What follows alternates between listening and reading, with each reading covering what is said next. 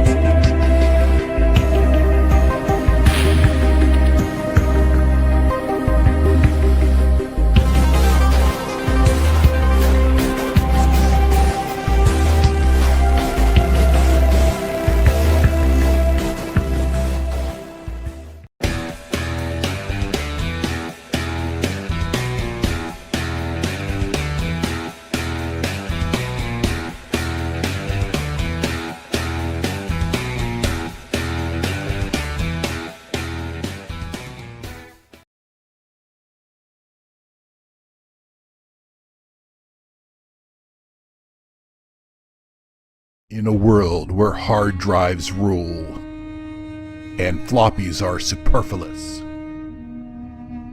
one man, one legend, one old fart dared to learn the floppy and took the brunt of jokes. Then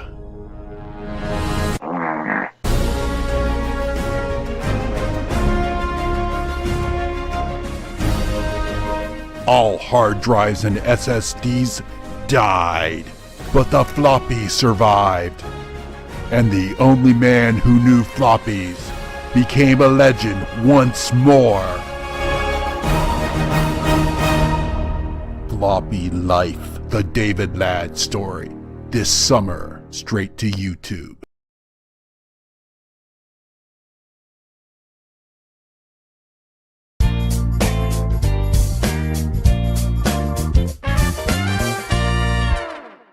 The CoCo Nation Show is an unscripted, live, and interactive broadcast. Anything can and will happen. The views and opinions expressed by members of the panel and the live audience are their own, and not necessarily those of the CoCo Nation Show, its sponsors, affiliates, or subsidiaries. Open minds are encouraged, and a sense of humor is recommended. Thank you for being a part of the CoCo Nation.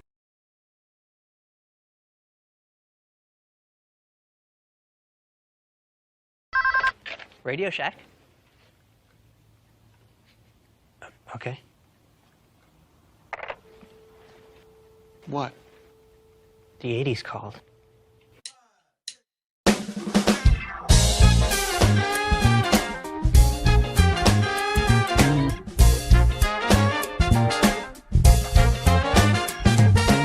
Welcome to the CoCo Nation, the world's first live and interactive talk show featuring the Tandy color computer and its hardware cousins.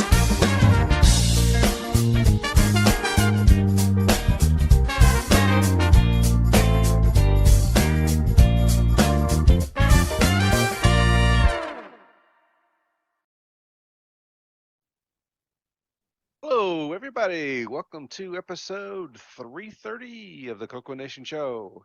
It's How dark, y'all man. doing? Yeah, I'm not sure why I'm dark.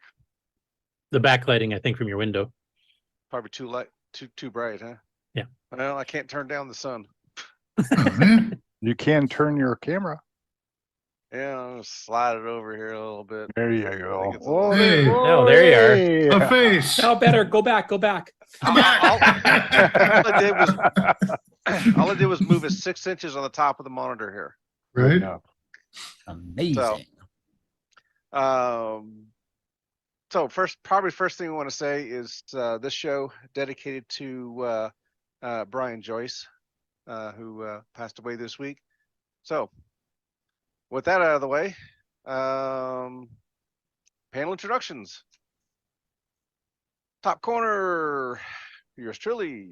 Next up, we got Terry Stiggy back from his lengthy honeymoon. Hello, everybody. Welcome to the show. And Ron Delvaux.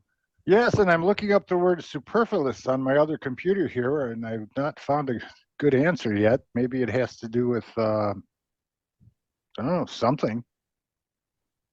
Okay. Rick Euland. You know, I could be superfluous, but I'm evenly lit, so. There you go. Okay. That's super luminescent. All right. Next up, Curtis Boyle.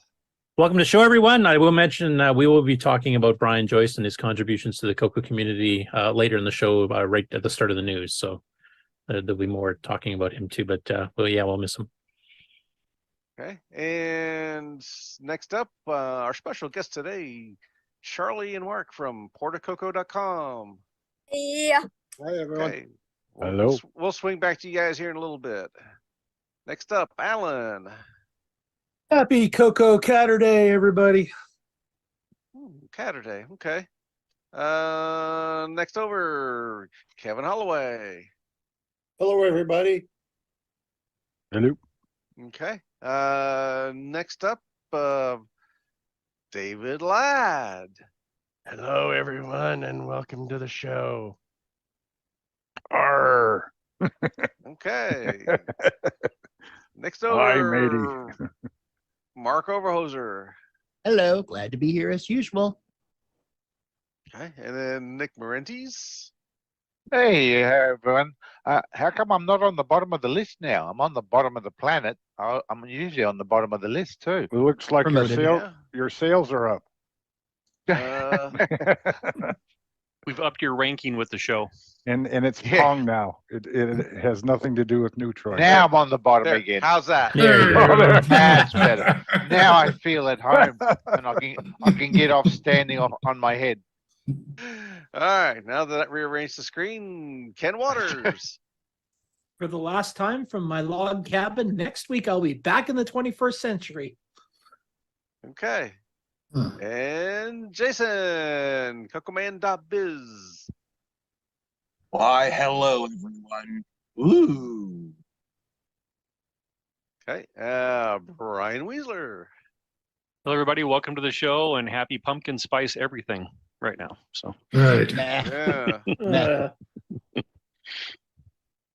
Okay, and up in the chat, we've got let's see, besides the panelists, well, Mark Siegel. Hey, which Hello, means Mark. Facebook is actually working. Amazing. I'm a meditation. Is that how they pronounce that? And Tom Eric Gunderson. J.E. Jones. Scott Cooper. Hello, everybody. Thanks for joining us. All right. Curtis, take it away. Okay, so we have some special guests today, and if anybody was at CoCo Fest this past April, they probably recognize them. That's Charlie and Mark from Porta Coco, and they're actually broadcasting from outside in good weather here, so I'm kind of jealous because we still have some smoke over here where I am. So welcome to the show. I know we've been planning this for a while, and I'm not going to do a full interview. I will ask you a couple questions that we ask everybody, but we'll save an interview for later, like a proper one. But just wondering for both of you, how did you guys get into the Coco and when? How old were you, type thing? He was like 10 and I was like 7. Yeah, that's right. I was around 9 or 10 years old and saved up all summer picking cucumbers. I lived out in the country and I saved enough for half of it. And my parents paid for the rest, and I got myself a CoCo 2 with a melted keyboard and a cassette cord. And since then, I've loved the CoCos, went through all the way to the CoCo 3, and then moved on to other computers after that. But I always loved the CoCo. I always was a fan. And around maybe 10 years ago, I started back. I went online, noticed a couple shows, a couple things, and started buying again. And as soon as Charlie got old enough, he asked for his own CoCo. And that's where his story came. The Porta Coco idea came from as well. Okay, so did you manage to keep one of your CoCos the whole time, or did you get rid of them all and you had to keep back into it from scratch? That was all, and then he just like in 2017 he got his first CoCo 2 and then got free. Yeah.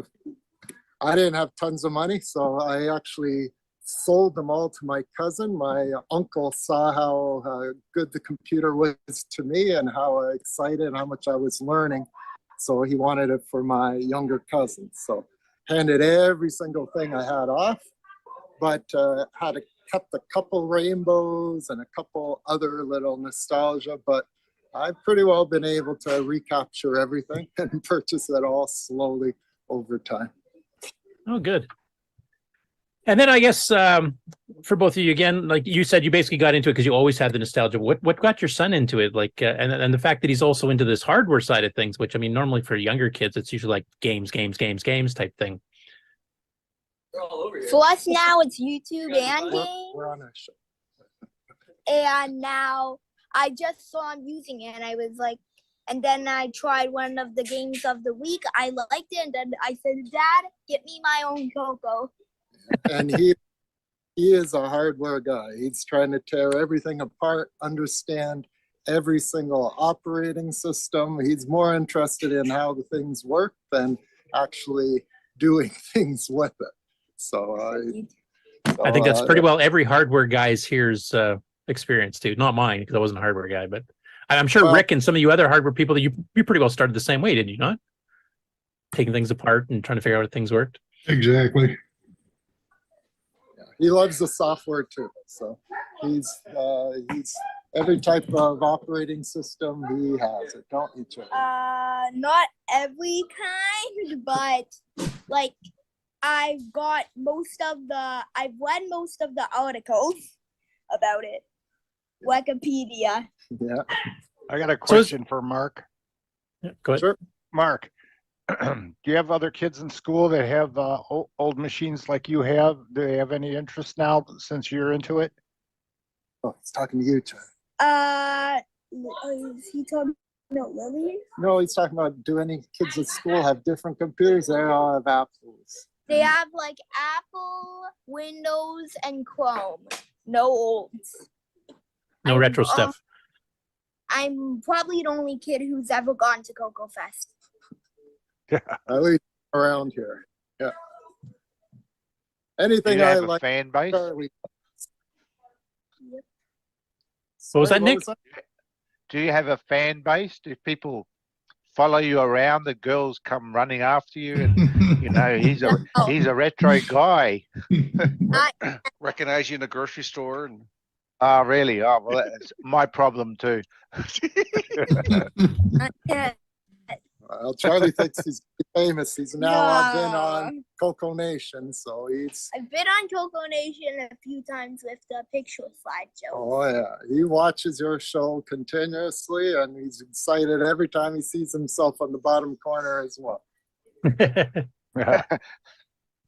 We're sorry. So you do play some games, you said though? Like you've like Cubics and I don't know what else do I. He plays. Neutroid, of course.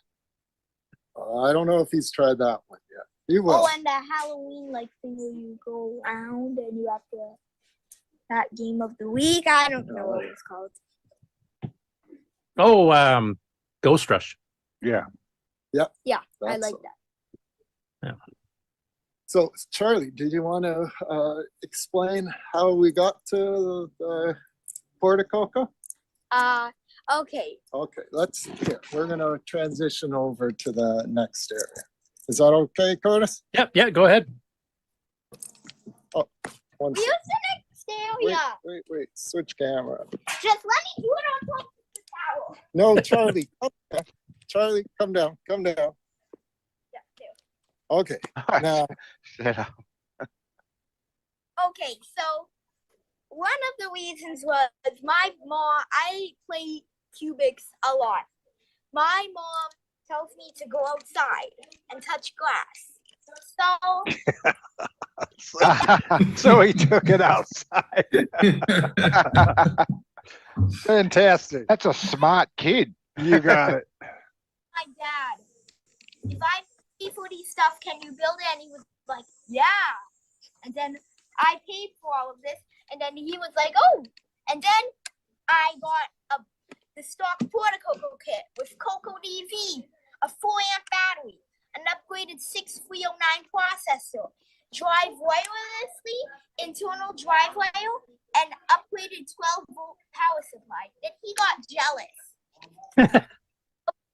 He made his own, but without the screen. The wire-free, CoCo-free. No wires. I can go like. And no dropping. He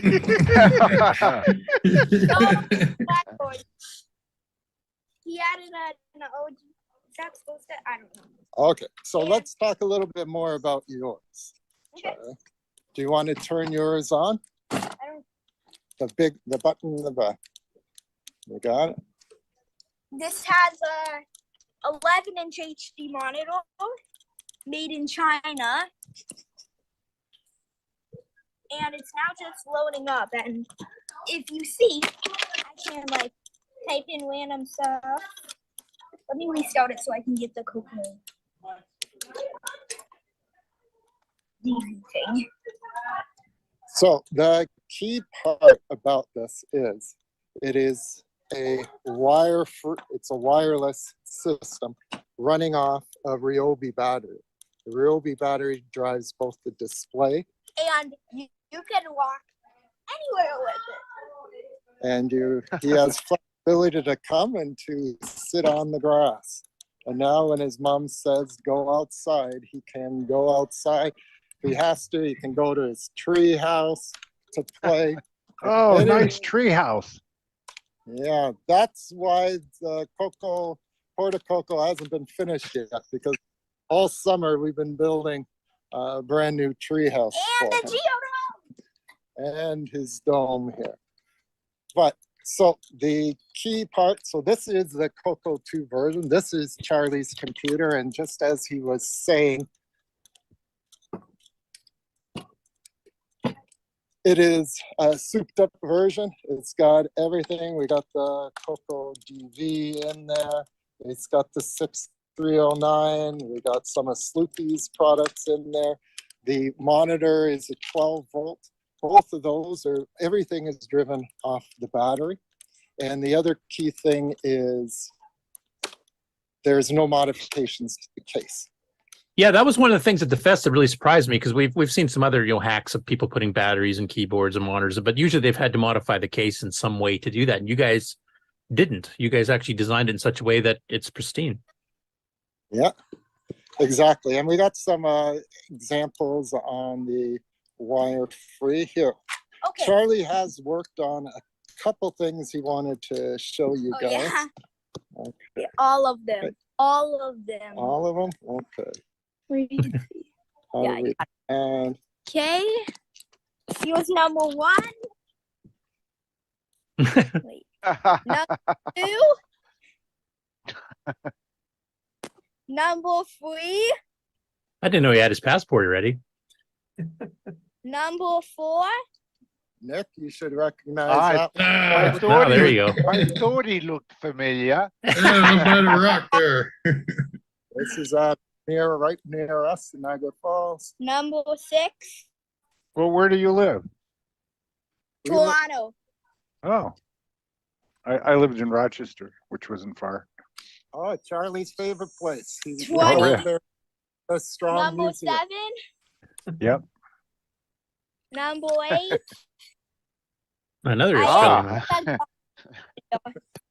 Number 9. So And- Ken, when you're in the cottage, no problem with it as well. Number 10. Number 11. So it Okay, can how do take we you remove this? everywhere. Wait, we have a question in the chat here. I know I was going to ask it myself, but Scott Cooper's asking, how long will the CoCo run off of one battery? And I think you have Okay, different size so- batteries you can pick from too, right? There's different sizes from the Ryobi. So for the normal Ryobi, it would be like, for the 2 amp, it would be like 6+ hours. And for like the 4 amp, that would be double that. So it's really dependent. It's dependent So if on. you got the lithium, it's just 6 hours or more. But if you got the lithium plus, which is 4 amps, it's 12 hours. I imagine a bit don't- less with the screen if you're hooking the screen up directly and stuff too, I would imagine. Yeah. So there's a lot of variables. The original test we had done was on the wire-free CoCo, and that's what we'll talk about next. So that's Charlie's. Charlie's is the Port of CoCo. One, and where at CoCo Fest, we were able to present both that one as well as this was my personal computer. My computer is a wire-free CoCo 3. It won Nitro OS Ease of You. I have one of those stickers too. So the next question to ask is, when you guys were developing this, did you let any of the blue smoke loose? No, not at all. Not Oh, at all. great. We're pretty careful on that. There's not a ton inside of modifications. I'll kind of go through that shortly. But I'll present the wire free now. okay, do that. So the wire free CoCo free has the wire free CoCo kit, which is this. It's the simplest kit that we've created. It's just you can see it has something you just screw this inside was a metal piece that you put inside, and you plug this into its power supply, and then you put the Ryobi battery in here and it has a power switch. But some people don't want their CoCo running on battery all the time. So that's why we made this. Cord, you plug it in and on, and it will work that way. So you can plug in a 12-volt power supply from either your car cigarette lighter or from the wall. So if you've converted it over and you don't want to be running off battery all the time, we also have the option of running it off the wall. And showing that this cable we made entirely wire-free. So I'm going to turn on this CoCo with an upgraded button. Okay, just wait a sec, Charlie. Well, we got our screen back to there. Did you plug in the receiver? Yeah, you just got to be patient. Here it's coming, Do Charlie. you see that screen back here? You see the Oh, CoCo, yeah. and I'm away, and I'm making it move. What's the range on that? Just out of curiosity, like how far away can you go away, like away from the screen? 100 to 150 meters. I don't know that in feet. We're only metric here, but you said 150 meters? I think it's 150 to 300 feet is the specs. But again, if you're that far away, you're not seeing the specs. Yeah, you can't see the screen. Well, that would be good to make a Halloween. I had the stuff. face behind it and was inside the house. You're gonna need a stadium screen to see it that from that far away. There's an idea. Go to the Blue Jays stadium there and fire it up on their screen. Yeah. Big. I fired up my color computer on our church's 10-foot screen. It looked awesome. Well, we do that in our basement. We have a projector, and that's what this one is for as well, because we can just hook it right up to our big screen downstairs. Come with me. Come Sure. with me. I'm gonna carry this CoCo. The way this works is there was a receiver inside it. This has HDMI inside, and we put the receiver. This is the thing that receives the signal. It's receiving it from there right now, and this is the only bit of wires you might need. Don't need it. So what we will do next is we got some images of the inside to help explain what's going on. Just bear with me as I... Okay, as you're doing that, I was just going to ask: is there a bit of a lag between the keyboard and the screen? Like if you're playing a real fast, real-time game, is there a little bit of a lag? Or No, there really is. Charlie's hidden lots of stuff. It's because We were. it would be the exact same thing because it's plugged into HDMI. It's as fast as this thing is shooting to that thing, but if it's shooting at a good speed. So we play Pac-Man, we play all the games on it, and yeah, it's as good as I am on a regular one. Is as good as we are on this one. So, okay, cool. So here is a little background on. Let's swap. Here's a little background on the computer.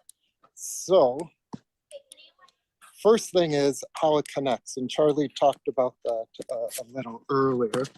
On the back, it actually clamps on, and our next picture highlights. So the bottom, to open up the case, you take off 3 screws, and this actually holds it pretty tight, and we'll show you. You can actually hold the entire CoCo by the battery, and it's that strong. We actually utilize one of the screw holes just as the indent for actually clamping it down even more, so there's no movement. Okay, yeah, I can see it, kind of see it there. So yeah, so once you open up the case, the little yellow circles are highlighting exactly the 4 screws that hold it in. So they go through the vent holes, and there's a little washer in the nut. You just tighten those up, and you're locked in. And you're not actually going through the plastic at any point in this? At no point. So it's completely reversible. You take those 4 off, and you're back to a regular CoCo 3. And for the confused Americans in the crowd here, that wire mesh was unique to Canadian CoCo 3s.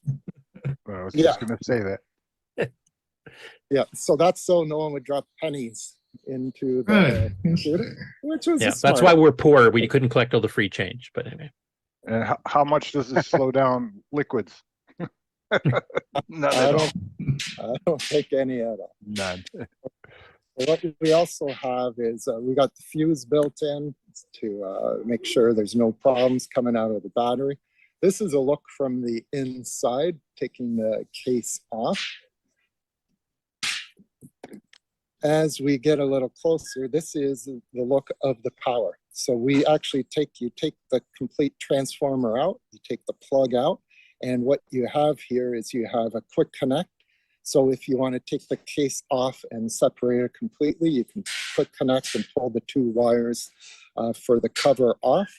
You also have your USB converter. So that converts the 18 volt into USB, which then drives both the SCART converter as well as it drives your video sender. The key to this whole thing, and nothing would have been possible without Rocky Hill, and Rocky Hill building the power converter that converts the CoCo to use DC power. Oh, the pepper board. The pepper board. So without the pepper board, nothing is possible. So I give all the congratulations and the credit to Rocky for pulling that together. Seeing that, understanding of take voltage, that piqued both Charlie's and my ideas and creativity, where we're thinking if it can run off 12 volts, it can run off a battery.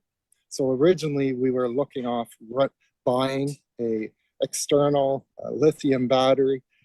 They just ended up costing more and more. It was going to be prohibitive. And that's when I was outside building some stuff and I was holding my Ryobi battery. I got around 6 or 7 batteries. I was like, wait a minute, this is a battery. Could this drive it? And that's where the idea was, okay, with the pepper board, we can somehow rig this together. So that's what's driving it. The Ryobi batteries feeding in, pepper boards converting it to usable power, and now your CoCo can work. At the bottom, does this work on the CoCo 1 as well? Like you've got CoCo 2s and 3s you're showing here. I'm just wondering, does it work on the CoCo 1s that had the... No, the pepper board does not work with the CoCo 1 because, Rocky could give you a better explanation why, but it's only the 2s and 3s that it works with. Okay. So this is really the prototype. We've been working a lot on cleaning this up and making it work better, and we'll explain the changes that we're making on the future model. But you can see on the right is the SCART board, which is converting all the RGB into HDMI. And on the bottom left, that black thing is the video sender. Both of those are driven off USB, which is driven off the USB converter. That is where the transformer is. And this sits under the keyboard? That sits right under the keyboard. So let's back it up. So everything fits nicely under the keyboard. You have ventilation under there. Also, the pepper board makes your computer run a lot cooler. So again, we've had no problem. I did the stress test. We're running it for 6 hours on one of the larger Ryobi battery, and no problem, no heat, no nothing out of the normal. Yeah, do you have a way of knowing when the battery's getting low? Like, do the batteries themselves have a light or something like that, or? Exactly. So, there's, I don't know. I don't think you got can. the wrong video. Oh, this one's off. There is actually on the battery, there's a gauge. You just press the button on the gauge and it tells you, are you 100, 75, 25, or getting close? And it'll start flashing. So you have that's your gauge of how much power you have left. That's why we didn't need to add anything like that onto the system. So here is how the prototype was connecting into the video. So on the middle, the yellow is actually the reverse of the RGA port. So it's actually tapping in directly to the top side, and your RGB port is still usable on the bottom. And on the top, that's tapping into your composite video, which is needed for the S card, because on the CoCo 3 you have the opportunity, and there is a button on our power device that allows you to pick between composite or RGB. So you have that switch on there. If you have your regular CoCo 2 games running, you hit that one switch in the back and you're good to go. So this was the prototype. Curtis, I know you got problems with soldering. I'm not as bad as you, but I'm no expert. Nobody's as bad as me. I know. I agree on that. This is still tough. It is quite tough to solder the 4 pins. That's why actually audio was coming out of the top. And because of that, this was not really a usable situation for people. So what our solution for that is we've sourced out longer pins. So you can see those 2 sets of 5 pins on the yellow on the right. Those actually, you take out your current RGA 10-pin port and you put those in. So now your top here where we had soldered, you actually can now plug in a 10-pin port to the top and to the bottom. Because of that, that then reduces your complexity of soldering. It's just adding in the 10 pins, as well as the example above is for the pepper board to work on a CoCo 3, you have to change the socket. It's the current salt chip is soldered in. You need a socket for the pepper board. So to make this work, there's really 2 things. You got to solder in a new chip for the salt board, and you got to solder in the header pins. After that, everything else is plug and play. So here's an example. So you can see on the bottom of the CoCo 3, you can see the 10 pins. These are removed from when you unsolder right up on the top board where those wires are soldered, all 10 pins come out and you replace them with your yellow headers, which now give you a header on both ends. Do you have to still take the 1 pin out? See the one that's missing? You can do whatever you want. We probably will, as we go through it, we probably will have a pin in there so people won't, or a pin taken out and a little glue in there so people don't plug them upside in. down. Yeah. So we've gotten to that point where we figure that out. The last piece, there's 2 things still on our project to do. One of them is we're making a daughter board for the SCART board.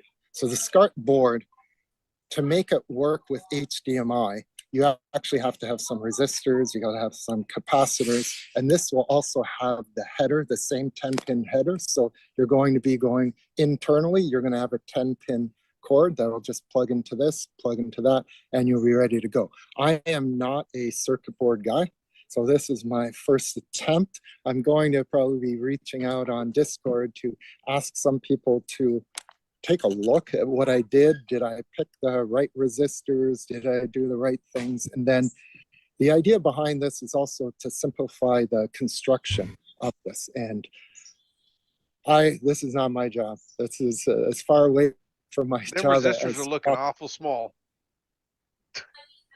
Pardon me? Those resistors look awful small. Oh yeah. This would be all pre-made. So those would be coming from the manufacturer. Did you try and make it? So, you have to try and make it so that you can add a bodge wire somewhere. Well, I try not to do bodge wires as much as possible. So I think this is a very simple circuit. It's not a very complicated circuit. The idea behind this is then you don't have to wire in all the resistors. You don't have to wire in. Right. You don't have to worry about wiring into the SCART board to that. The less manual work, the quicker this will actually be able to get to production and be able to have it out there. So that's one part that we're going. And as we went through this, and as we were thinking about this, so the front one here is the wireless CoCo. The one in the back is Charlie's CoCo. The idea was not everyone's going to want the wireless sender. You might actually want a screen. So we're making this so it's actually an option of doing it wirelessly sending or actually putting a screen on the CoCo 3. So just like we did on the CoCo 2, we've made it so it's a modular type. You take out 2 screws, you slide the screen in, and you're ready to go. So the one other challenge we found on Charlie's computer is all the current screens that you can buy. One, of they're 12 volt, and 2, they're all widescreen. So the CoCo isn't widescreen, and it's being stretched on Charlie's computer. We don't want the stretched screen. So I've been able to source out through our friends in China 4.3 HDMI screens. And we're actually, that's the next idea is how do we get the video out? Fortunately, again, the no mod approach, there's space to bring your HDMI right out of the video space without any modifications. So instead of plugging in your sender, you don't need the sender, you can have the HDMI cord coming out, as well as that secondary USB cord will be coming out the same place, plugging directly into the monitor and driving your monitor. So now you truly have a laptop CoCo 3. Nice. So building on that, Cool. what we've done and what I've pulled together is all the CAD work has all been done for both the battery holder as well as for the monitoring holder. We're still working on the monitor portion because the only screens we're being able to get don't come in a case. So we're building a case on that. And we've also sourced all the parts.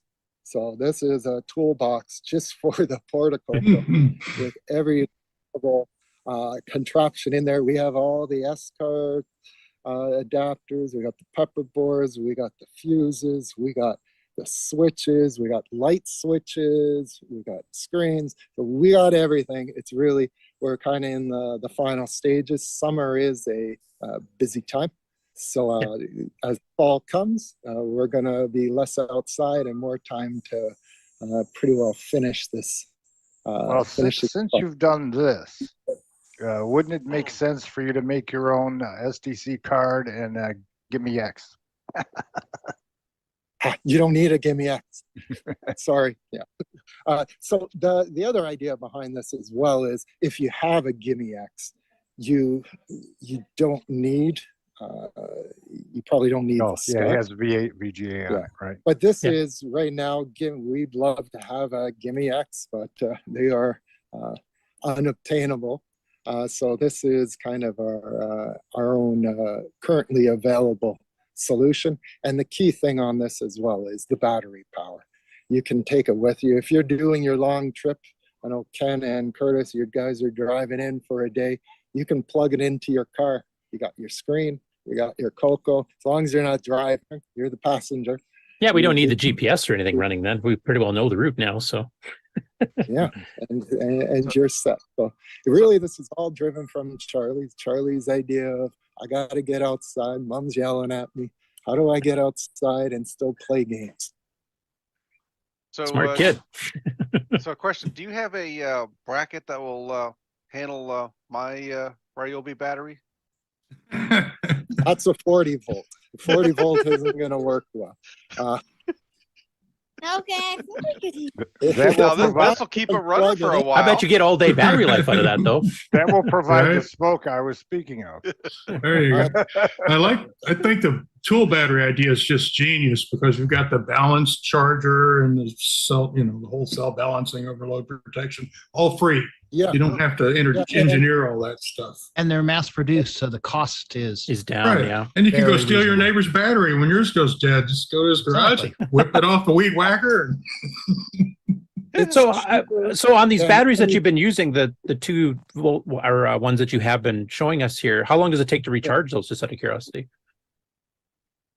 Like, I don't know how long it. Usually about an hour or so. It's around 2 volts. around an hour and a half. I And don't know how long it took. the positive thing about the batteries is they are cheap and you get a tool with it. So if you need a weed whacker, Bonus tool. Right. for the price of buying one of these batteries on Amazon, a 12-volt battery, is it cheaper to go and buy yourself a drill with a battery? How many drills do you have now? Or do a weed lot of work. whackers or whatever else. It's got the full set, right? Well, this I was got the Weed around- Whacker battery. That's the Weed Whacker one. Well, you got a much bigger one than I have. Yeah, Mine's that's all in- bigger mine too. You have like It's gonna three last drills. longer too. You have 3 drills, Dad. Yeah, we got 3 drills. We got every type of Knowing Ryobi that. Equipment here. Beauty. So that brings up a question that I know we were asking at the fest and you weren't quite sure. Then I don't know if you're sure yet because you're still in the finishing stages here. But do you have any idea what this is going to cost for the various versions? I know what it. We still are working through that. We're trying to understand what the monitor idea as well. I know I told you an idea, but Yeah, that would work. we're not looking to make a ton of money off this at all, but we got to make sure we cover our costs. So, Oh yeah. I understand there's a Port CoCo finance company now. you won't need financing for this at all. But you start thinking just adding up the components. You're buying a SCART converter. You're buying your USB converters. So it's adding it all up and figuring it out. The monitor as well. So when we are done with the daughter board and understanding that, and we're done with understanding the monitor's work, we will just wait. We don't want, yeah. But You can't keep secrets, I can you, know Chuck? what the estimated cost. So in the chat, oops, where was it? It scrolled up on me. I think 60 was asking if you'd have adapters for the like Makita batteries or other manufacturers. You besides the can, Ryobis. yeah, you can get converters even on Amazon that will convert those other batteries to a Ryobi. So it's kind of a piece that fits in between. If there's enough need, we could try to rebuild, but there's a lot of CAD work and a lot of very That ain't easy EDA level stuff. allowances. Like this Yeah. little hole right here has to be with every Ryobi. Yeah, and so even inside we have like everything walking into the vent holes. I don't know if that's showing. Yeah, So wait, like that, everything's been custom made. So if you want, bring the CoCo to Yeah, because all those Great. vent hole guides and stuff will actually make it rock solid when you screw it on, so it won't Yes. move at all. Help grab it. Yeah. Let's make sure it's on. Take the battery off. You could actually hold it. Yeah. all Well, by- we were that's also- seeing demonstrations Nice. earlier when we were Yeah. stopped breathing. Yeah, Oh, well, right. that's what's up. This is rock. And again, it's just You want me to run with it again? no, not right now. Chad. It's my only CoCo 3. Nice OS9. Okay. Piece of use. Yeah, so that is rock solid. That's not going anywhere. As Nice. well as with the monitor mount is the same. It is rock in there. And all the ventilation holes still are available in it as well. So that's what took a lot of time and a lot of trying to Look at figure that. this out. I will say a lot of rolls of filament were used and wasted and thrown into recycling. Because at first we were working on the CoCo 2s, and CoCo 2s have a different case design than they look almost identical to the CoCo 3s, but they're not. The bottom holes, so a lot of adjustments and a lot of continuous add-ons. So what I was saying before, here's your main power. This is the power that runs off the battery. And then you also have a switch on this side for your video. So that's your composite and RGB. Let me so run with everything this. is Charlie, no running with computers. Everything is portable. And No, Charlie. Excellent. yes, I am. I'm gonna say it activated twice. Okay. Plus, it's nice you have the option. You can do the wireless monitor thing if that's what you choose to do, and you just have the portable part on the CoCo itself, or you can have the one with the screen built in, which from looking at it, it has a way of folding down, so it's nice and flat to transport. Yeah, exactly. The whole idea. Here, Charlie, so. I got another question about the you're gonna do an enclosure for the monitor because you're getting different monitors. Do you also have to engineer the switches for different modes and stuff, or different Yes, inputs? exactly. Yeah, and actually I'm trying to engineer it so it's all printed at one time.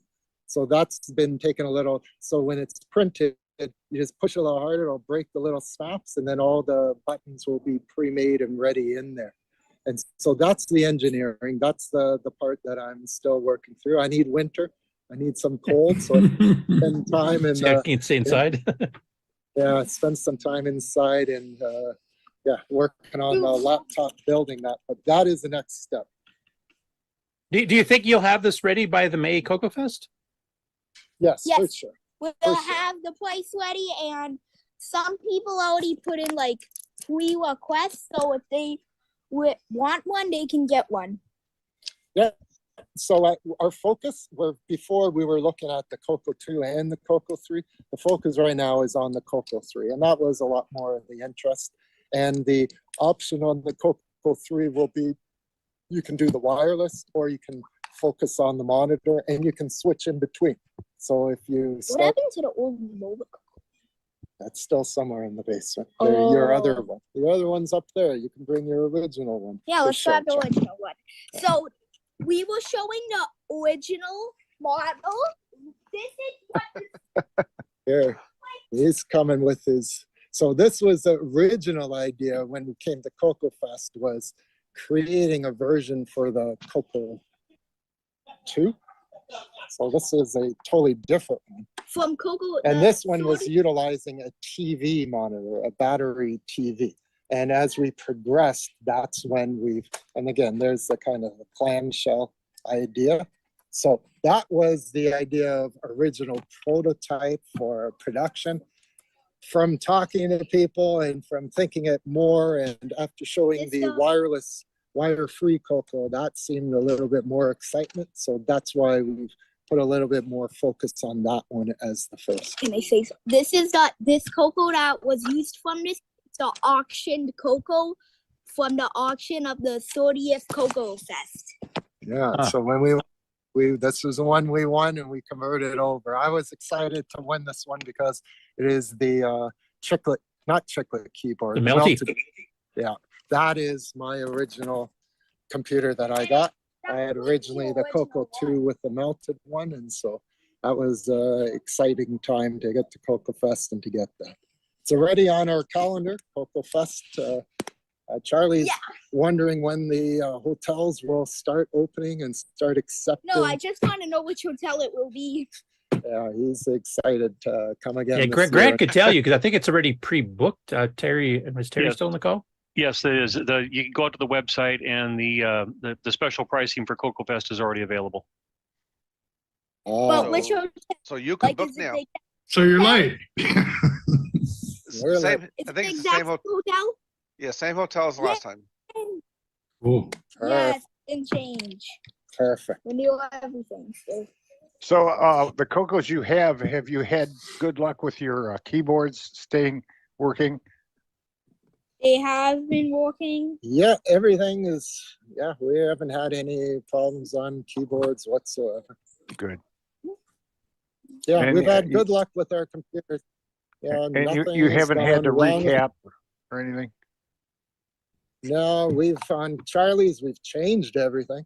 So he's got CoCo TV in there. We got a 6309. We got the 6309s on all of our computers. We got the pepper boards in all of them. We got as much things we could buy. We were available. We've gotten them and we put them in. So you take the old salt chip out, right? So we have a lot. There'll be a lot of salt chips available again. Oh, too, good. as the more They're pepperboards go unobtainable, up. aren't they? Well, Yeah, that's why the not pepperboard was anymore. created, was to replace them, because there's Yeah. no way to replace it. It was a custom chip. You bought, didn't you? How much did you buy, Dad? So we got a whole bunch of pepperboards ready to go as well. But yeah, every time you pull it out, as long as the salt chip was okay. So on all of our computers, the 3 that we've converted to salt chips were good. So we have 3 salt chips now available as well. Mark, I checked the chat on the Zoom. I put a copy of my Neutroid there for Charlie to play, because you said earlier he didn't have it. So Oh, yeah. he's just gone. He's just run. We have a TV outside there where we have the live stream going. So he's been going. That's why he's running all the time. He's running to see himself. It's got like a 2-second. I have to say, seeing the two of you at CoCo Fest, he is the most enthusiastic salesman I've ever seen at Rainbow Fest or CoCo Fest in my life. So, Yay. Good job, Charlie. I need him to help me sell Nitrous 9, even though it's free. That's what I need. He'll try. He loves one of his first things on the code. What did you think was the funniest on OS 9? The Windows 95. I got excited for that. And then it's like, it's work. No, I got that whole boot demo. Oh. Yeah. With Homer Simpson at the end, it deletes and you go back to OS 9. So that was one of his early CoCo introductions, and he thought that was the funniest thing in the world. And since then, he's been on it. He's got all other computers too. So it's not just the CoCo. Like every type of computer, every type of phone out there, he is a technology guy. So is he what you would consider a true retro kid? Like he likes all the old stuff and the new stuff, or is a CoCo a special thing as far as retro goes? It's everything electronic. If it's electronic, old or new, it doesn't matter. We've got. Yeah, tomorrow we're actually going to the World of Kitchener. retro computing.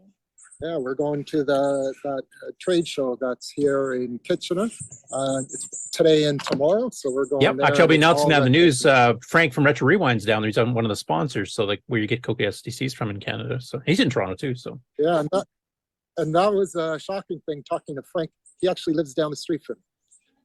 So, oh, wow. I've been to his house, so I haven't been far from your house then either. Yeah, and Frank just showed up in the chat. Are you going to consider other computer systems then for the same type of modification? No. No. No, not at all. Not Apple. No Apple. Well, who? I like this guy. No C64. Huh? No, Okay. no, this is it. The funny one is my mother helped me purchase the CoCo, and she still refers to it as a Commodore 64. Every time. It's like, oh, yeah, we got your Commodore 60. It's not a Commodore 64. It's a CoCo. It's a CoCo. So yeah, that's the gaming machine. When I was younger, we had a Atari 2600. So that was for games. And when I went to the Radio Shack store as a 8-year-old, 9-year-old, seeing that, thinking I could maybe program my own game. So that was the inspiration. I bought the computer and I just lived in the basic manuals. Still some of the best ever made. Cassette. Yeah, all I had was a cassette cord. I didn't even get the cassette player because I had a cassette. That made it a little more challenging. But after the next year, I bought myself a little 13-inch TV. I bought myself the little cassette player, and then I started just acquiring. Every dollar I got went into buying something new. The only thing I never ended up buying was a multi-pack. I couldn't get my head around as a little kid why I would spend an extra $200 when I could just pull something out. Even though I had the speech You pack. tried to make a multi-pack and it failed. He's ratting I you out. remember that. I got so excited. Charlie. So Hey, Charlie. Charlie. Hey, I don't know if you heard or not, but Nick Morenti's on the show here. He had a gift for you and your dad. Did you hear what it was? What? Nick, you want to If you go? look at, yeah, if you look in the chat in the Zoom session here, look in the chat. I sent you a copy of Neutroid, my Neutroid to play whenever you got time. He's going I right don't now. know. He's going to look on the TV. I don't know an iPad. I've never used an iPad. I'm afraid if I start hitting buttons looking for a chat, we're going to be disconnected. So no, he's gone to the TV. He's reading. He's excited. Thanks. That's great. Yeah, it's CoCo 1 and 2 game too, so it'll work on his CoCo 2. Oh, yeah. You hear that, Charlie? Yes. Yes. Something now will Yeah. the chat. Don't break things, Charlie. Yeah. Oh,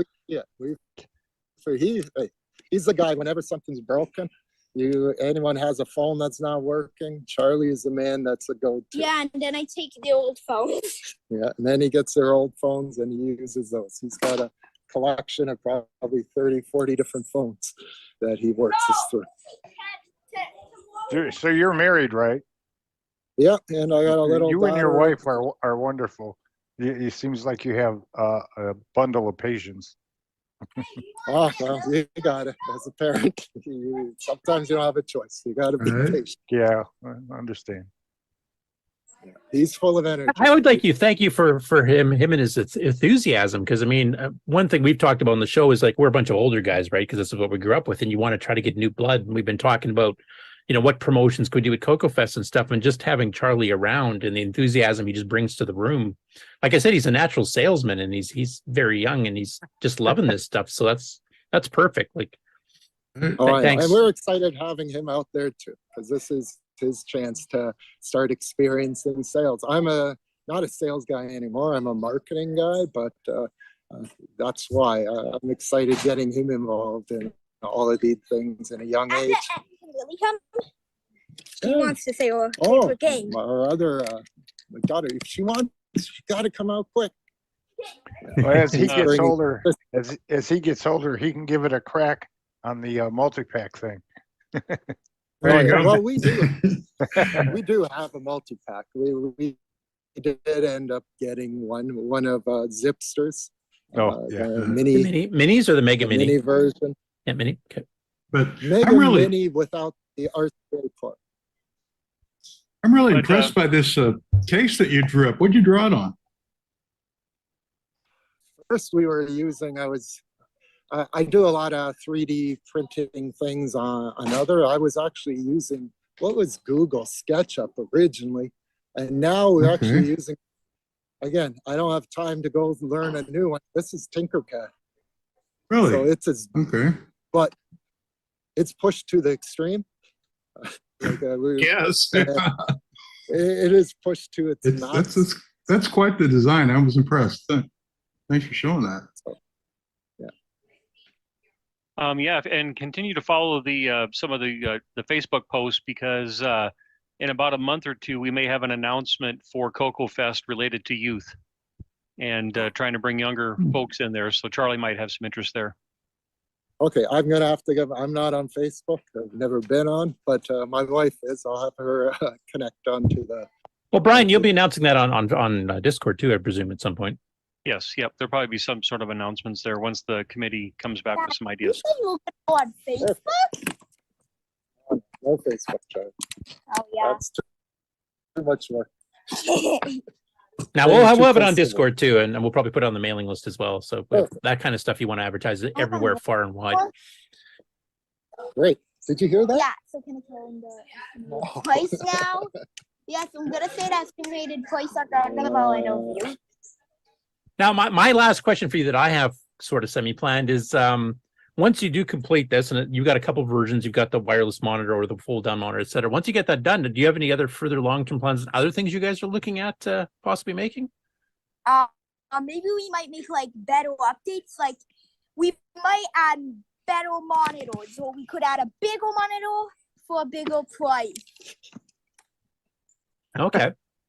It's just about. He's got lots of ideas. I got.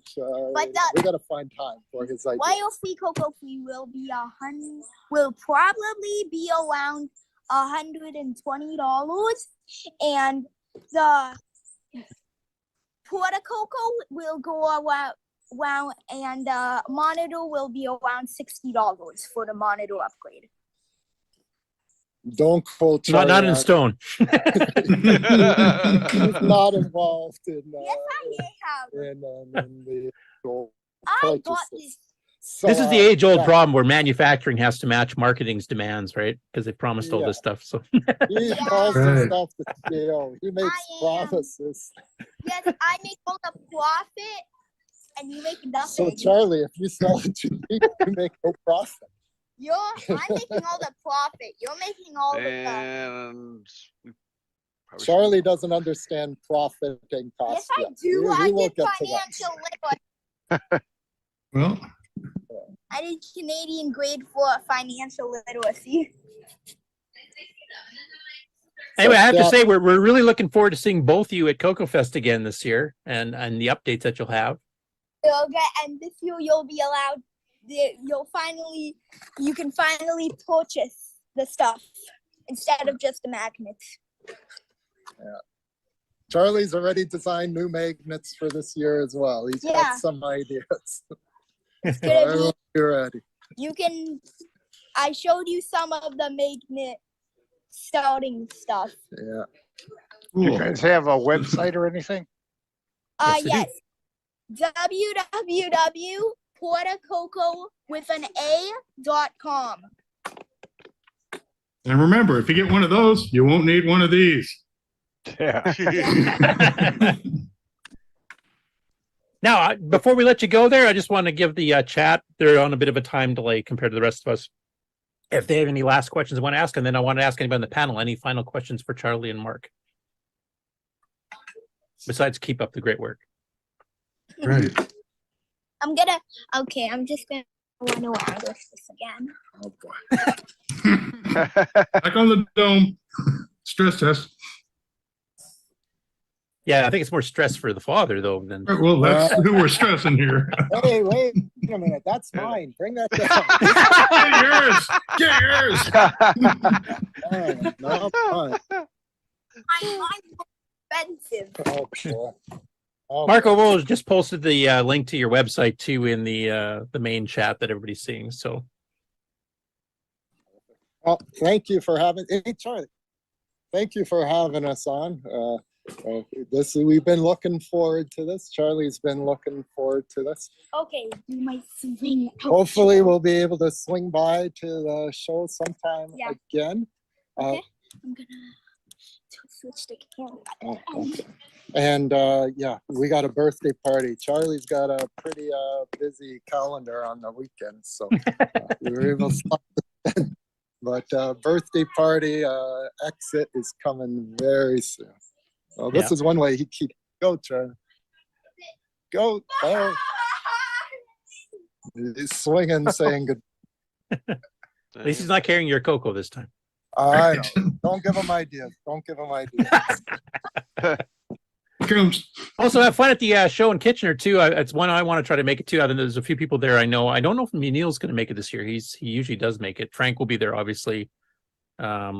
Trina, who has another retro podcast, will be there as well. So there's a bunch of other people. So that's one I do plan on making it to eventually. We have never been either, so we're going to be excited to spend our afternoon tomorrow there. So did you guys develop a logo or anything for your Porta Coco, or have a shirt designed or anything? Not short design. I don't know the logo, but the logo will be the Tanny logo, like the Coco Free sticker, but it's gonna say our name on it, Porta Coco. Nice. Okay. I have a question for Kellen Holloway. He's actually on the panel here, but he's shy. He's asking, has it been drop tested or crash tested? I mean, I don't know if I'd want to trust the Coco drop testing, but I think he's talking about just the battery add-on. Oh, the battery's been dropped forever. You drop your drill all the time. Like, the battery didn't break it. And if it does, you just go to Home Depot and you get another one. That's a simple thing. You drop your CoCo, hey, nothing's gonna save it if you drop your Unless CoCo. you put a case on it. Do those batteries have some electronics in them? You know, anti-overcharge and all that stuff in there? Yeah, it's got everything in it. And it even asking about the gauge. So it tells There you go. This pointing towards you on the CoCo. So you can see it's pointing towards you, and you can see just with a click of your button how much battery life you have left. So that's a nice. Yeah, they're pretty well smart batteries at this point because they have to for FCC approval, et cetera. Because you don't want your weed whacker to start on fire or something. So Right, if the it'd be battery like gets handing too me a hot- soldering iron, it's dangerous. Take out the weed whacker. Kevin Holloway, you had a question there, so if you want to pop back on and ask it, go ahead.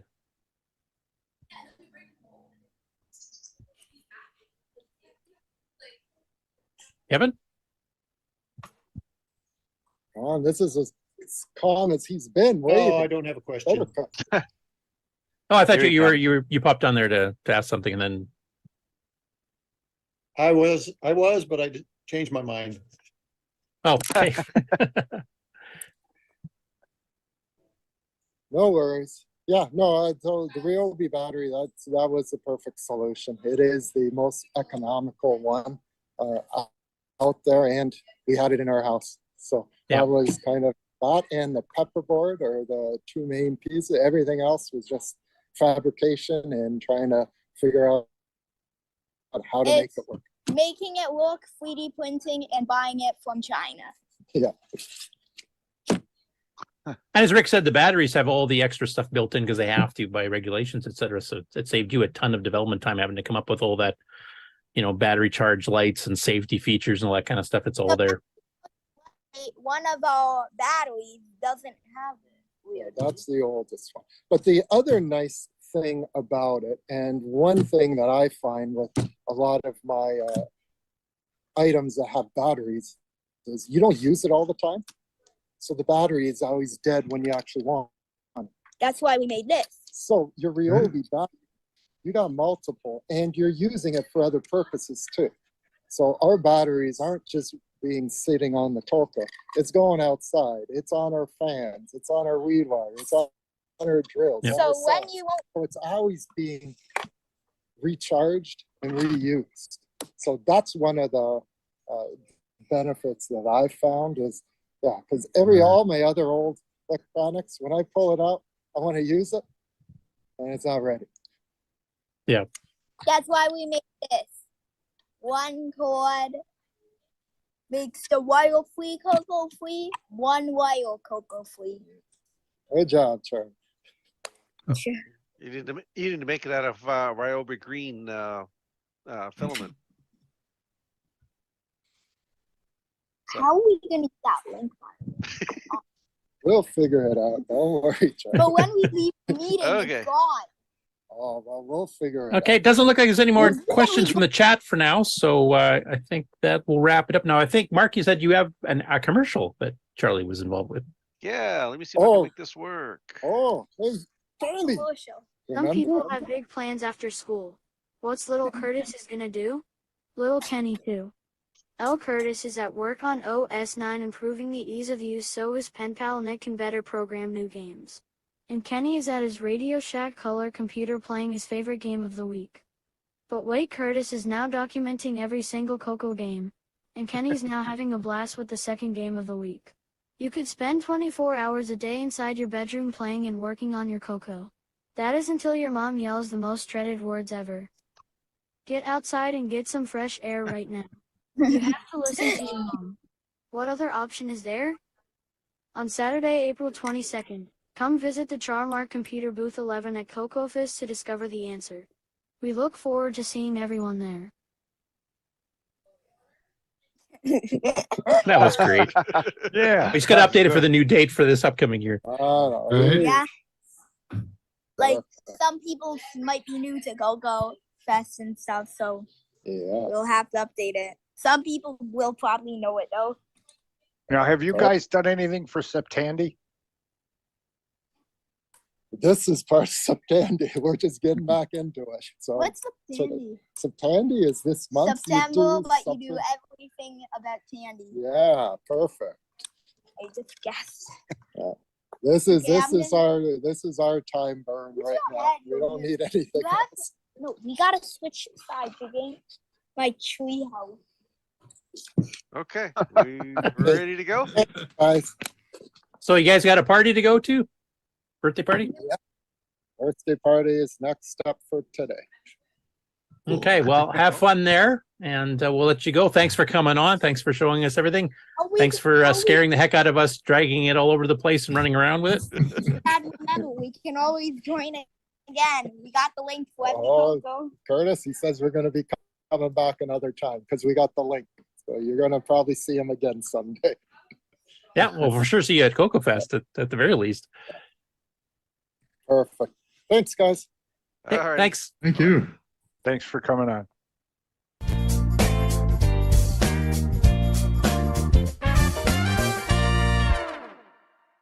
Hey, Amy. Hey, Taylor. We're watching the CoCo Nation Show. Yeah, we are. Woo! You should too.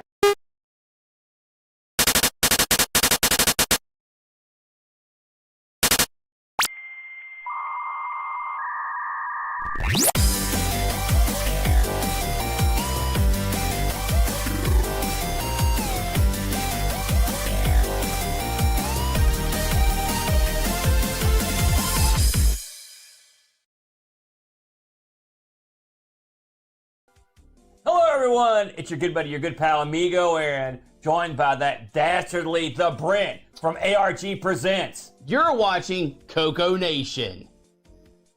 I feel like that should have been longer. The CoCo Nation Show would like to thank the following patrons: Alex Gare, Brendan Donahue, Brian Walsh, Brian Weasler, Kieran Anscombe, Coconut Bob, Daddy Burrito, Diego BF109, Don Barber, Eric Canales, Glenn Hewlett, Glenn Wabke, Grant Leedy, Henry Strickland, John Bodovkarshaller, Justin Larson, Ken Reichard, Kevin Holloway, Mike Rayburn, Patrick Euland, Paul Fiscarelli, Paul Shoemaker, R. Allen Murphy, Retro Tech Time, Rob Inman, Rocky Hill, Steve Batson, Terry Steege, Tom C., Tom Gunderson, Tom S., Tony C., and William A. Thing. Thank you so much, patrons.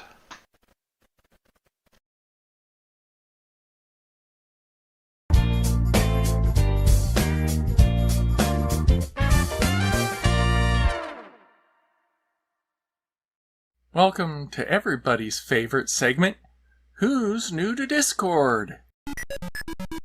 Musically Inspired says, "Hello everyone. My name is Brandon B., and I've always been into retro computers.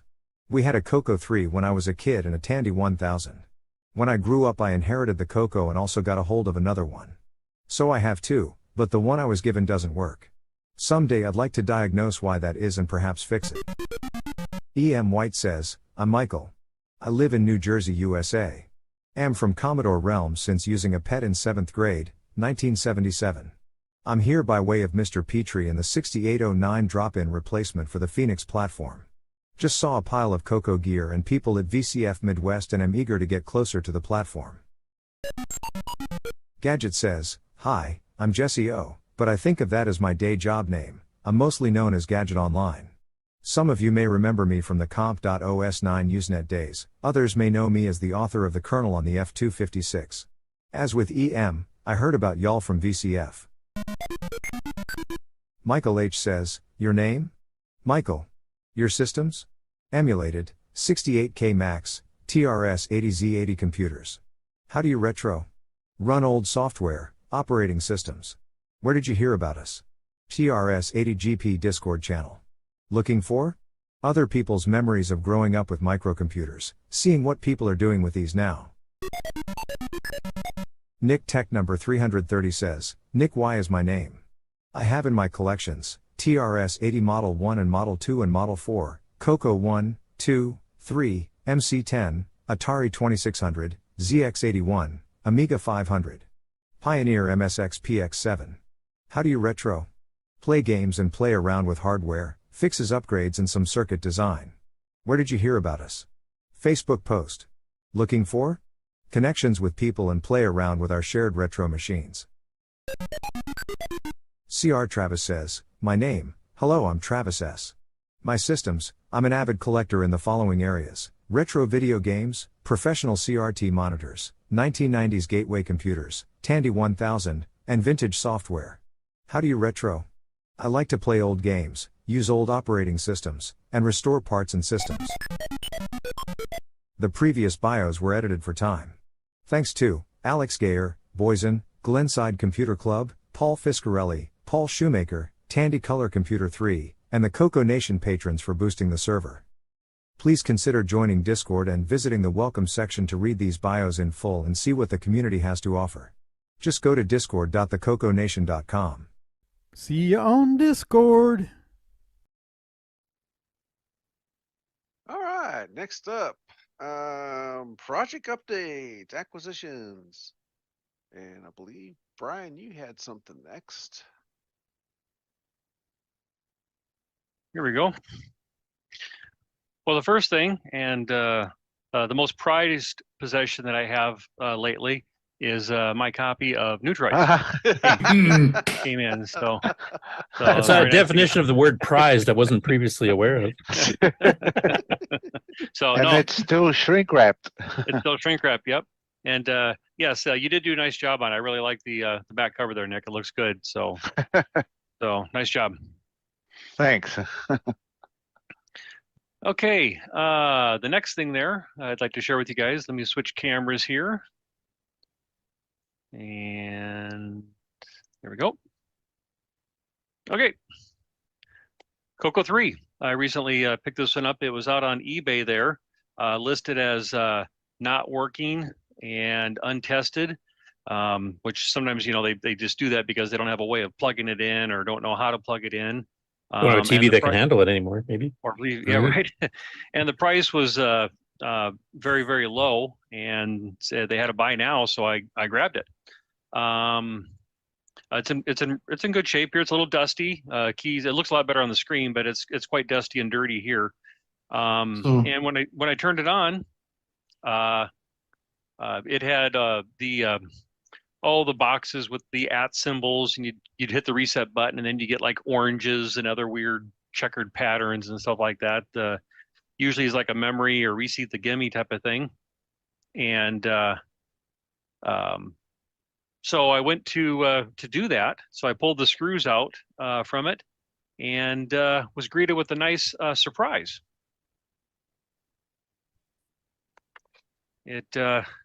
It was listed as a 128, but the seller and the pictures did not indicate it. It had a disto 512 in there, so that was kind of a nice little added bonus there. But I did go ahead and reseat the chips here, and also reseated Mr. Gimme, and with that, let's see here. Yes, it's all happy now. It There we go. lives, man. It's all happy now. So So you got a steal there is what you're telling us. Yeah, basically. And while we were on the chat there with Mark, because I was kind of fiddling with it about the first 10 minutes of the show, and during most of the interview, I ran it through one of the memory tests that are out there, the 512 memory test, and I sat there and ran for 45 minutes, and so Happy as a clam. Yep, it's happy now. So maybe a little deoxit, maybe I might spray on those just to give it a good once over, but it's probably good to go. And note on the disto RAM specifically, if it doesn't have the little plastic tubes over the pins that plug into the motherboard, it's possible to push it down too far and make it act like that. Yes, by and just this does, pushing. yep.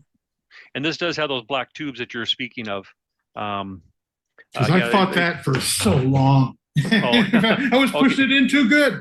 And then if you touch, I'm assuming there must be some contacts on the bottom or something like that. That if it contacts too deep or something. So, the shield on the bottom, certainly. Yeah, there's no bottom in that connector, so you can push the pins right through the connector and short to the motherboard underneath. Oh, sure. Yeah, that certainly would play some havoc. It is an 86 gimme, not an 87, but still, for the price I paid for it, and to have this and now working, That was a pretty So- good deal. Was that the Canadian screen I spotted under its top? Yes, actually. Yeah, I was going to say that too. Let me turn this thing off here. Let me switch the screen here again. Switch it back to So here. we've all learned something today, I guess. Right. Let me. Editing kids like to put So coins in slots. as we talked about there, yep, there's that screen. The glue's kind of turned a little brown on this one here, though, or They're pretty well like that. Yep. So there's that, and so yeah, this is a. Let me hold this keyboard while I do it, though. But yeah, it's one of our Canadian ones there with the silver foil and the French. Yeah, it's the French version of the name there. So yeah. Cool. There you go. So yeah, it was a nice pickup. So I was glad to get this one here. Whoops. Back out a little bit more there. But nothing else really to show on it. I just wanted to kind of share that. Every once in a while, a little gem kind of pops out every once in a while. So yeah. We'll move this out of the way here real quick. Yeah, somebody in Australia I saw, was it on Facebook, had gotten a huge thing for dirt cheap, like Yeah, multiple 100 Cocos and 100 carts yeah. and Yeah, it looked like it was $100. There was a CoCo 3 and 2 in a 1. Yeah, 2 CoCo 1s and a disc there was drive.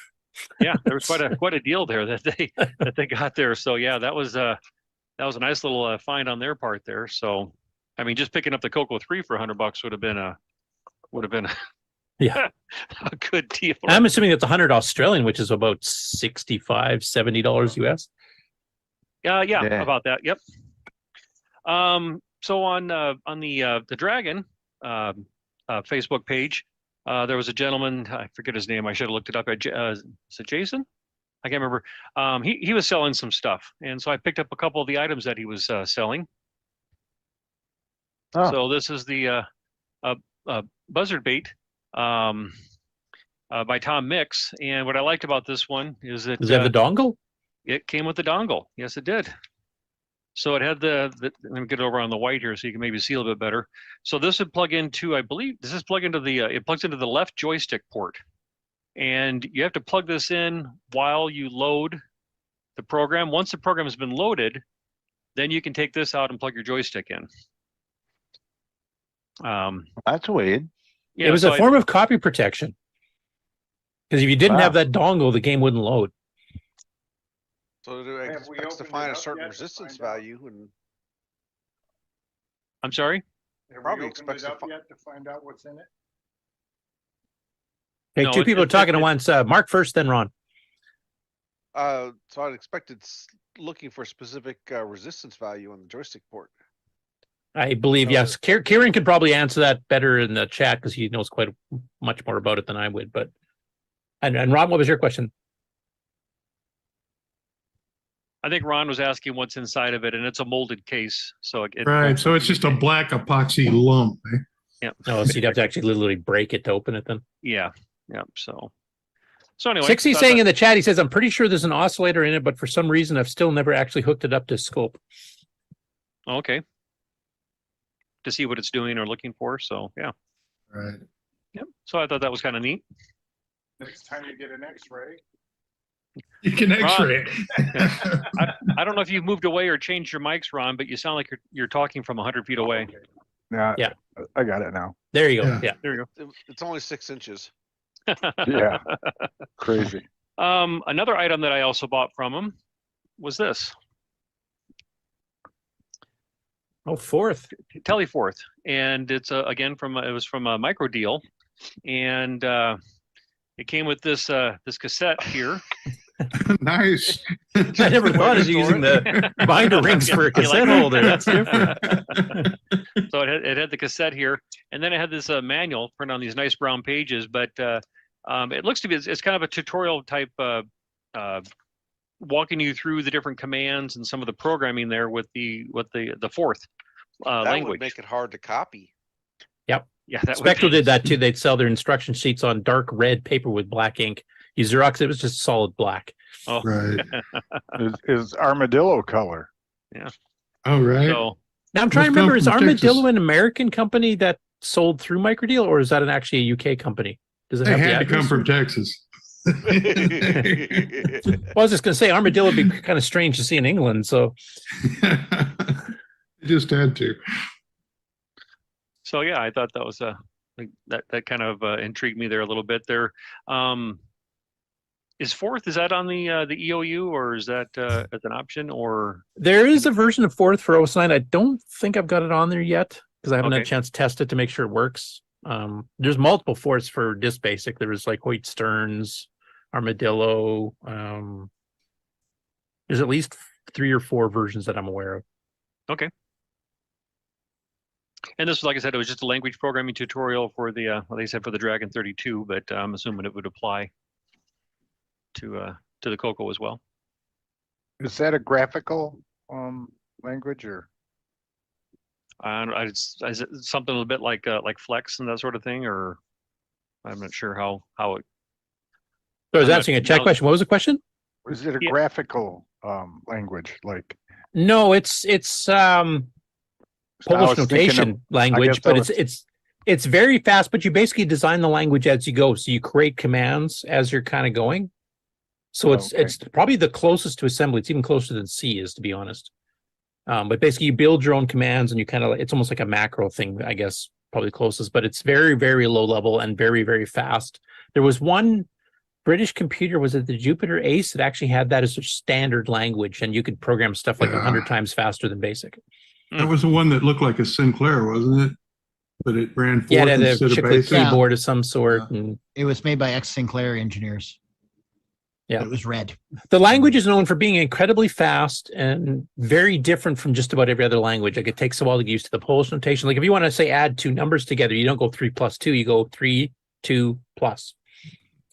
Mm-hmm. And that takes getting used to, which I never did get used to it. So The That's why the firmware for all the old Sun workstations, the Ultra Sparks and the Sparks, was also based on Forth, as well as all the hardware drivers that were in it.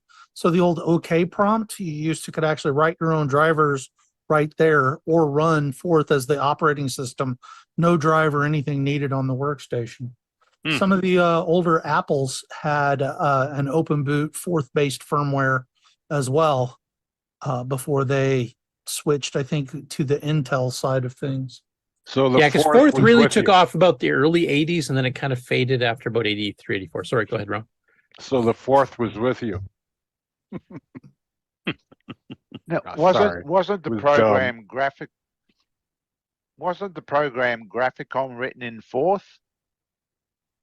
I don't remember. I seem to remember reading that it was actually written in Forth on the CoCo. There was a few commercial programs that were written in Forth that I honestly don't remember what they are off the top of my head. Graphicom might have been Yeah. one of them, or maybe Graphicom Part or 2. Or Graphicom 2, yeah, one of the. Maybe that's what I had thought in my head when I thought of graphical. Are you sure you weren't thinking of a fifth? I don't know, maybe. Flat I think, seven? yeah. God I knows think it's what I was 750 milliliter bottles now. So yeah, so that was the 2 things I got from him there. When I was kind of sorting through some things, I came across this. Yeah. So Basic Technology. I have that exact same pamphlet. Do you? Awesome. They make this 5-port MPI that you plug a cartridge in that has a ribbon cable that goes to the MPI. And I had shared this about maybe 6 months ago on the show here. Right. I had shown that. But I thought it was kind of neat, this brochure here. It looks like it might have been something that they handed out because it has like pricing. Yep. Let's see here. And they had a ton of hardware cards you could buy with real-time clocks and static RAM and motor controllers. And it was kind of like the A-Bus. A-Bus, yeah, thank you. That's what I was trying to remember. No charge. So you could buy the BT1000 was their part number for this, and including cable, it was $270, but they had crossed out, and you can now pick it up for $250. And then and this came out before the multi-pack from Tandy did. Right. Yep. They did. Did you try the phone number? No, I haven't tried the phone. But then you could also get it with 8K of SRAM, and it normally sold for $300, and they had it marked down to $275. And then, as Curtis indicated in the brochure here, they also talked about a real-time clock with calendar cartridge that was available, and they sold that for $109. So, but I thought it was a neat brochure. Now, did you do the highlighting with a marker? No, it was that way. That's the way it was printed. Yeah. It popped for 2-color printing. Ooh, and they even had better pricing. They had anniversary pricing here on this insert here, and they had it down to $220. So yeah, anyway. there's a few of these. Like Frank Hogg had the Solution, which was a 6-slot. Basic Technology had the 5-slot. The A-Bus was more for hobbyist hardware design type stuff than the other two were. But once Tandy brought out the multi-pack and it kind of took off, these all kind of faded away, except for the A-Bus. Actually, the A-Bus kept going for a while. Yeah, that 6-slot Solution there, I've had that on a search for a while, and I don't know how likely it is that something like that's going to pop up at all, but maybe. So anyway, If anybody's going to find it, it's going to be you, Brian. Yeah, well, I'll try. And this isn't a big, we don't have to spend too much on there, but this is just a copy of the Microware OS 9 68 operating system. It's a programming manual. I'm sure it's out there and available already, but I don't know. I think that's the actual Tandy one that, or is it? I can't really tell. Yeah, it's hard to read here because it's a copy, but let's see here. Does it say Tandy on the inside? Microsystems Corporation, Des Moines, Iowa. Oh, that might be the actual stock level 1 or level 2 one then. So, but I just thought that was somebody made a copy of it and put it in this little binder here. So, couple more things here, and then wrap it up here. So recently, a month or so ago, Mikey was doing some series of videos on Flex, and I came across these in some of the stuff there that I was sorting through. So this is the Flex for the color computer, and this is one of the original discs. And what Mikey talks about is the fact that these master discs are coded. Was David on the call here still? No, I think he had to leave. Oh, okay. So what's unique about these discs is that I think he said like the first, and I think Mikey explains this as well, that the first sector was in MFM format, and then the rest of the disc was in. The first track is single density, I believe, and then everything else is double density. Right. And that's because the older Flex machines from the 70s, like the late 70s, the 6800 version and the old 6809s were single density drives. So they made it, since a double density controller can also read single density, you would read that first track and be able to tell you, am I able to use this disk? Because it would tell you on the single density one, this is a double density formatted disk otherwise. And then your hardware may not support that. So it can immediately come back and say, sorry, you can't run this. Your drive's on single density. Right. And I think because of that, you can't just do a backup of this disk and make a copy of it. So you have to use like a grease weasel or some solution like that to do this. This is the 5.0.4 version, which That's is the later one. I think Mikey showed with smooth scrolling and stuff too, if I remember. Yep. That he talked about that. So this is one of the original manuals. It's about a ½ inch thick. And then also with that was. Get this here, the Flex we've got here editor assembler. Editor assembler, excuse me. Yes, thank you. And its disc as well. So, and this one's actually loose. This one needs to go into a binder. It's not glued on the edge here. So, but these two were laying together. I'm still kind of working through that collection of stuff that we talk about every once in a while. So, yeah. And then another one, and I haven't found this out on the archives. I'm not sure. This is a copy again, but this is the 6809 Flex application guide. Adaptation guide. Yeah, that's for porting it to other computers. Okay. And so I thought this was a kind of neat, but I didn't see this particular name out there on the archive. There's a lot of PDFs in the Flex section there, but so this. And that's by the original creators of Flex. That's technical systems consultants. That's the people that created it in the first place. Okay. That Frank licensed it from to make a CoCo version. Okay. So yeah. And then let's see here. Last but not least, as you guys know, I really like joysticks, and so I'm always on the lookout for interesting joysticks, whether it's ones for the CoCo or the Dragon. Well, I came across this one on eBay, Strike Control. And let's see here. This was actually over in the UK. Let's see if it'll focus or not. But it says here that's the model 12112, compatible with the Dragon 32 and 64 computers. And so it was made by a company called Strike Control, Consumer Electronics. And let me open these things up. I think I don't know if these things have ever been used, to be honest with you. Right. the condition and everything, it's a little dusty, so I wonder if somebody might have actually had it setting out, but everything like the twisty ties, I'll just pull one of them out here.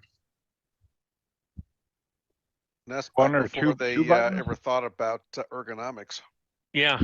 I And, could use that. so yeah, this is it looks like it's 2 buttons, but it's actually just a 5-pin because it would work with the Dragon 32. So I'm assuming both of these buttons do the same thing, but I tell you, it does have a nice feel because you can go like this with your hand, or you can, if you want to hold it like this, you can kind of, and it's a spring-loaded Spring back. Oh, cool. return. Now there's no way to disable it, so it's always spring though. But I really like the blue though. I thought that was kind of neat. I was showing this to Tim earlier, and he liked it as well. But the blue really is kind of cool. So I was going to ask Kieran in the chat here. He's been busy talking with Mikey about flex disc formats and stuff here, but I'm wondering if he's seen this particular joystick because this is not one I've seen before. yeah, I It hadn't seen says it either. it says Dragon, but from the side it looks like a CoCo 1 case. Turn it on its side. It's got the little dip in it and everything. Oh, there you go. Right. So, but anyway, so I thought these were really nice. I mean, they look brand new. I mean, they're kind of dusty though, but just the way the twisty tie is on here and stuff like that, it just looks like that's the way it would have been from the factory, when they twist them up. But anyway, no, nice little joystick. So I'd share that with the group. Yeah, it's a cool one. I haven't seen any of that small with the spring back joystick, Yeah, because which is kind of cool. like I said, it fits in the palm pretty good. And so maybe I'll have to pull this out and use this on the next Game On Challenge. And If you slaughter us on the next Game On Challenge, we know it works. Yeah, right. There you go. Right. So, well, that's all I have for you today, gentlemen.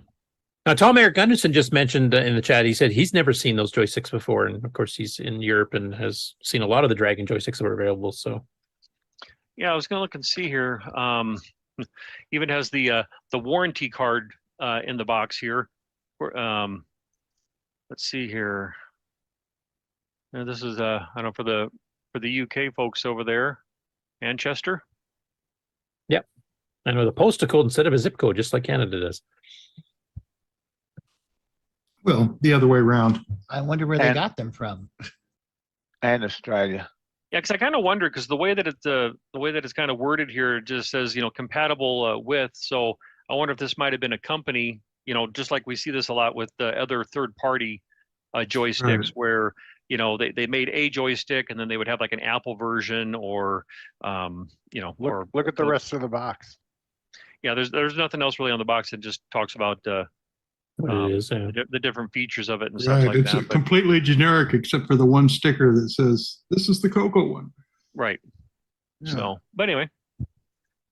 Cool. But, That's one I've never seen before. So that's a good one. That's cool. Good find. It's Thanks. made in Taiwan.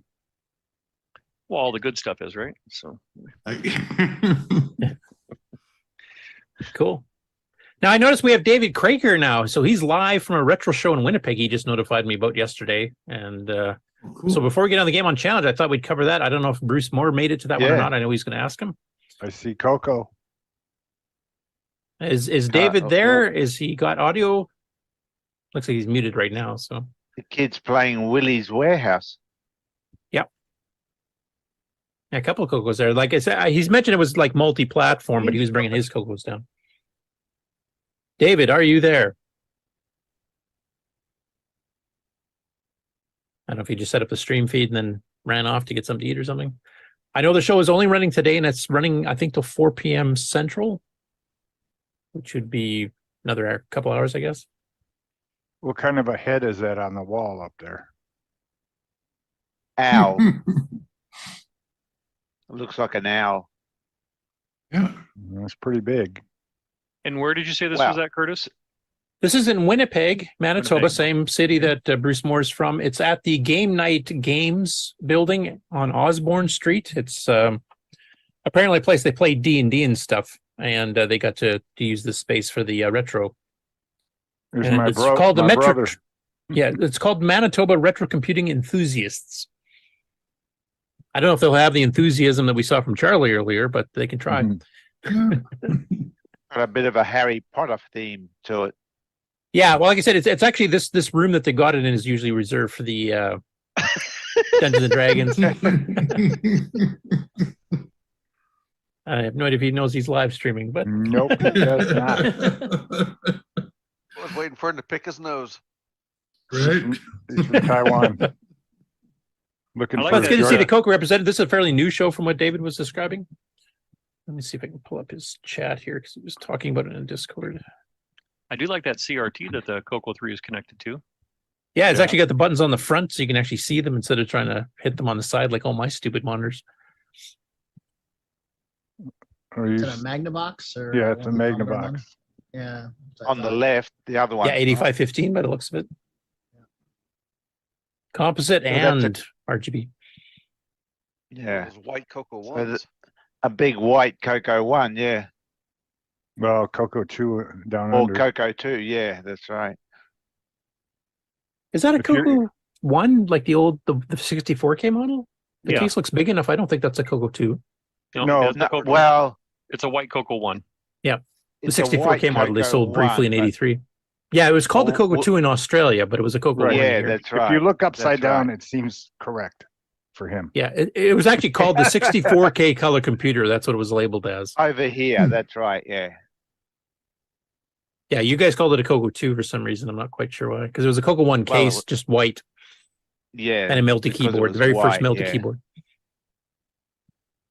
Or is it a TDP 100? No. Wrong logo, I think. Wrong logo, wrong case design. There's a Commodore SX64 in the distance there. Yeah, they got one of them damn Yep. things. I'm sure Frank's got one of those down at the other show in Kitchener too. Well, the camera is set up perfectly, actually. Yeah, that's right.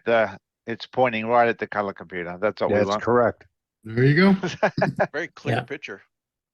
Well, if David pops in later, he can buzz in and talk about the show here. But since he doesn't appear to be around at the moment, we'll go on to the Game On Challenge, I think. No, Kevin. And since we were highlighting the fact that we got kids playing on the CoCo, that's another perfect shot Yep. for the kid playing on the CoCo. Right? Yep. Ken, are you ready for Game On? Geez, everybody's supposed to be guess doing. so. There he is. I was just going to say everybody's supposed to be doing stuff left. Mhm. Okay, here we go.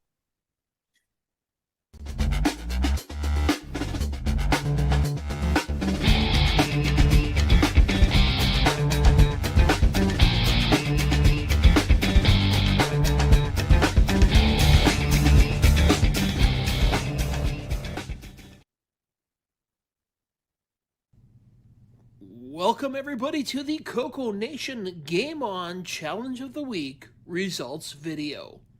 This week we played Air Attack. We had a total of 14 players.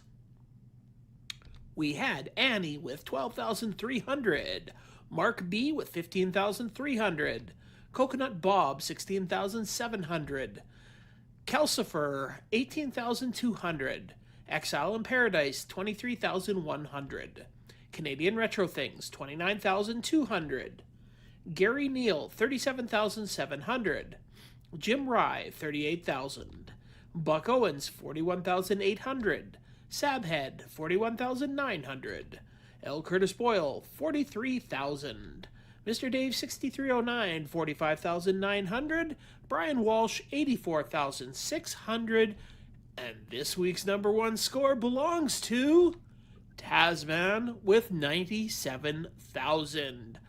Thanks everybody that played, and we'll see you again next week.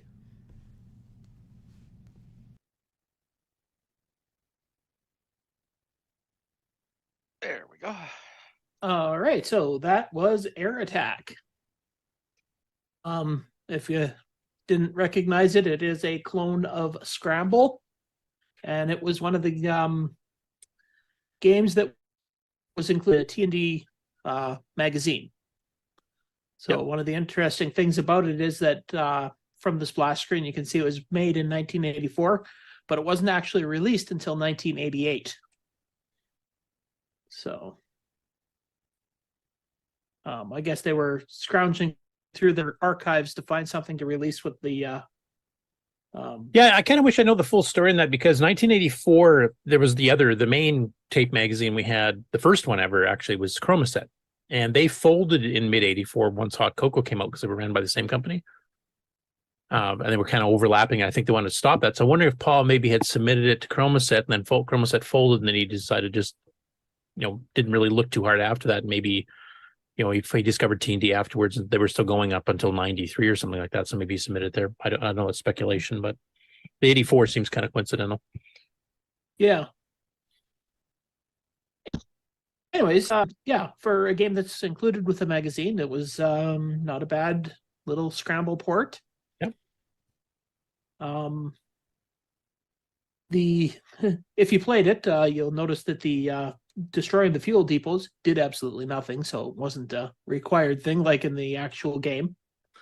I don't know if he just ran out of space to try to include it in the 16K to have a fuel gauge, or just didn't do it. No. But yeah, I couldn't find any kind of reviews of it, so for tips and tricks on the game, I guess just don't die.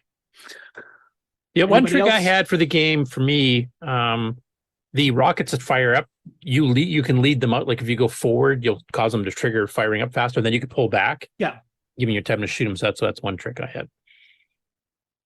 watch out, because if they're coming up below you and you bomb them, their explosion keeps moving upwards and can hit you.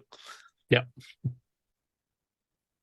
So, yeah, I don't know what else to say about it. It's a Scrabble game. And it had auto fire, so you could just. It had auto fire. Yes, it did. That's the other thing I wanted to say about it. It had auto fire. So, yeah, you didn't have to wear out your trigger finger. You could just hold the trigger down. I don't know. Does anybody else that tried it have anything else to say about this game? Anybody? Going? Anybody? Going? Anybody? Going? Gone. All right, gone. Our other game that we were playing was Hungry Horse, which is basically a specky version of Pac-Man. Got a question from the chat here, Ken, from Jim Rye. He's asking, Okay. is Ken supposed to be sharing? Because we just see the panel on the screen. Oh, I don't- I'm not sharing anything right now, no, because Okay. my bandwidth sucks. If I'm sharing something, I can't really talk. Okay.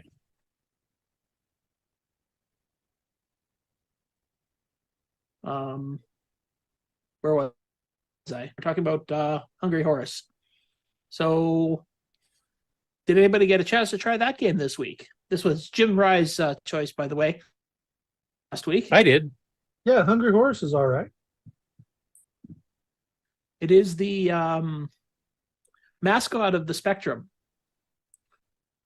and There's one level on there that's really annoying because the entire level is one long hall and it's got loops at each end.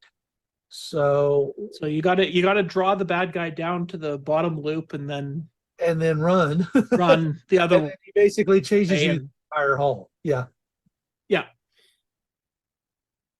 But yeah. I do know that really in the past, different YouTubers have been sued for using pictures of Horace on their stuff. So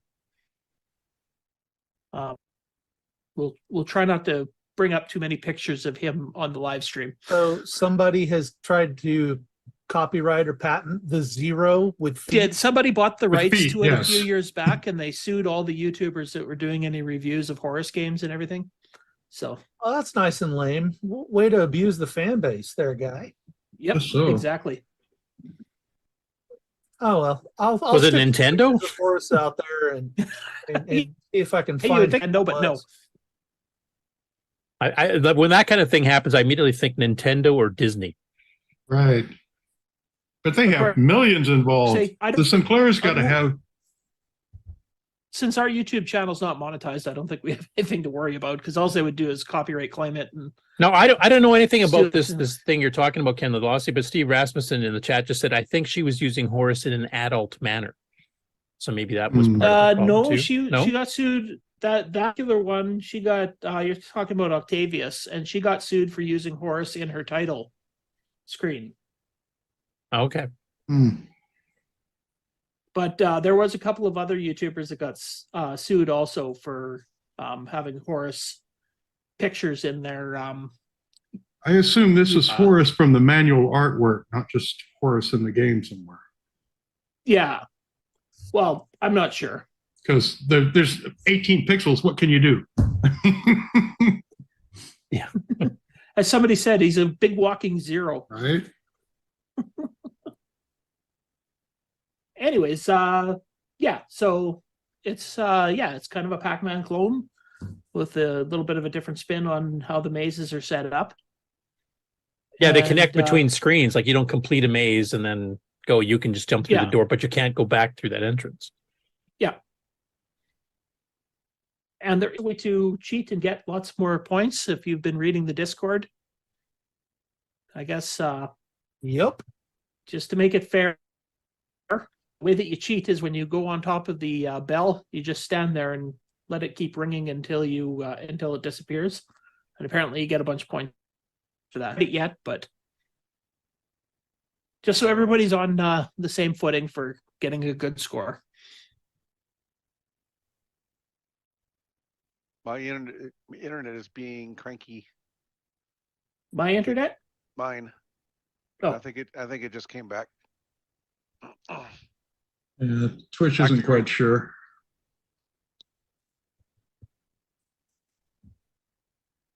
I don't know. Still streaming on Twitch, so My internet's Yeah. cranky all the time, so No, we're a blurry mess here. Yeah, it lost about 400 frames, but it's back. It's okay.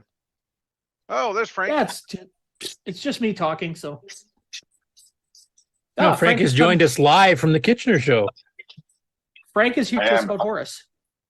Well, only I could figure out how to flip my camera in Zoom. But you know what? I'm just gonna flip my phone. There you go. So, unfortunately, I hate to say, we are the only ones with the CoCo display. There's a lot of candy stuff, but I'm just going to quickly walk around. There is a talk going on, which is where the bulk of the people are. Jeff Schnapp is giving a talk. Jeff is the director behind a documentary called I Adore My 64. And you guys can pretty much guess what that's about. Yeah. But 64K Cocos? yeah, sure. We'll go with that. We will go with that. But it's an interesting venue. It used to be a department store, and it's Boing. all broken open. And we're having a fantastic time here, to be perfectly honest with you. Yeah, it seems you got California beams out there too. Yeah. Right. And you still don't want the building to fall on you if something happened. So Did Neil Blanchard make it out there? I think he haven't got sick. seen Neil yet. Yeah, I think Neil said he'd be here tomorrow. So tomorrow we've got the majority of the speakers on Jerry Ellsworth and some former Commodore engineers that will remain nameless are here. And I think you had Trina waved at the camera when you were walking by earlier. So Yeah. I'm not sure where she went. She was just here a second ago. But yeah, so we're having a fantastic time. There's some interesting displays. We got a bunch of people from the old net actually broadcasting on UHF. To see that all the talks are actually being broadcast over UHF. I'm not sure how happy the CRTC is going to be about that here, but no one's going to call them. There's an MSI, an actual MSI over there in the corner. and this is the one that was in a barn last year, wasn't it? Correct. And this year we're here. We're serving alcohol as well. We've got a liquor license over here, the Retro Rewind stand. We've got the kitchen area. all set up. Jamie's over there talking to. What was that, Nick? It's a pretty classy looking location. Yeah, it's too bad they let us in because we bring the atmosphere. It'll clean right up when you're gone. Yeah, exactly. But That's what the booze is for. Then you won't notice it so much. We're having a fantastic time. I mean, we've got all sorts of people here. So I just kind of wanted to check in real quick and just wave from Kitchener, Ontario. And this is an annual event. How many years has it been going now? It's the third year that we've been doing it. Next year will be a much larger thing with a new name. Let's just put it that way. Okay, so it covers all retro though. It's not getting specific. All retro. Like I said, we've got M size here. We've got unfortunately there's candy machines. There's just no like there's 1400s and 10-1000s. We seem to be the only people with a CoCo display. As you can see, it's over there. Jamie's showing off the prowess of the SDC.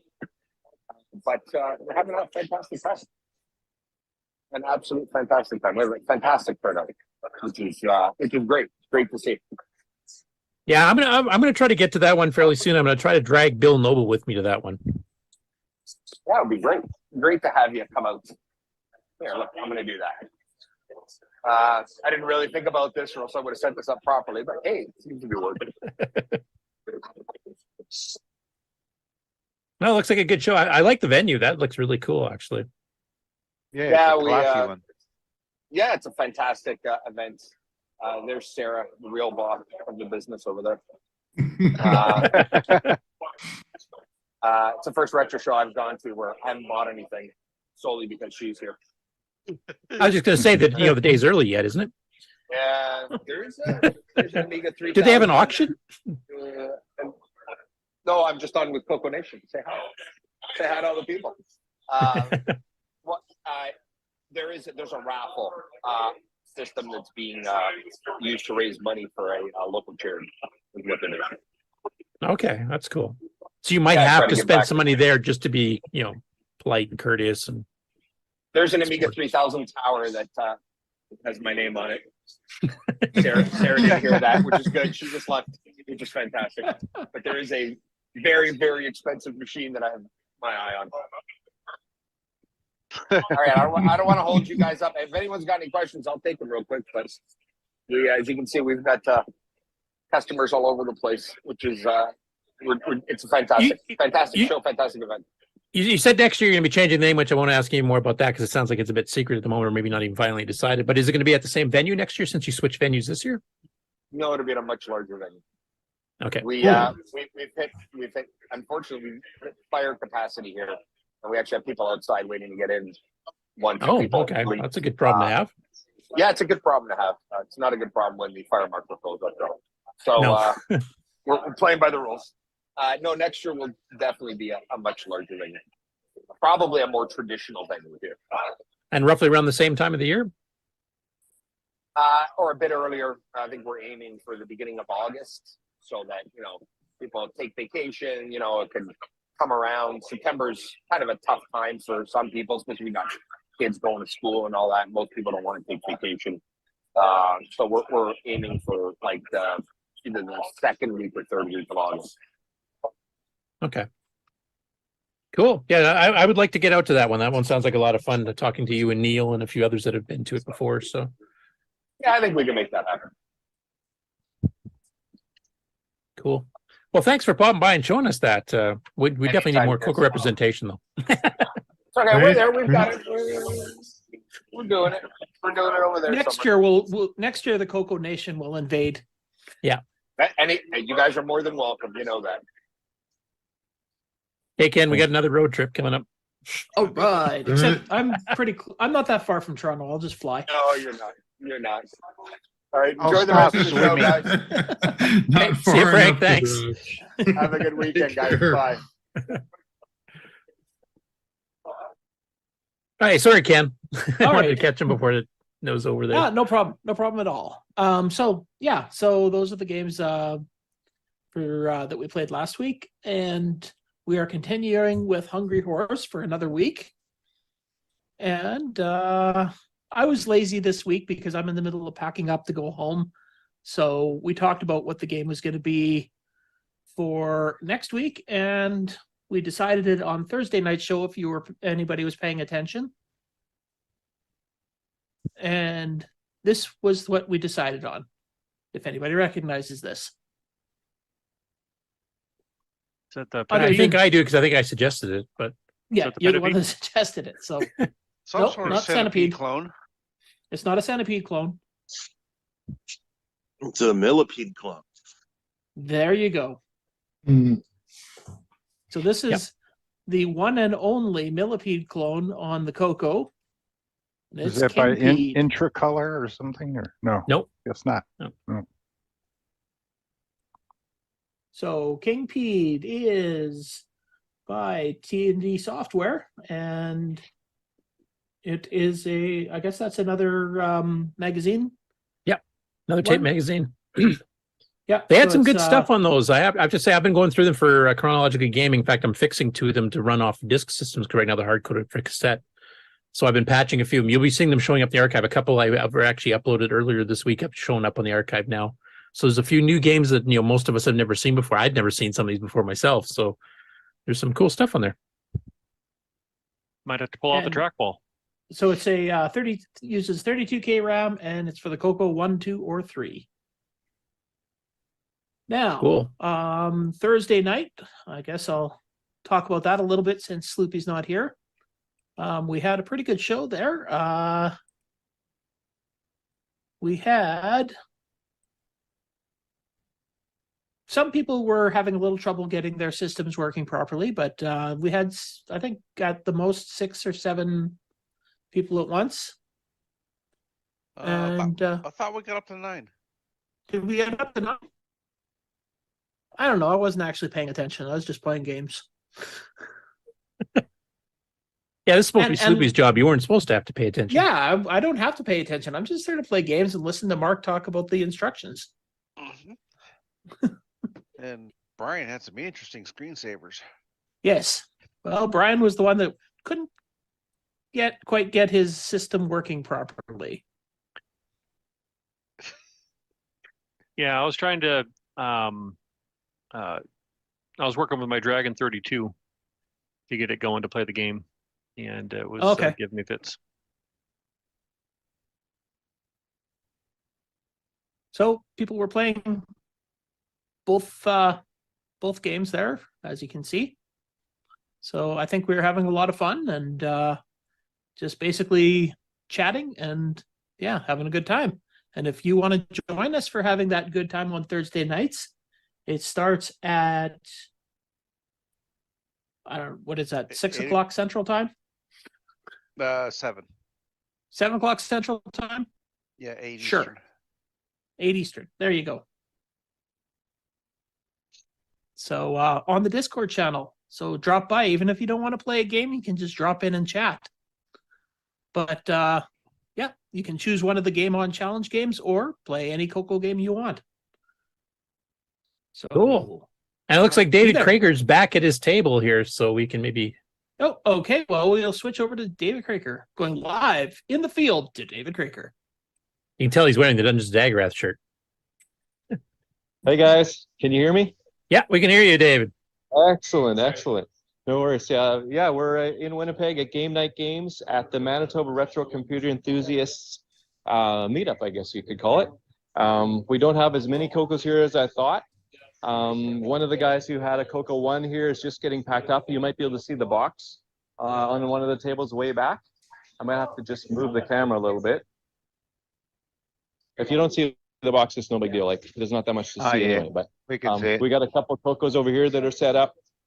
There are a few more guys who have them. We've got a whole bunch of other cool machines, though. There's an Amiga, a couple Commodore machines. There's a TurboGrafx 16 set up in the back corner.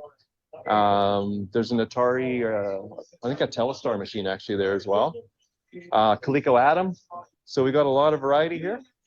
And my son is enjoying some time playing video games right here as well. So yeah, he's been there the whole time you've had the camera set up. Oh yeah, he can play Candy Company for hours.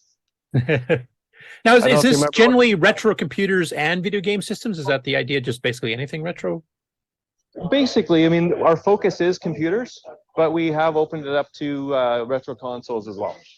Like we are a computer enthusiast group, but a lot of us also like video game consoles, so we'll bring those as well. And how long has this show been running? Is this the first year? Or? It's not even really a show. It's just a meetup. Like we'll meet up every 3 months or so. We'll do a meetup. And this is the second one that I've been to. The first one I was at was in the spring before CoCo Fest. I think it was in March. And they did one over the summer where people just brought handhelds to a restaurant and met up at a restaurant that time. So this is our second one here in this space where we've got room to bring like full-size computers and stuff to set up. And What's attendance been like, just out of curiosity? Well, what you see here right now, if I just sort of pan the room a little bit, that's pretty typical what we have. We do have people who are customers in the store who just drop in, and we had a few of those again today, people who didn't even know about our group, but they see the machine set up and they come and drop in, and they get some hands-on and get some fun with playing some of the games. So you get like a few more people than what you see here now and then. It kind of ebbs and flows, but this is pretty typical. Okay. And is this regularly scheduled, like literally every 3 months, or is you just kind of figure it out as you go? Or we kind of figure it out as we go. Yeah, there's a Facebook group that we're all part of, and the organizer kind of just message people and suggest a date every few months and see what works for people. And did you get hold of D. Bruce Moore? Is he thinking about coming out at one of these, or? I messaged him in Discord, found him in Discord, but I didn't hear back from him at all. And I just messaged him yesterday. He might be out of town too. Who knows? Yeah, who knows? But so hopefully he'll see it at some point, and maybe if he's watching the show right now, Bruce, check your Discord messages. We'd love to have you join us sometime. It'd be awesome. Yeah, as I was mentioning to you in private chat, there's a few companies from Winnipeg that used to sell stuff for the CoCo. Like Color Term was originally created by a company in Winnipeg, and there's a few others too. I got to hunt them down so we can find some of those old users. Yeah, that'd be awesome. We could have a few of those guys hook into our group, or come on your show at some point as well. It'd be really cool. But if you can give me some warning on the next one, because Winnipeg's only like an 8-hour drive. That's nothing for me, Ken. Exactly. Yeah. And Bill's actually an hour closer than I am, so I could even pick him up on the way and maybe make it a weekend trip or something, or depending on what time awesome to have of the week you guys have it. Guys here too. Yeah, totally. It's only 5 hours from my cabin. Sorry, what you said? I said it's only 5 hours from my cabin, so that's like a morning drive. Yeah, you can get Ken on the way too. Oh yeah, there you go. We do have some members in our group from Thunder Bay, I know. So, you wouldn't be that far from where they are either. And yeah, definitely you guys would be welcome. I'd love to have you. We'll have to get one of those Porta CoCos we had covering earlier, just all battery operated remote screens and the whole bit. You could walk around the game store browsing the shelves while you use your CoCo then. Yeah, typing in the list of stuff I want to buy. Yeah. I do actually I don't have it set up right now, but I do have my light gun adapter here as well. My son's enjoying Candy Company so much I haven't hooked it up yet, but it is working. I did avoid the 9-volt battery, desoldered the 9-volt battery clip, and we're using a 5-volt, just 5-volt DC phone charger to power it now. Works really nice and solid. Powering from the joystick port did not work. I tried that, and it just pulled the voltage down too low. I was down to about 4 volts on the CoCo 3, and the circuit did not work with that. So. Yeah, I just have a 9-volt battery adapter on mine. So I haven't. Now, this is a one-day event, or do you guys do it again tomorrow? Just for a few hours on a Saturday. So we're from 1 till 4 Central Time. Okay. So it's just like a few hours in the afternoon on a Saturday. It's what we typically have done so far. It's not a whole weekend thing yet. Maybe someday. But it happens more often. You don't have to wait a whole year for this one. Yeah, I'll have to talk to Bill about that one because I wasn't even aware of this one until you texted me yesterday, I think it was, and then I'll have to it's pretty see if he new, wants right? to. So this is only the second one we've done, and it's just like a few guys local here who kind of connected on Facebook. If you see the guy in the white shirt right in the middle of the screen there, that's Doug Ham. He's the leader of our group who started it. Started the Facebook group, and kind of he's the one who kind of calls when the next meetup's going to be. And he'd be happy to talk with you guys if you want to have a chat with him. He can tell you maybe a bit more details of how we started the group or whatever. I kind of gave him a heads up. so he won't be shocked. Yeah, actually, if you can post the link to the Facebook group, maybe in Discord there, this for some of us that are, a bit more local to that area can pop by, like Ken in the summer when he's at his cabin, he's pretty close, and Yeah, Bill I and can I definitely aren't do too that. far away. And Yeah, and if you're part of the group, then you'll know whenever we're doing a meetup. So that'd be great to have you guys drop by. Cool. Yeah. I like the setup though, because you said this is actually normally for playing D&D or something, isn't it? Yeah, if I just move the camera here a little bit, you can see they've got shelves and shelves Yeah. just full of board games here. So that's what they're normally setting up on all these tables. They'll have a big board game meetup, and if I pan a bit further, there's even more tables further back. I don't know if you can see them back there, but yeah, lots of space. Like we have room to bring a lot more computers in here yet, and it would still fit. So come on down next time. Are there, I just might do that. Are there murals on the wall back there? There are some murals around, yeah, not like computer ones, but yeah, on the back wall you can see some painted murals back there, like medieval sort of theme stuff. Fits with the D&D sort of theme, I guess. The D&D, yeah. Yeah, sort of the medieval style. Yeah, and they sell all sorts of miniatures for that type of gaming. So what's the head under the big window there? That's looks like a griffin, maybe, is what I'd guess. Yeah. It looks a bit like an owl, but I'm going to say it's a griffin head. Yeah, I think you're right. It's pretty cool looking. And there's a dragon head as well beside the door. I don't know if you see that. There might be somebody blocking that, right? Oh, yeah. It's like a red dragon head.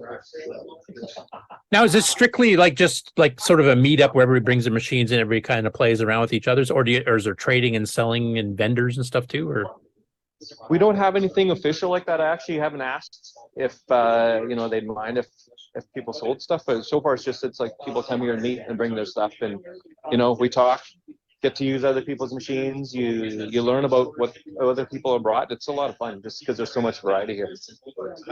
Okay, cool.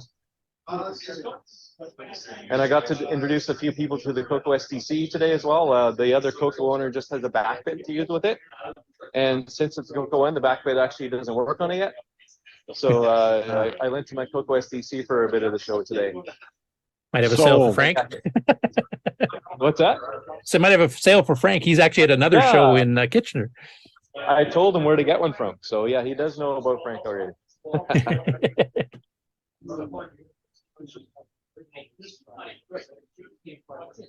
Which Mac is that one that we can just see the back of? That's the Macintosh Classic. Do you guys want me to take you around the tables at all? I can pop my phone out and walk around if you want to see stuff a bit more. Yeah? Oh, yeah. Just give me a sec here. We're nerds. We like this kind of stuff. Let's say hi to your son.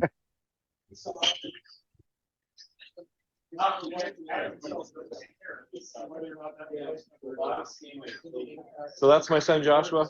Say hi, Hello. Josh. Hey, Josh. He's playing Hey, Candy you want Company a right copy now. of New Droid? I think he's appeared on the show before during Game On, hasn't he? Once or twice? He has before, yeah. Yeah, and actually he plays second playing Candy Company as well. Let's Nick see your Marotta shirt. beat him up. Dino Wars. And here we've got a Macintosh Classic. I got my first shareware. I finally got shareware for the first, physical shareware. I'm so happy. Someone just came and was like, "Yeah, this has a bunch of Mac stuff on it. You should have it." I'm like, "Okay." I'm happy. I finally experienced shareware. Awesome. Yeah. You got all sorts of stuff to use then. Exactly. Yeah. Yeah, we've got a Coleco Telestar over here too. Yeah. Oh, I remember those. That's a rare one. That's Pong, real Pong. Turn it on. Let's see it.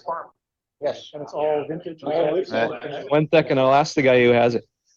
Is this your Yeah, Telestar? we don't want to see the blue. That's the a blue goodly one. amount of board games you got. We can actually see the full wall now. In the back. Right? It'll be as loud as it's going to be. Look at that. Pong. Someone was playing. Yeah, the guy on the live stream right now, he just programmed Pong and Basic on the CoCo just in the last few weeks. Yeah, Nick Morentis. So far, all the walk-up crap we've had today, this has been the most popular device that strangers have sat down at. No way. It's universal. Everyone knows It's Paul. universal, exactly. Everybody knows Yep. Paul. If you want to play number bunches, they're like, they don't know. Yeah. But, you just Everybody knows Pong. You see this, you're like, oh yeah, I know how to play this. And Yeah, it's a lot you simpler don't- than Baldur's Gate 3, I'll say. Exactly, yeah. It's like this fine control. So we got the Telestar. We've got a Coleco Atom here as well. Yeah. fully Oh, decked out. about tape eraser. Yeah. Yeah, Coleco Adam with the Fuji net. So basically, the whole Coleco library is on this guy. Yeah, I think Henry Reichfeld had one of those at CoCo Fest when he brought his Atom. When he says the whole library, is that like more than 12 games? Oh, yeah. We were just browsing Wikipedia before you came over. We wanted to know more about one of the other computers. I said, I have a way to find out about it. Let's Nice, set up Wikipedia nice. on my Atom. On your Atom even, that's pretty impressive. Yeah, well, I'd like to think so. Yeah. FujiNet lets you do all sorts of amazing stuff. It does, yeah. Very cool Yeah. device.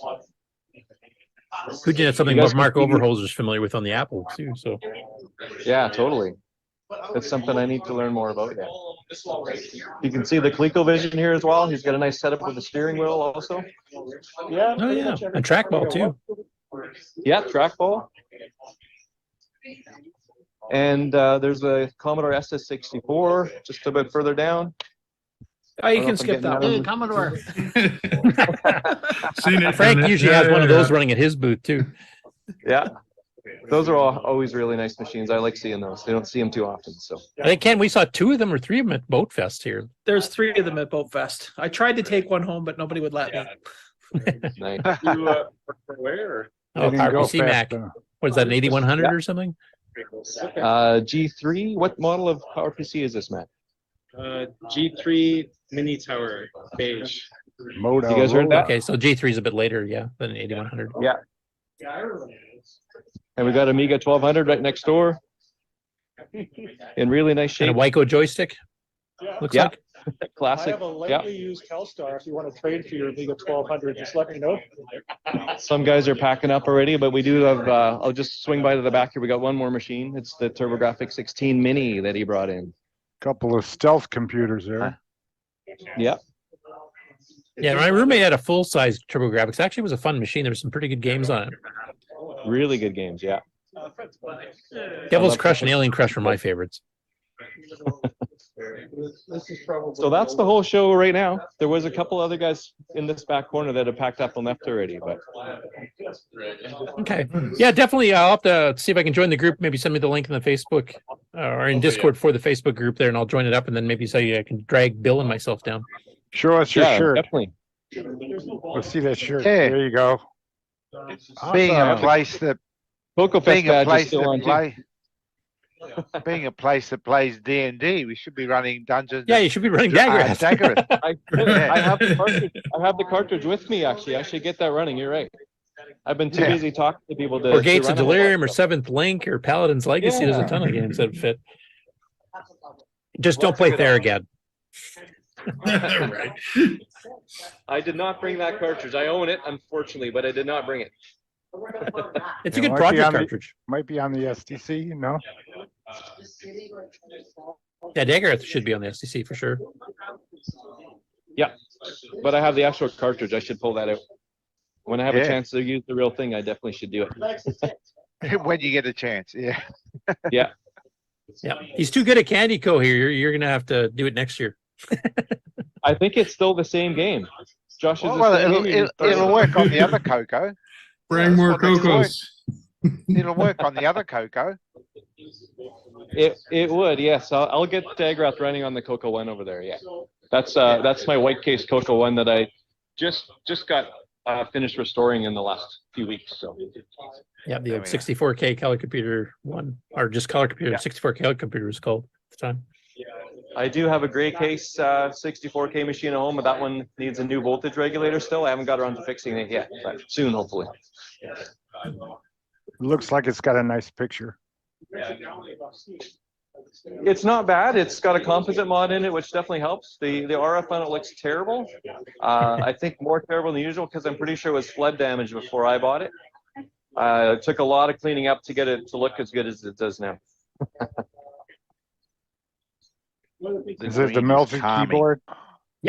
Yeah, 64K color computer. That was the very first Yeah. CoCo that had the melted keyboard. Interestingly, the machine I have here when I got it, it actually had a full travel CoCo 2 keyboard on it, which I've restored and got working again. But I actually switched this keyboard with the CoCo 2 that I have because I wanted to have the Melty keyboard in this one. Right. Yeah, This so one's somebody a bit more upgraded it themselves. Yeah, it came from a school district, so I think the school probably upgraded it at some point. Later, Ken. Ken just notifies he has to go finish packing because he's heading west here tomorrow. Drive safe, Ken. Maybe stop by and say hi to Dave on your way through Winnipeg. Yeah, you're welcome to stop in. I'm in Manitoba, southern Manitoba. I'll message you later. I'll be through there in the morning tomorrow morning. There you go. Sounds good. Denny's is I'll open, right? message you later on today. Right. All right. Meet at the Denny's. Bye, everybody. Bye. See you, Ken. Did Good we day. finish the game on? Yeah, I'm finished the game on. Okay. Apparently we I have. announced everything. I did everything. So, and then I passed it off to our roving reporter in the field. Come on. Yep. Oh, okay. Unless you guys got any more questions, I'll probably sign off shortly as well. I want to visit with a few more of the guys here if I can. So. Oh, look, he's finished. Oh, Oh, no, he isn't. Did you get a high score or what? 5,555. 55,555, but you've got over 100,000 before, haven't you? Yeah, he's just telling you his score, but he's got higher than this before. Yeah. He Okay, can we'll play let you this go game so you can visit with the rest of the guys there too, and maybe show off to Agrath while you're at it. Yeah, I'll definitely get There you go. Dagrath going right away. But it was great chatting with you guys. Thanks for letting me share a bit, and hope to see some of you here. Yeah, I definitely would like to make it out. That's not too bad of a drive. Right on. I Tell think I'm him gonna to still have take care. relatives in Tell Winnipeg. your if I'm son to lucky. take a picture of the high score. Oh yeah, we'll put it up on the Discord channel afterwards. Yeah. On the general game post. High score screenshots. Right. All right. Take care, guys. Thanks, See Dave. ya. Take care. Hey, Mark. Or Which one? Curtis. Yep. Or Curtis Abater. If I could show one more thing just real quick that I found, I just wanted to, I thought it was kind of interesting. It'll take just 30 Okay. seconds. Just let Mark highlight you first. There you go. So I was putting that joystick back, and there's a little cardboard insert that was in the bottom that kind of kept the two joysticks separated. And I thought I saw a piece of paper underneath there. And so I took everything out of the box, and this was in the bottom. I just thought it was kind of interesting. So I thought I'd like to, like to share it real quick. Yep. Let's see here. How'd you fit the dog in the box is my question. Right, right. There you go. Let's see here. There we go. Oh, did it switch? There we go. So the person that had this, So good. the person that had this must have maybe bought this at a. So it says, "Welcome to the 6th 6809 Color Computer Show." I remember for the reading Dragon- about these. These were annual events in the UK that covered both the Dragons and the CoCos. Yeah, and so it has the event here was on December 1987, and There's more. so let's see. Let me get this to lay flat here a little bit. The There whole we go. map. So it has a map with all the different vendors and HC Anderson. Let's see here. Quick Beam Quick Beam? Software. Yep. Game manufacturer. PMP, National Dragon Users Group, John Penn Discount Software, David Macon, OS9 Users Group. Woohoo! Is that CompuSense? Yep. Harry Whitehouse, A&R, Computape, Blaby, Amateur Yep, Radio. Blaby Computer Games. Yep. Yep. Dragon Magazine was there. Dragon Users Magazine, and Dragon Rick and Roar, Delta DOS, and 68 Micro Group. So 60. Karen just mentioned he went to a couple of the later shows of this particular show himself. okay. So yeah, a little layout of the map there. So I don't know. I just thought that was kind of interesting. I just wanted to share that real quick before I put it all away there. But so I'm guessing maybe this person, maybe they might have bought this from a vendor there, maybe, and they just folded this Right. up and put it all in there, and then just never got around to using the joysticks or something. But anyway, I Is just there thought anything on the I- back cover, or is it just blank? Whoops. Oh, other so Coming shows. soon. it's coming soon. So there we go. So yeah, I just wanted to take a few minutes. I Good. thought that was kind of interesting before I boxed it up again. So. Oh, cool. You should scan that and throw them on the archive. I don't think there's any of those in the archive. Okay, yeah, can do that. So, okay, that's all I wanted to share. I just wanted to throw that out there. Good one. You have any of those, Nick, for Australian shows, or did you ever go to any? No, I don't know. So we're in between stuff, right? I just want to say something real quick. This Yeah. is my brother-in-law, Mark Whittick, and he's a color computer user for years. He has one set up in his basement. He's fighting cancer, and today's his birthday. Happy birthday, Mark. Yeah, and good luck with the fight. Birthday. He's having a rough go of it, so he really needs, if you pray for him to get a chance. Okay? Okay. Okay. Thanks. Happy birthday. Get well soon. Yeah. Yeah. Oh, And Mark, and, I think before we go ahead, Oh, this vintage geek guy. I'll be covering some of him in the news. Texted him and haven't heard back from him. But I did, his logo for him. If he wants to pick it up, it's on Ron's garage. But he seems to be a really nice guy, and he's very CoCo oriented. His first computer. That's what he grew up with. Yeah, like Ken and I Yeah. went and met him down at the museum before it officially opened to the public. You probably saw the video we did of that. I invited him to come on the show, but he hasn't got back to me yet. Has he ever been on the show other than features? I think Ken and I recorded an interview with him at the Vintage Geek Museum, which I think we played on the channel, or I played on the show, and then it's also on Ken's channel. I don't know if he's officially been on the show itself. I can't remember if he has or not. That's a good question. Yeah. So we'll see. Yeah, he's got a couple CoCo related videos he put up for Septandy this week. Yeah. We'll be covering those in the news. So Yeah, he's a great guy. yeah, great museum too. So if you're in Tennessee, I mean, go check it out. Mark, I think, well, since we've had a couple of live, show presentation stuff here, I think we'll go straight to a commercial break before we hit the news. What do you think? Good idea. Sure. And I need coffee. I'm up.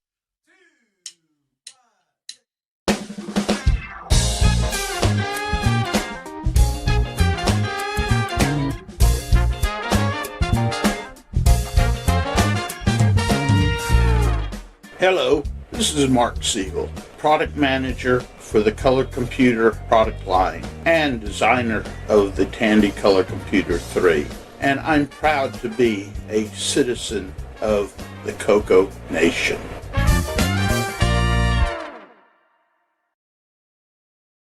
Shall we play a game?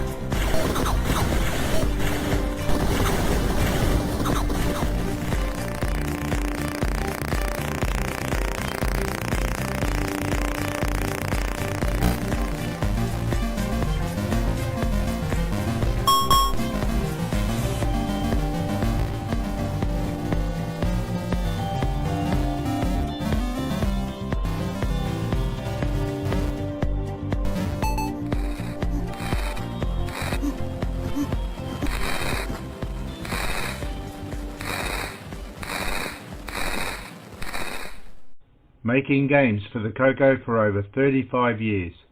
Go to my CoCo Games website at www.nickmarentes.com for information and pricing of my later games, as well as downloads of many of my older games. CoCo 2's got personality, lots of practicality, fun, it's sensational, learn it's educational. CoCo 2's expandable, so easily commandable. It's programmable, so term exam grammable. Just you and CoCo 2 do what you want to do. CoCo 2, the color computer with personality from Radio Shack. Sale price for Christmas giving from $149.95. Radio Shack's CoCo 2 do what you want to do. Just use and CoCo Coco 2.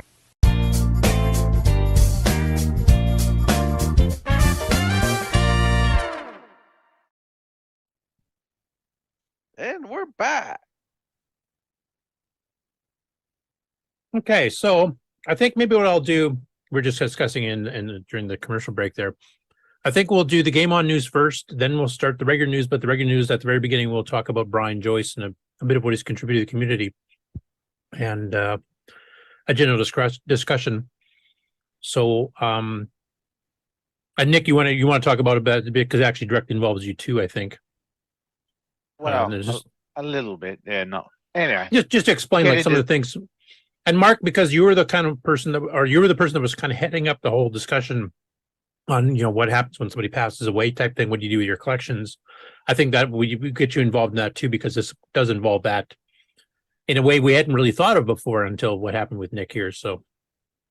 Yeah, but this is kind of the exact thing I was thinking about and realized, we probably should have talked with him. Well, we should talk with everybody. But anyway. Yeah. But yeah, kind of just a whole bunch of things at once. So for those of you who missed the beginning of the show, we actually played the fake trailer for the fake movie of the David Ladd story on floppy drives. And actually Brian Joyce is the one who actually did that. So we'll talk about that after the game on news. So if you want later. What's that? Play that commercial again. Yeah, when we get back to the news, I think we'll play that a second time yeah. just to, because people, that's probably what he's most famous for. Yeah. Well, besides hosting your site. Missed it. Hey, Mark, if you want.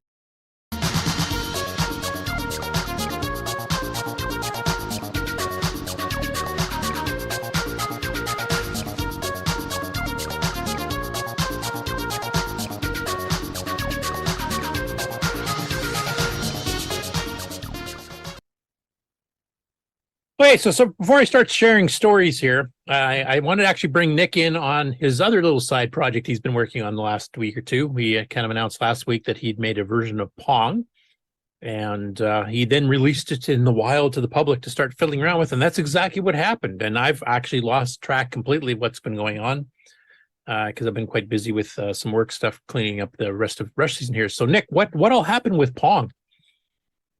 Well, Pong. Just a quick reflection back. I mean, that whole thing started when Danielle here in Australia put up a post asking if there was a Pong game available for the CoCo, because she wanted to do a video for her music and wanted to incorporate the CoCo. And I don't know exactly what the video is going to be, but she wanted Pong.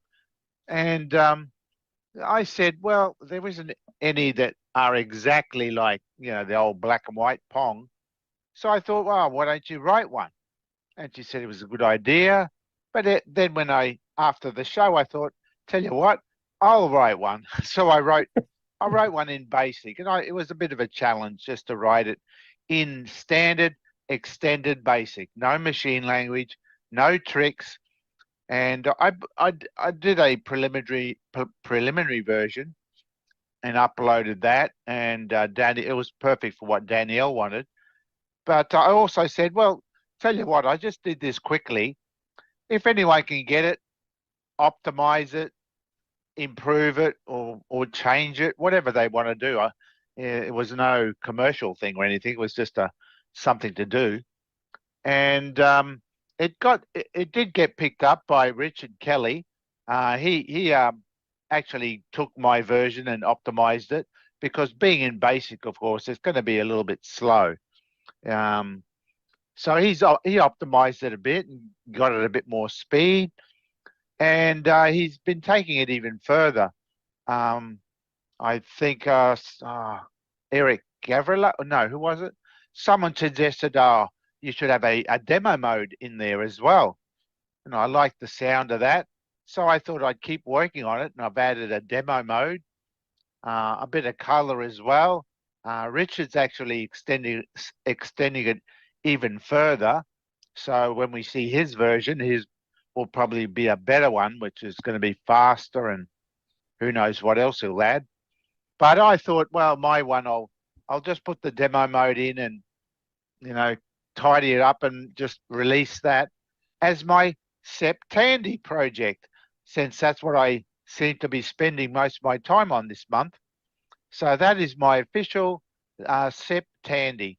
So you can download the a disk image of it. I've just put it up on Facebook. A disk image of it. Yeah, I'm just sharing the screen now. So this is your kind of latest update here from 13 hours ago. That's right. So you can download the Pong for ECB, I called it, and then just run this. It's just a single basic program, and below it you can see a screenshot. So I added a bit of color as well this time. Well, that was what I was going to ask. Because like when you released it last week, it was basically strict black and white Pong. It was fairly simple. That's what all right. has Richard contributed, and what all have you added since last week?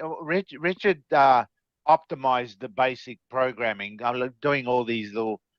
I don't even understand all the tricks, but the way he uses all the variables, and positioning of certain things, in the program, putting. I think the first 10 lines were all single increment line numbers, and apparently basic can access those lines quicker if they're at the beginning of the code, and that's where he's moved the actual main game loop in. He's done a few things. I mean, I don't understand all the little tricks. That was Richard Kelly's genius on all those. How much faster did it run after his changes, just out of curiosity? It's a little bit faster. I mean, I've added a like few more noticeably things or subtly? It's a little bit smoother. I did since the last version. The pixel originally ran as an entire byte. It was like a big block moving around the screen, and it was a bit. Well, it still is a bit easy to play, really. But I thought I'd make the dot move by half byte blocks. So the pixel's now half height. So it looks a bit smoother, and well, it has more frames of animation for the ball. And doing that means, of course, that the code's going to run a bit slower. So without Richard's optimizations, it would have been slower than what it was previously.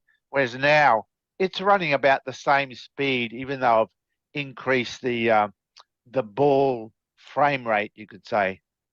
So it's not. And you added some color blindingly too, by the fast. looks of it. Well, I added the color just to make it look a bit different. It's easily made to black and white. There's no big tricks on that. But it's a two-player game. I added an extra function now because the game's not really hard. In basic, it doesn't really run fast enough to be hard. So you can, when you watch the demo game, most times it manages to catch the ball on both sides every time. It's computer controlled. It can play the game almost perfectly. It is quite easy. So what I did was the ball, that green dotted line you see in the middle, when the ball crosses there, it will randomly deflect the ball like at a opposite angle. So if it's heading upwards and it goes into that green line, it might then deflect downwards, just to give it a bit something, make it a little bit harder. So other than that, it's still Pong. But that's my attempt. That was all I was planning to do. But Richard's is probably adding more stuff in there and maybe more optimizations. But for basic, straight basic, no machine code or anything to speed it up. Just goes to show what you can do with the CoCo's extended color basic. This will work on a CoCo 1 and 2, but it'll be a little bit slower again, because on the CoCo 3, it does actually turn on the double clock speed, so it runs a little bit faster. On a CoCo 1 and 2, it just puts up the ROM speed up, yeah.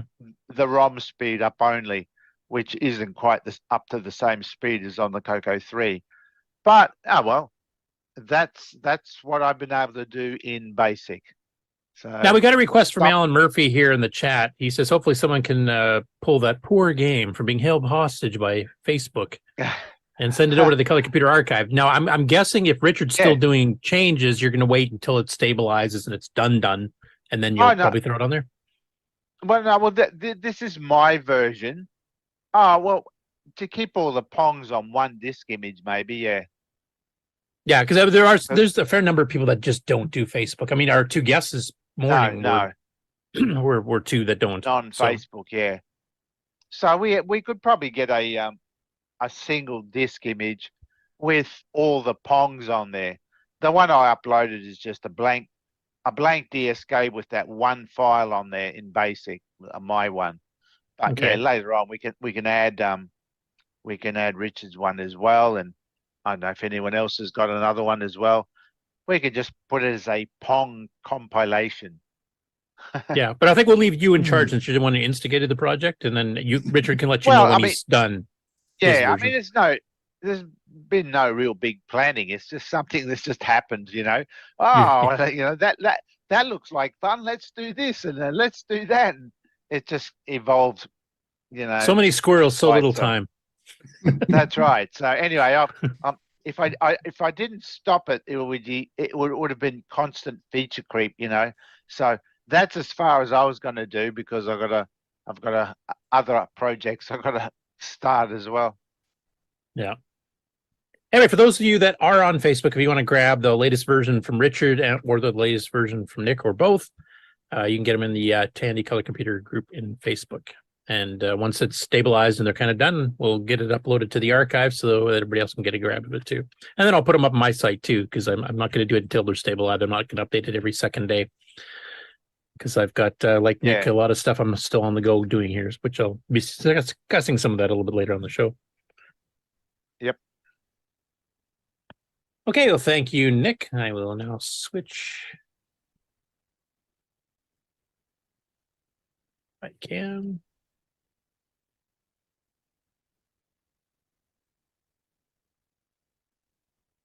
Okay, guys, we're seeing some Canyon Climber. Yep. Okay, this is, I mean, we've seen lots of gameplay videos. We've covered Canyon Climber numerous times before. What's unique about this one is something, and Kieran had pointed this out when he noticed it too, and he mentioned on the Discord, is I've never seen this done on a CoCo before. This is a speed run. For those of you who are not familiar with what a speed run is, it's basically to get through a game either completely or get through all levels of a game, which is the case here because the game itself can go on forever. But to go through all three screens in the absolute shortest time possible. And that's what this guy did. And I guess that's a challenge to you other CoCo game players out there. Can you do it any faster than this? And because it's so short, it's just like a minute and a bit here. I'll play the whole thing and you can kind of see how he goes through all three levels of Canyon Climber in just over a minute plus type thing. So I started it up a little bit here, but there we go. The brand new. That's the demo, and there he goes. And the timer's running. You can see in the lower left there. Oh, another Discord channel. What was that? Another Discord channel, the speedrun channel. Well, I know these are popular in PCs and more modern gaming systems, but I'd never seen anybody try it on a CoCo before. So that's a cool idea. I was going to mention to Ken, maybe that could be like a special edition of the Game On Challenge too, is maybe try to do a speed run. Yeah. Right. That's a good idea. There, 34 seconds. He's on screen too.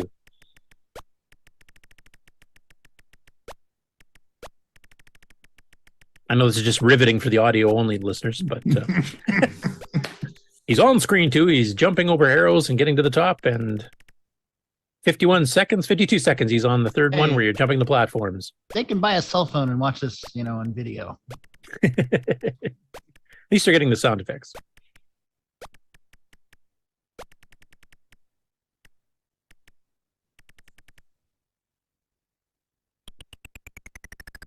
And 106.94. So basically you got it done in 107. I don't think I've ever done it that fast. So there's a challenge to the Canyon Climber aficionados here, either watching, hearing, listening on the chat, on the board panel here. See if anybody can beat that. Maybe we should make that an official challenge for the Game On Challenge as a third thing to do besides the 2 official games for a week. That'd be kind of fun to watch people trying to compete doing that actually on the live stream too. I think what was that, Rick? You were accepting the challenge? Was that what you were saying? Oh no, I would be good in a downland speed run because that was the game I owned for a long time. So I learned to not stop anywhere. But no, not this one. But I like the idea of speed runs. That would be a new thing to do with these old games. Can you do a high speed poke? No, that would be cheating because then you'd be cutting speed poke and make it faster. No, you need to drink the coffee and do the high speed poke so you can demonstrate. High speed poke yourself, yeah. No, that would be cheating because then you're actually cutting the time down required to get it. You want to try to do it at the the timer has to run with the game. There you go. Fastest time, right? But yeah, that would be definitely cheating on these types of games. So that I don't think would be acceptable for speed run. All right, how about a second Discord category for the poke playing, the cheat runs and the real speed. Because I mean, what's next? I'm going to cheat and put the number of men up to 255 and do a run with that too. Like, where do you stop? So I think you have to pretty well go with stock for a speed run. I know on the PCs and stuff where they're doing these types of things, like you have to play stock. You can't do anything enhancements. You can't get a special auto fire joystick or anything like that. You have to be doing it, with the original hardware, the original software speed and everything else. Because that's the whole point. You're trying to compete for a record. You can't have the rules change and have it a consistent record. Our government does that. Okay. Next up, now this is one that several of us were involved with beta testing about a month ago, and there were some suggestions and some bug fixes and stuff that got done. So George Jansen, who was actually doing our semi-language tutorial, probably what is it now, about a year or two ago? He also did like some utilities like PAC for OS9 back in the day.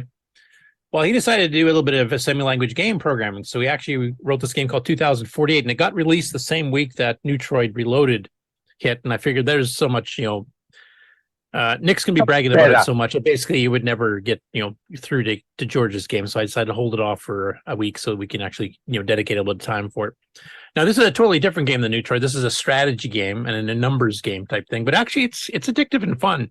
It took me a little bit to kind of figure what to do, but once I did, actually I kind of got addicted. And I was playing it a fair bit. And it comes with built-in directions right in the program itself, plus a little PDF manual.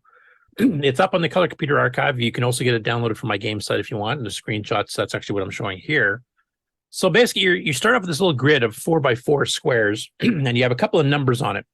And basically, you hit the arrow keys to shove all the numbers until they either hit the edge of the grid, or if they hit another number, it'll stop.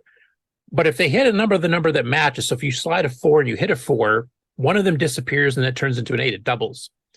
And the whole point is to try to get up to 2048, which I've never done yet. I think I've got up to 512 a few times, but basically you have to keep slamming it. And basically you can also run out of moves if you can't move in any direction. So you kind of have to like pre-plan like where you're sliding and where you're going to get your best bang for buck for doubling numbers, etc. And it's actually quite a fun little addicting game, I have to say. It's a CoCo 3 only because you wanted to get some extra colors. You got a little bit of color animation stuff too. But it plays quite well. 128K CoCo. Technically, you can run from cassette if you didn't have a disk drive. Of course, we have it set for disk images here too. But and it's based on a game that was originally done by Italian web developer Gabriele Cerulli. And this is an online web-based game originally, and it's been ported to a bazillion different platforms. Now the CoCo's got its own version. There's no reason one could not make a CoCo 1 and 2 version of this game. It definitely would work.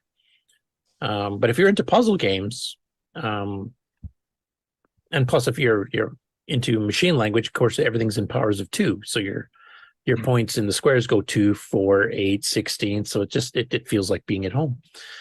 Do you think this will be on the MC10? It could. This is one that could.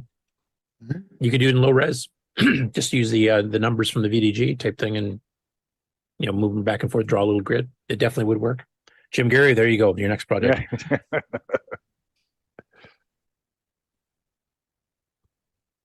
Anyway, go grab it. It's a pretty good game. And George has mentioned he's got a couple other simpler games like this. He's been kind of scratching his semi-language itch. So he's got a couple others. I think we'll get to some of the same beta testers again and go through some of these other ones as he gets them done. But look for a few more simpler little games coming from George in the near future. Next up, Retro Gaming Nook. And was that who was popping into the chat? Somebody was popping in with retro something or other. I'm not sure it's the same. Yeah, it was. So they're actually in the live chat stream here.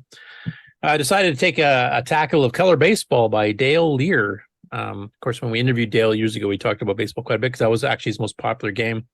I also found out that Tandy in the mid to late 80s was publishing top 10 lists of their CoCo software every couple months, I think it was.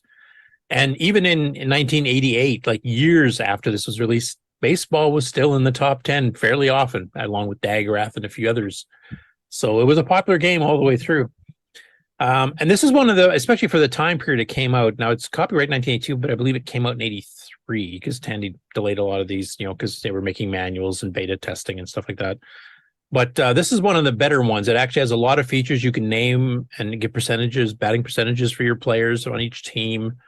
One or two players. You can bunt and balk and all kinds of fancier stuff that some of the simpler games from that time period did not include. So it's quite a good one. They actually, at the beginning of the video here, they actually have the computer play itself. That was another option I had here. You can actually select computer players for both. So you're just kind of watching a baseball game, quite literally type thing. Unfortunately, they don't steal as much as stuff like you can do in the real one. Because the real one, you can actually like lead off the base. And as soon as the pitcher throws, start running. And, even if the person strikes, you can try to steal a base, etc. So it's a fairly decent version of baseball, especially for the time period, basically on any platform, honestly. So anyway, it's about a half-hour video where you get to see the computer play itself, and then they tackle the human versus computer part. And I will leak one spoiler here. He did manage to hit a home run near the end, so you get to see the fancy handwriting home run up in the top part of the screen. But yeah, good. It's a part of their Septandy, and it's kind of cool they picked that one. That's a personal favorite of mine. So thank you, Retro Gaming Nook, and then you're in the chat too. So that was a good example of gameplay exceeds graphics. Yeah, like when the players are standing still, they look like A's with dots for feet. Yeah, but they run well. Uh-huh.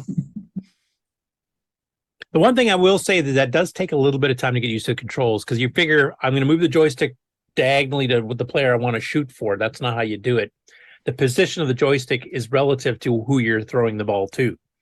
So if you want to throw to the the third baseman, you got to put it all the way to the left. If you want the first baseman, you put it all the way. No matter where you are on the screen, you could be further to the right of the first baseman. You still have to move it to the right, even though he's left of you, because the joystick controls the position you're throwing to, not the direction the ball is getting thrown in. So there's a lot of little subtleties. Once you get used to that, it's not too bad at all. It's actually quite a good version of baseball. I would rank this ahead of the Intellivision and Atari 2600 ones myself. Exactly. There's more Curtis, meat on the you bones here. explain it so well. I try. Basically, I'm just winging it. Next up, the official release. So we've talked about this one before, probably about a month ago. It's a guy named Christopher Schneider, and he's actually written this in conjunction with somebody else. And I believe this is the third game he's done in this series. So basically, a lot of people consider the Infocom text adventure game engine to be one of the best of the old 8-bit micros in the early to mid 80s, because it actually had a really good parser. Most text adventure games had a 2-word noun verbs type thing. Infocom actually allowed you to string sentences together, so you can get this and put this over here type thing as one sentence, and it would do the whole thing in one shebang. And they're also known for being much more descriptive. Like, they're not very terse, small things like a lot of basic text adventures did. But because these usually filled an entire disc, they could get, the right paragraphs describing your scene. So it's much more like an interactive book. And it was definitely a favorite of mine. I mean, Hitchhiker's Guide to the Galaxy, that text adventure, I played that a lot. Zork 1 and 2, I played a lot. Witness, Infidel. A lot of these, that were sold directly by Infocom on the CoCo, and then eventually Tandy sold quite a few of them too. Anyway, the engine for it is basically been ported to dozens and dozens of platforms. And what Christopher's been doing is been writing games to use the Infocom engine, and then actually has a script file that he's made to set up to generate it for, 20, 30 different platforms, including the CoCo and the Dragon. So what he's released here is called The Forgotten Pyramid. And you can download one zip. Here's the actual graphics he did for it, which I thought he did a really good job on. It's kind of a Mayan period, not a pyramid, not an Egyptian one. And basically you start the game, you're in a plane that just got struck by lightning, you're about to crash, and you have to figure out how to get off the plane without dying while your plane's plummeting to the ground at high speed. So that's the premise at the start there. But when you download the zip file, and he's got a direct link to it on his Facebook post, I've also got a link to it off my page because I've already got a page right up for this one as well. But if you go get the zip file, it actually has all the disk images for all the retro systems that he supports. So that if you have other retro systems that you want to try it on, like Commodore 64s, Apple IIs, Amigas, British machines, Australian machines, whatever, they're all in there, and you can just pick and choose which one you want to try. And some of them will use 80 column, some will use 40 column. The CoCo ones, based on the old Infocom engine, are 32 column. Paris Surratt, who did a port of it for the Dragon, because there was a glitch on the Dragon one, actually has a support for the CoCo VGA, so you can actually run it 64 column on that one too. So that version is available as well. But if you're into the interactive text adventure games, he's been trying to keep the spirit of the Infocom style alive, not just the parser, but he's been trying to follow their storytelling ability, which is something that Infocom was really, really good at compared to almost everybody else. I would definitely place these as being better quality text adventure games than Scott Adams' Adventures from Adventure International. Granted, Scott was playing with much earlier, more primitive hardware. He couldn't, make a game on a cassette that would fill up, 180K of text descriptions, obviously. So he was a bit of a disadvantage being a much more early adapter into it. But these were kind of the gold standard for text adventure games for the 8-bit micros in the early 80s. So, Curtis, this Forgotten Pyramid release is done with the Puddle build tools that Stephen Vogt did Hibernated 1 recently. When we covered a year or two ago or whatever it was. Yeah. And the Puddle build tools, they use a subset of the Inform language called Puny Inform that will generate that Infocom style output. The Z3 and Z5 files are in both Hibernated and Forgotten Pyramid and the other Puddle tools that the other Puddle compatible games, and those will run on the MC10 as well using. Oh, I didn't know that. Darren's ported zip interpreter. Now on the MC10, I would guess you're probably more limited to the size of the game you can play. Not on an MCX32. Oh yeah, I suppose. Because it's there you go. Cool. I did not know it was on the MC10. I didn't remember seeing an MC10 in the zip file, actually. Maybe I didn't look for it though. Well, no, you take the Z3 file and just put it in the directory on the MC10 and then fire up Darren's interpreter and point it to that. Oh, okay, yeah, because that's how Perry was kind of describing it too, because you could take the interpreter he did earlier and you could just load it, and I think you have to do an exec and H1100 or something like that once you mount the other disk. Yeah, so if you wanted to make your own Infocom style game, there's two really great options for it. John Linville came up with a build system that he's posted on his blog, Retro Tinker, where you take the original source code that was recovered when they interviewed Brian Moriarty, and you can build the version D interpreter and then load in your Z3 or Z5 file there. And then, of course, on GitHub is this Puddle build tools kit that when you build your game using the Inform language, it will output it in pure Infocom format.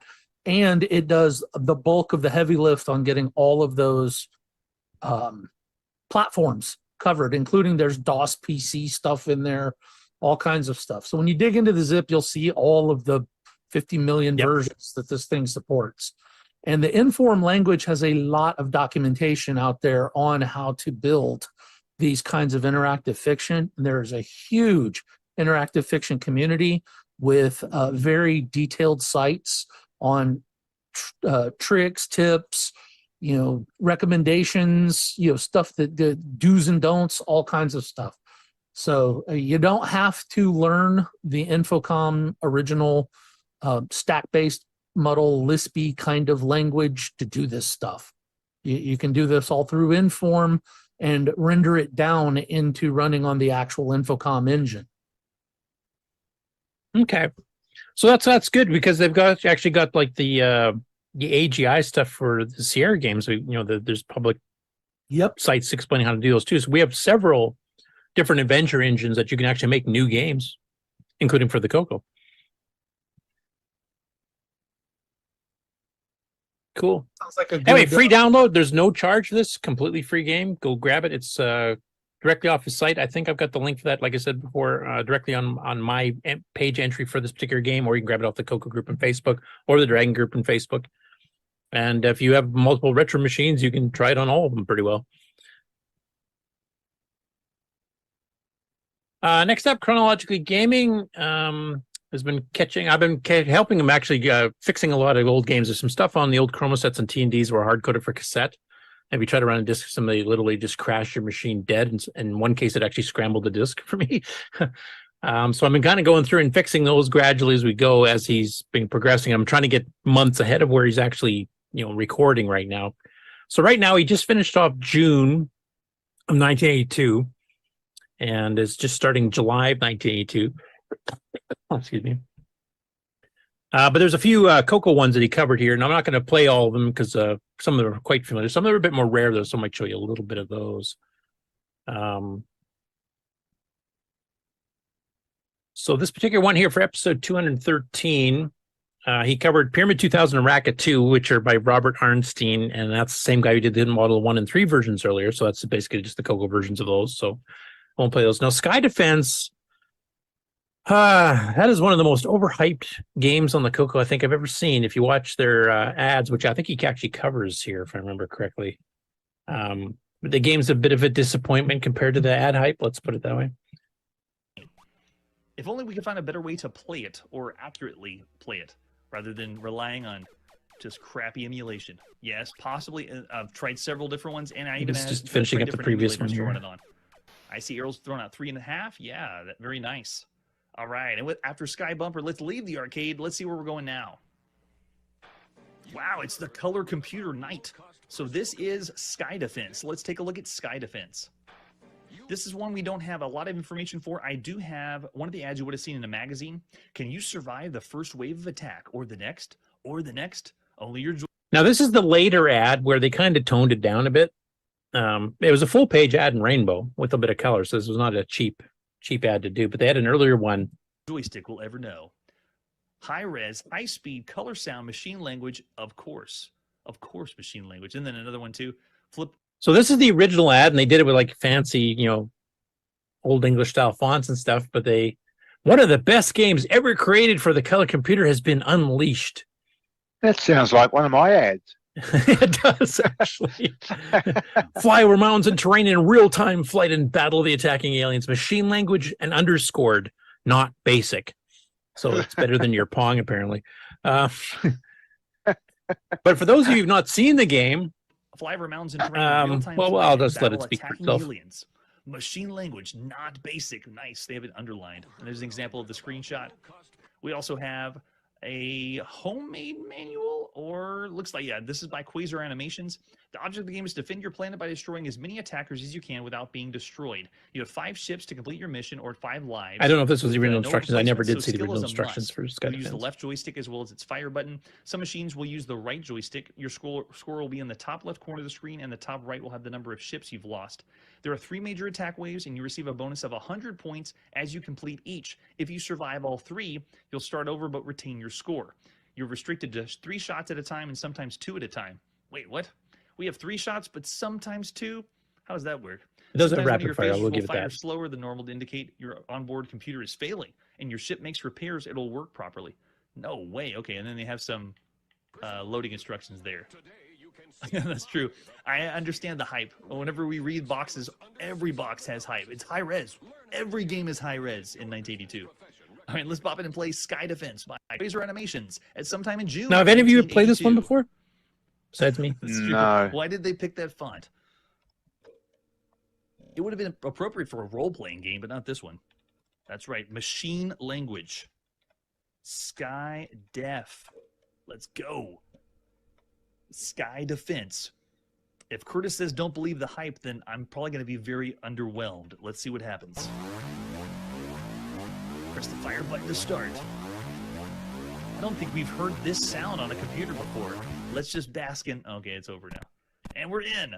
It's Look got at this, Nick's I have favorite three color of palette them and to move everything. around. Oh, Those are a little clunky, It's though. Pooh Yen They don't strikes respond back. super fast. And I do have 3 shots at a time. It's almost feeling like a burst fire. The goggles Oh, do that's because I nothing. think, yeah, there it is. Okay, so if you hold, yeah, And look at nice, all the it's pollution auto on the fire. If you ground. hold it down, Yeah. it'll But basically, fire that's it. That's the more. entire game. It just You constantly lightly tap it. scrolls. It's like You can press move your right and sensitive. left and up and down, and you could rapid fire Okay, up to so what 3 would you shots say? at once This is or not 2 the if it Fender gets too loaded variant. down. This is The aliens end up borderline firing so scramble. fast that When you almost have scramble no because time to we're go only shoot going them left and to then right, dodge but their we do have bullets, the so you freedom die a to, yeah, lot. the freedom to move around. You can And see.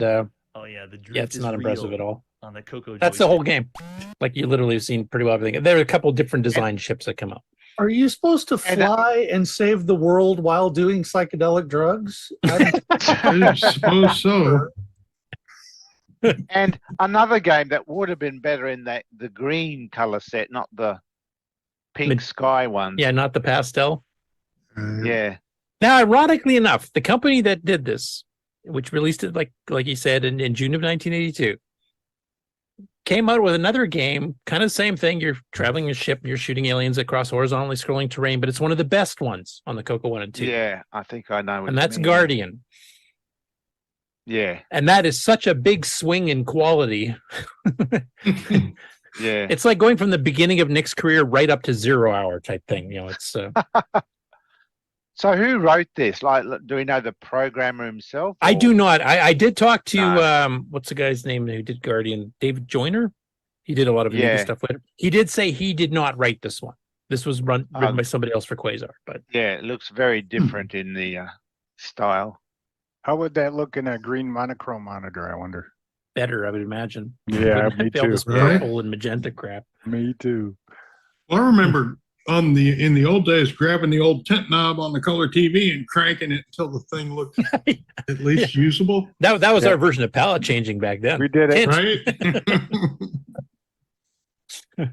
Yeah, that's one alien planet right there. Oh, yeah, you betcha.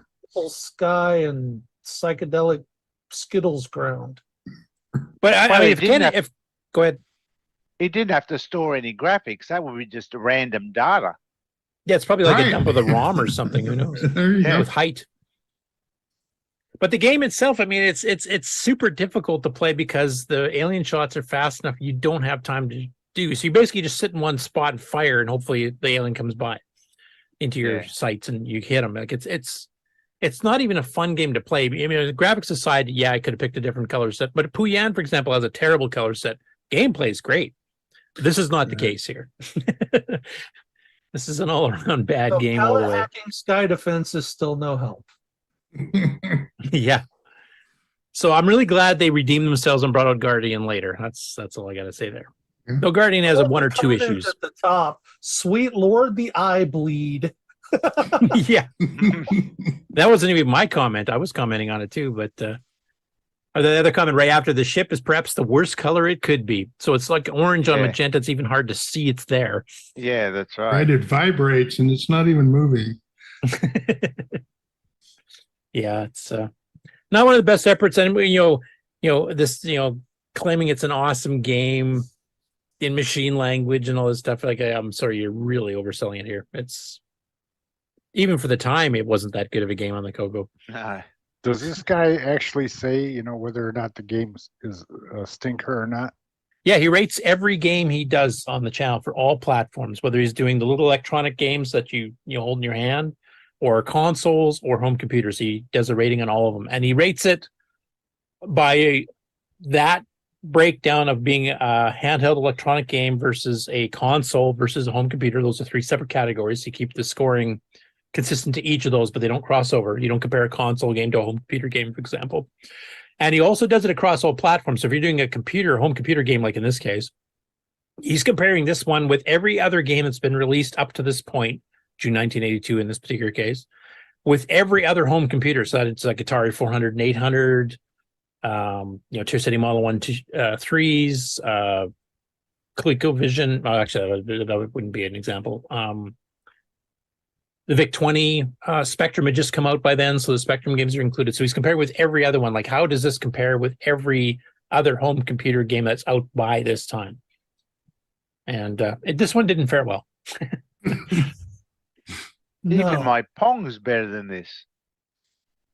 Yeah, honestly, at least you can see what you're doing. Oh, well, then of course we redeem it. Here we go. Well, this one I was a bit disappointed in Jeff on this one because I think he was kind of rushing through here because he's trying to finish off the month, right? Because he wanted to wants to get in July because there's a couple big releases in July on multiple platforms.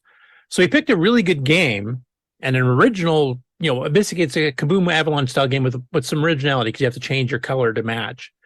Now, you should be playing this on a low level where it gradually ramps up and you can actually get your score because every time one of the bombs hits the bottom of the screen, you lose score.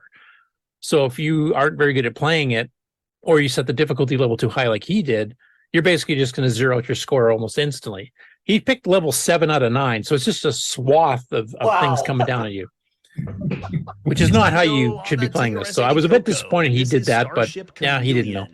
Let's take a look at Starship Chameleon, starting with the box, or a fabricated box.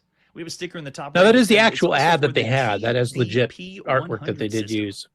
And then the later version had this. Last one, Starship Chameleon for the color computer. Being a little bit funny. Oh no, another semi-intelligent. We'll skip the instructions. First glance, but on level 7, I mean, you can't catch all those. And so when I first played this, I was doing this. And you'll notice his score is 0, so he'll bump it up for a bit, and then as everything hits the bottom, he loses his score. So it's almost pointless. The manual, you see, you have to change the color of your character from yellow.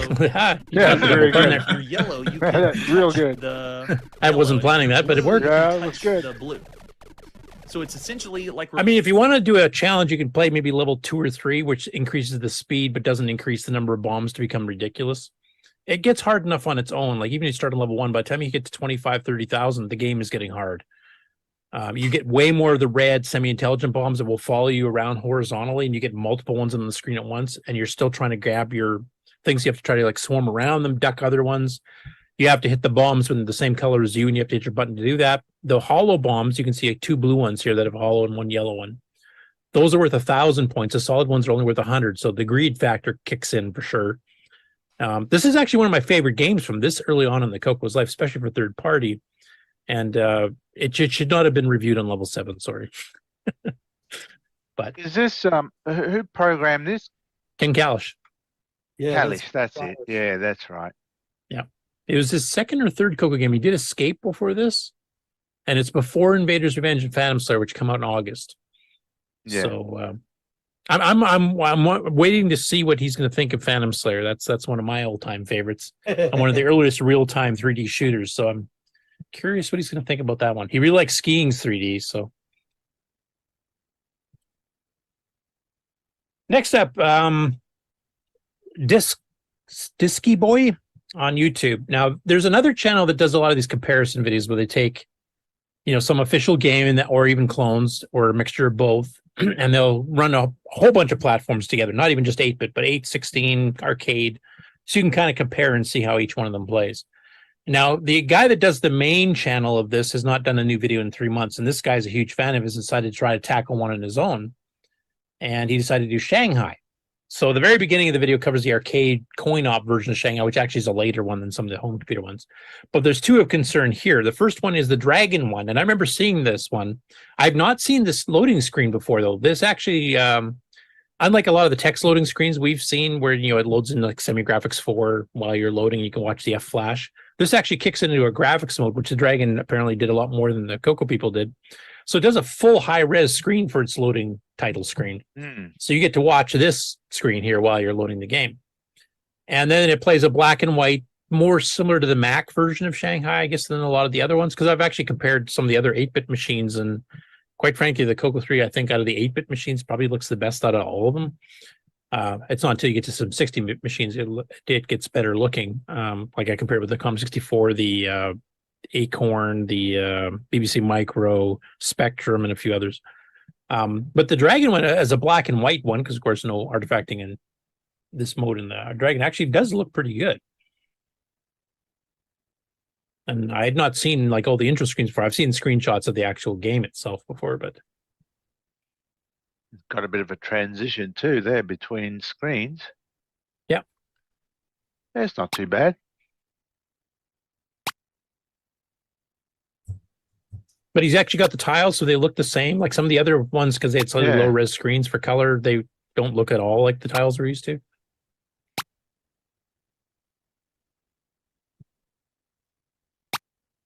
But just to do a comparison here, so he's got, 52 versions of it here. But let's say if you want to compare, say, what does the Apple II version look like?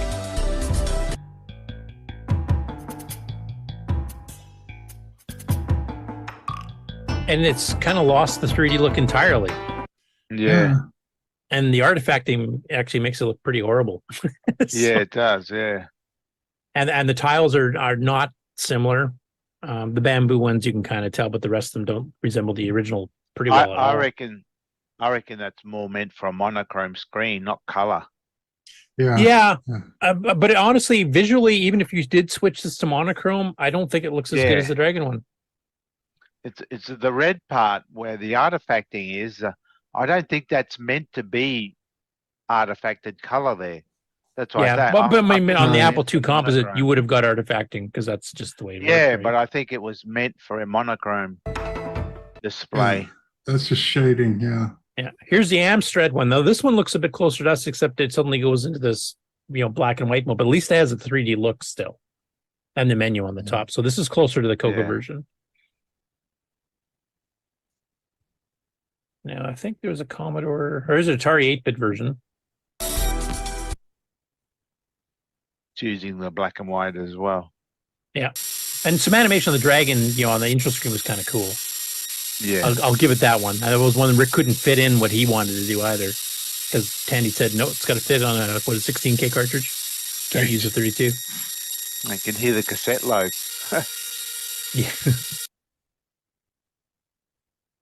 Yeah. Not one doesn't quite look too 3D bad. though. Yeah, it lost the 3D. The details Lost there, the they did pretty good in the 3D. detail. Yeah, the 3D looks missing. And I think, is there a C64 version? I was going to show that one too. Yeah, here we are.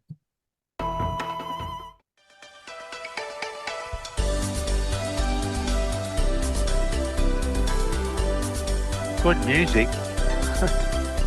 But that's disappointing for C64. Oh my God. Yeah, that's just.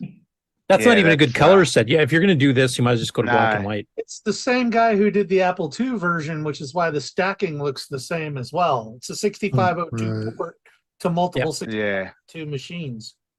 But the C64 was capable of much better than this. Right. Yeah. That is a disappointment if I've ever seen You it. have to count to know what layer you're on. Yeah, that's. I'll show the Spectrum here because that's a. And this is using the later Spectrum, actually had the AY sound chip, so figured, oh, this is going to be pretty decent. And this is a recent port, 2021.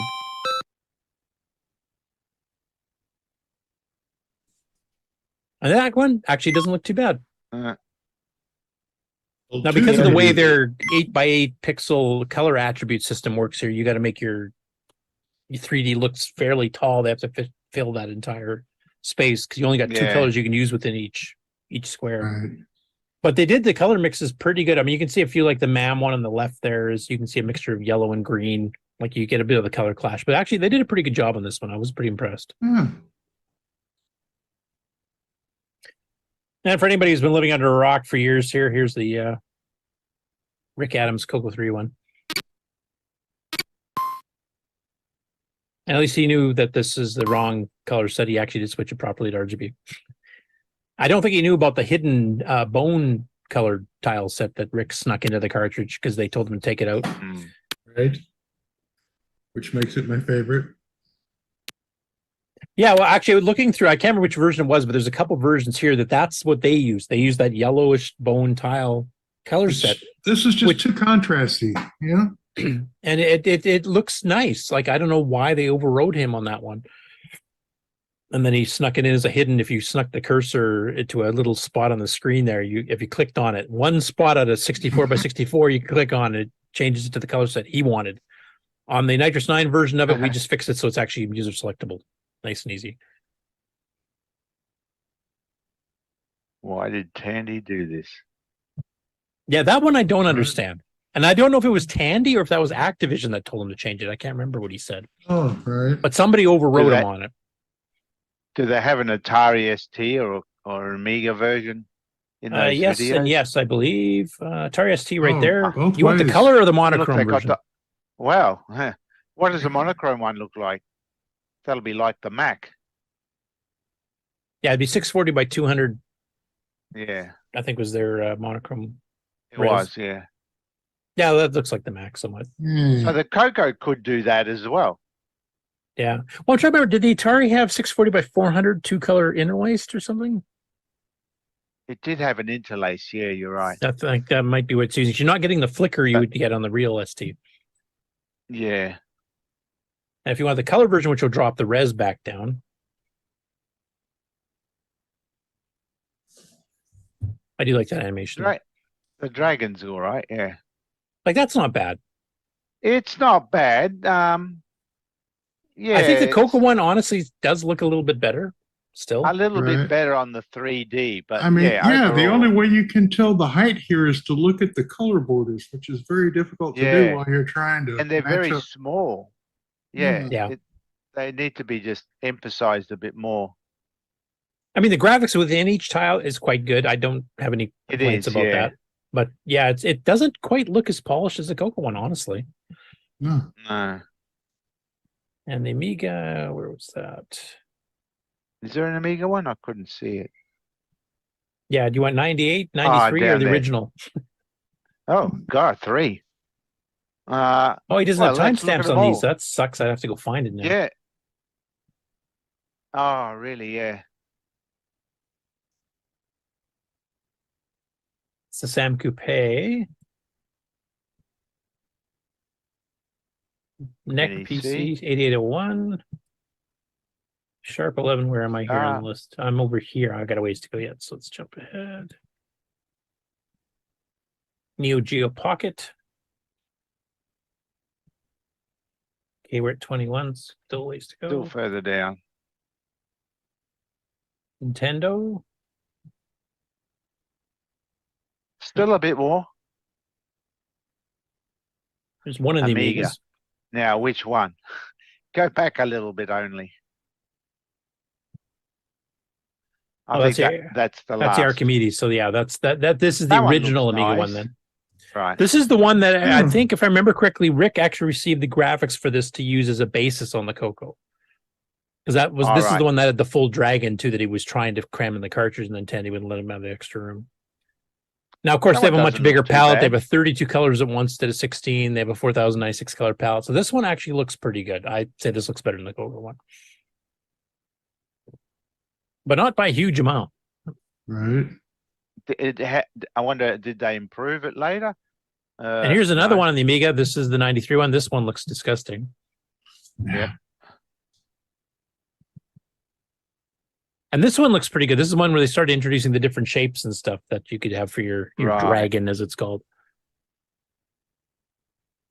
But the CoCo 3 one, I think it stacks up pretty well. Yeah. I mean, it's unless not you get too to bad. completely modern machines like Super VJ and stuff, obviously, but we didn't do too bad.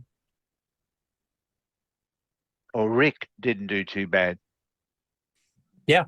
Yeah, Yeah. that- Well, we that- have the Basic 09 one by Sean Driscoll's not bad either, honestly. Right. Sorry, go ahead, Alan. I think it was Alan. Oh, just that Rick guy. He knows a thing or two. Yeah, I think you might have. Yeah. I think he has some experience in the field. Yeah, 60, Kieran is saying, yeah, not real Spectrum. Spectrum's greater than 48K didn't count in the same way this CoCo 3 doesn't count. Well, I don't know if I can go that far, but yeah, the Spectrum had multiple, iterations of itself too. There was the Spectrum 128 and the Spectrum 2 Plus, and I can't remember the other ones, but I have a cat trying to get my attention here. Actually, that's the last of the game story. So how about if we have a quick commercial break? I'll let the cat outside, and then we'll come back and cover the regular news. Or we can watch the fire in Curtis's hair. Yeah, you can do the commercial break and go straight into the hair fire stuff. That's what we want. Hi, I'm John. And I'm Aaron of the CoCo Show. And you're watching or listening to the CoCo Nation, the live and interactive talk show featuring the Tandy Color Computer and its cousins. All hail the CoCo Nation.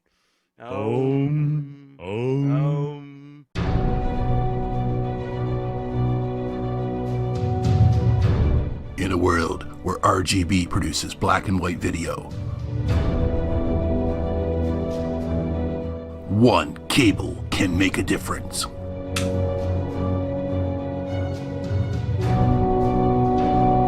Switcheroo. CoCo3ScartCable.com.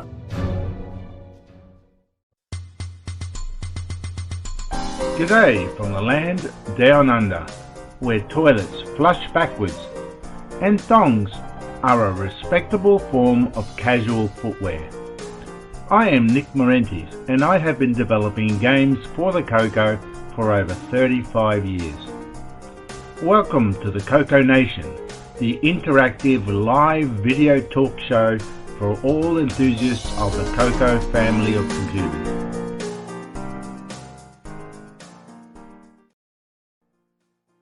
Hi, I'm L. Curtis Boyle. I'm Ken Waters of Canadian Retro Things.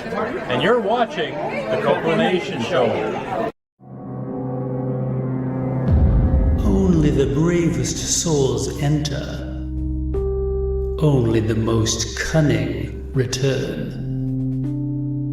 Defeat innumerable monsters to ransom the king's scepter, stolen by the evil wizard.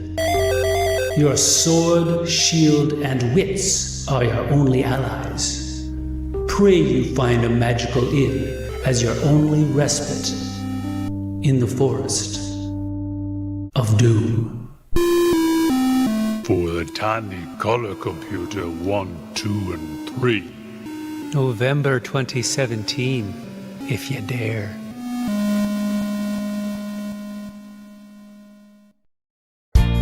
When you want the latest in TRS-80, Tandy, Dragon, MC-10, and all of their hardware cousins, no matter what it takes, or where news breaks, from around the world to your nation. The CoCo Nation News with L. Curtis Boyle.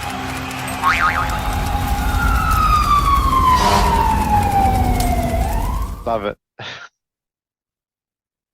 You still like that one, huh, Nick? Yep.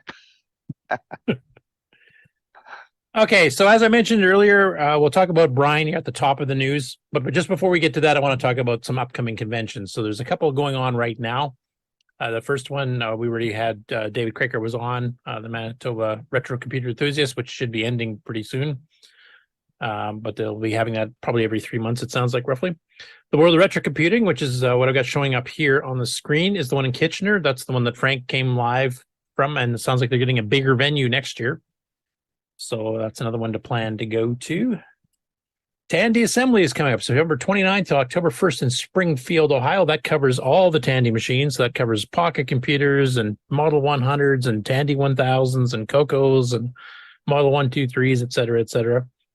I know they're having a special Trash Talkers podcast on YouTube next weekend at, I believe it's 5 p.m. Eastern. And the show is actually going to be kind of a preview of Tandy Assembly. They're going to be talking about the schedule. They're going to be talking about the presenters, the vendors, who all is attending, who's giving seminars, etc. So if you want to watch that, you can go to and search for TRS-80 Trash Talk. If you just search Trash Talk, it'll find a whole bunch of other crap you don't want. And that's a live show that sometimes they pay attention to the chat. We try to do it as much as we can, but sometimes they'll pay attention to actually answer your questions too. But sometimes they kind of get, involved with each other's talking, and then they kind of forget the chat's even there. But if you're interested in seeing what's going to be coming up at Tandy Assembly, that's the podcast to watch. That's the live show to watch next weekend. Next up, we have the Interim Computer Festival. I believe, Mark, you probably know more about this one than I do, in Seattle, Washington. This is September 30th to October 1st. So it's the exact same weekend as Tandy Assembly is, but it's on the West Coast. So if you can't travel all the way across to the East. I actually don't know too much, except I signed up for a couple tables and I'm on the mailing list. Basically, they're trying to bring back basically VCF Pacific Northwest. So except as an independent organization. So Okay, and it looks like if I'm judging by the address here, because it says it's Interspace 3100 Airport Way South in Seattle. I'm assuming this is close to the airport. Yeah, it's kind of on the north side of the airport. It's actually about 8 blocks ahead from the Living Computer Museum, which is where VCF Pacific Northwest was held in the past. So Okay. it's in that same neighborhood. It's the same neighborhood. It has the where the NFL team plays and the Major League Baseball team plays. So that end of town. So you've never been to this particular iteration. You've been to the VCF ones Been before? to the VCF once and was going to go a second time, and it was canceled. COVID. Thank you. So this is no the first time for this. And so, yeah, I don't really know a whole lot about it other than they've got about, if you click on where it says event, it will show you what the event layout is and who's signed up so far. So that's who's there, and a little bit of this, a little bit of that, some networking stuff, my stuff. Somebody has a router from Freenode, I think it is. I got some Canadian representation here too, Chilliwack and Yep. Yeah, we got people coming down from BC, people coming up from Oregon. So anyway, it's just a kind of a foothold here, and so hopefully it'll grow and become like VCF, except in the Pacific Northwest. Do you think you'll have time to like broadcast from there? Because I'm going to try to see if we can get people from both Tandy Assembly and that show. Yeah, I'll see if I can. And I think you're are you the only CoCo person we know, or is Tim or AJ going to this? Tim, I think, wants to go up for the day, and Ken said he might be able to come down. And yeah, I don't know about anybody else, but at least those have showed some interest. And you know, Ken's only about 4 hours away, 3 hours away, and Tim's about 4 hours away also. So. Okay, yeah, so we can get at least one of you to do a little bit of broadcast, show what the show looks like, so people know if they want to try to attend it the following year. And we'll do the same with Tandy Assembly if we can get somebody there to come on and kind of give us a quick little show report. There's only about 12 people demoing stuff, so it's small. They had a Commodore one back in June, and they had about 30 people showing stuff. So they got a little bit more space to grow, but we'll see.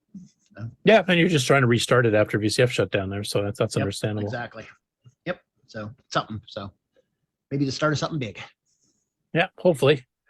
Next up, right up near Kieran, there is still in the chat, is the Dragon Meetup 2023. That's October the 7th to 8th, so the weekend afterwards, at the Center for Computing History.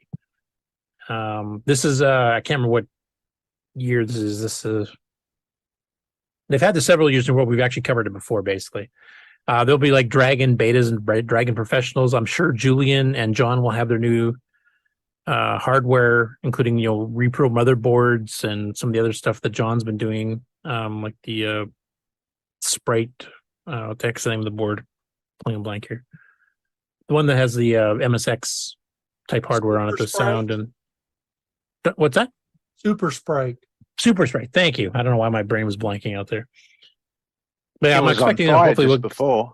Yeah, I might explain it. Yeah, but yeah, this is a good show. We've actually covered this before, and hopefully one of the people down there will be able to link up us again that weekend so we can get a bit of a live report from Dragon Meetup as well. One of these years, decades, I'm going to make it to this one myself there, but that's has to be a bit more pre-planned, and I have to have enough money to fly to UK and back.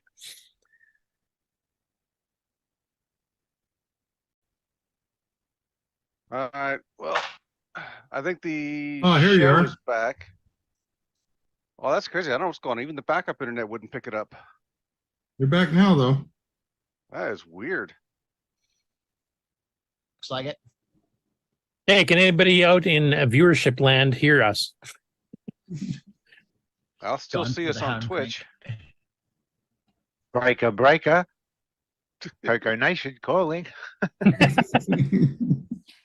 I don't know. I think it just had to do a reset or something. I don't know. I got. Yeah, it looks like we green got on- video back on Twitch anyway. That is weird. Even the backup internet wouldn't do it.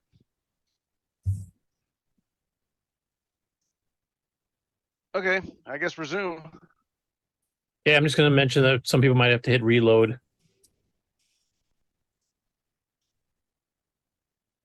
I've got Zoom. Anyway, I haven't been to the Backup and- Portland Gaming Expo, but Tim and AJ were there last year. Right. Yeah, because they're doing live gameplay streaming from there, if I remember. Yep. Just waiting to make sure the chat's actually seeing us here instead of just talking in the wind. People in chat, can you hear us and see us? Please respond in the chat if you can. We're live on YouTube. Kevin always says YouTube says stream ended 2 minutes ago. Yes, No, I'm you still on may Twitch. have to force refresh. Yeah, they'll have to refresh and get a new link for YouTube. Probably for no, actually, I think Facebook is also continuing along. So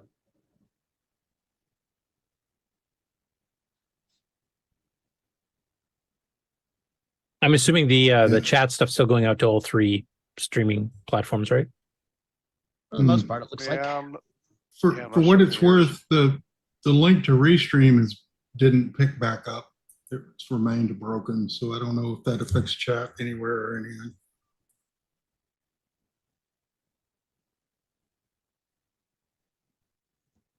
Yeah, I see don't know what happened here. Mark, locally you when sent a we message on lost. Facebook. I seen that showing up in the chat. Yeah, it says we removed it. Facebook said it removed it because why'd this happen? Looks like you tried to get likes, follows, or shares or video views in a misleading way. Connecting is misleading. Interesting. The word test is now no longer allowed to be used. Thank you, Internet Overlord Robot. Yes. Oh well. Yeah, It served I its don't know purpose what though. happened. You got I lost echoed both from Cox Facebook and to Verizon at Twitch. the same time. Well, I think we are on here.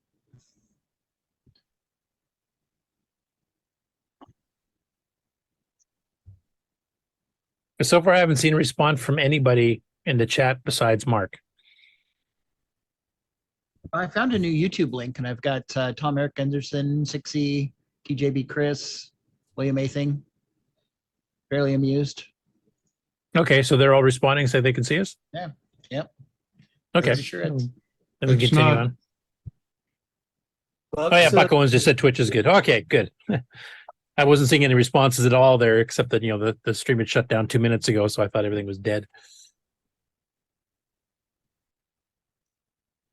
Okay, well, we finished covering the shows that are coming up over through basically mid-October. And before I get into the proper news here, I thought we'd talk about the passing of Brian Joyce. So there's a couple parts. This one is big thank you for everything he's contributed. He was very active in the CoCo community. He was active in CoCo Talk in the early days. He used to do a lot of stuff for us. He actually did those clip videos, the best ofs too, didn't he? Yeah, the DVD collections. He did the Yeah. compilations. Yeah, so he actually did a lot of work behind the scenes. Yeah, he wasn't too much in front of the camera type thing. He also hosts Nick's, game websites where you go order all the stuff so Nick can get Ferraris. But it was rather a shock and sudden. I had no idea anything was wrong, or I don't even know if that is what happened. We have no idea what caused it. But basically, we just suddenly got notice this past week that he passed away. So first of all, big tribute to him. I should mention there is actually going to be an online service for him that I think somebody posted on Facebook. Let's see if I can find that link. Yeah, I reposted it. It's next 20th at 1:30 p.m. Probably in Canberra. Yeah, by the way, our chat to YouTube may be broke. Yeah, I think they're all broke. Well, I'm showing it. Facebook to Twitch seems to work, but everything else is broken. Right. Well, and like the link to Restream Studio is broken, so there's a bunch of stuff that didn't come back. Yes, I don't know how you would reset that. I'm only seeing a 2 out of 3. Anyway, continue on. Okay. Our apologies. The internet broke and only partially recovered. Well, hang on. I got red again. Jesus.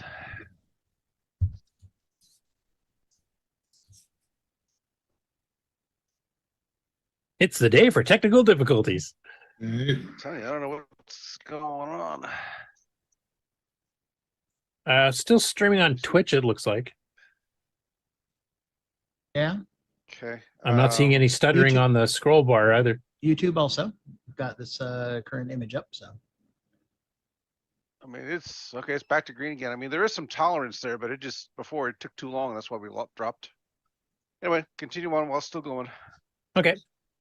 So anyway, what I'm showing here is from Facebook, especially for you people that are not on Facebook. It's basically, forever love of Di, father, sick, son, brother, uncle, friend, and pa to many. Join us to celebrate Brian's life at the Outdoor Chapel of Norwood Park Crematorium at 65 Sanford Street, Mitchell. This is in Australia. On Wednesday, 20th September 2023, commencing at 1:30, and will be live streamed. If anybody is not on Facebook and wants to attend the live stream, let one of us know, and we'll post the direct link. What's for that the on translation and time zones? Yeah, I'm not even sure what time zone that's in, to be honest. It's Canberra, as far as I know. 1:30 p.m. I would estimate that would be around about the 10 o'clock the day before. So in US time. So Tuesday, Well, 10 Eastern time, because PM? US has multiple time zones. Oh, does it? Yeah. So yeah, central US, it's I like how 7:42. disappointed you sounded there. Oh, does it? I think Australia has You multiple time guys. zones too, but none of them count except for the East Coast. So, no way. I thought there was only one America. Right. Yeah, we're all neighbors too.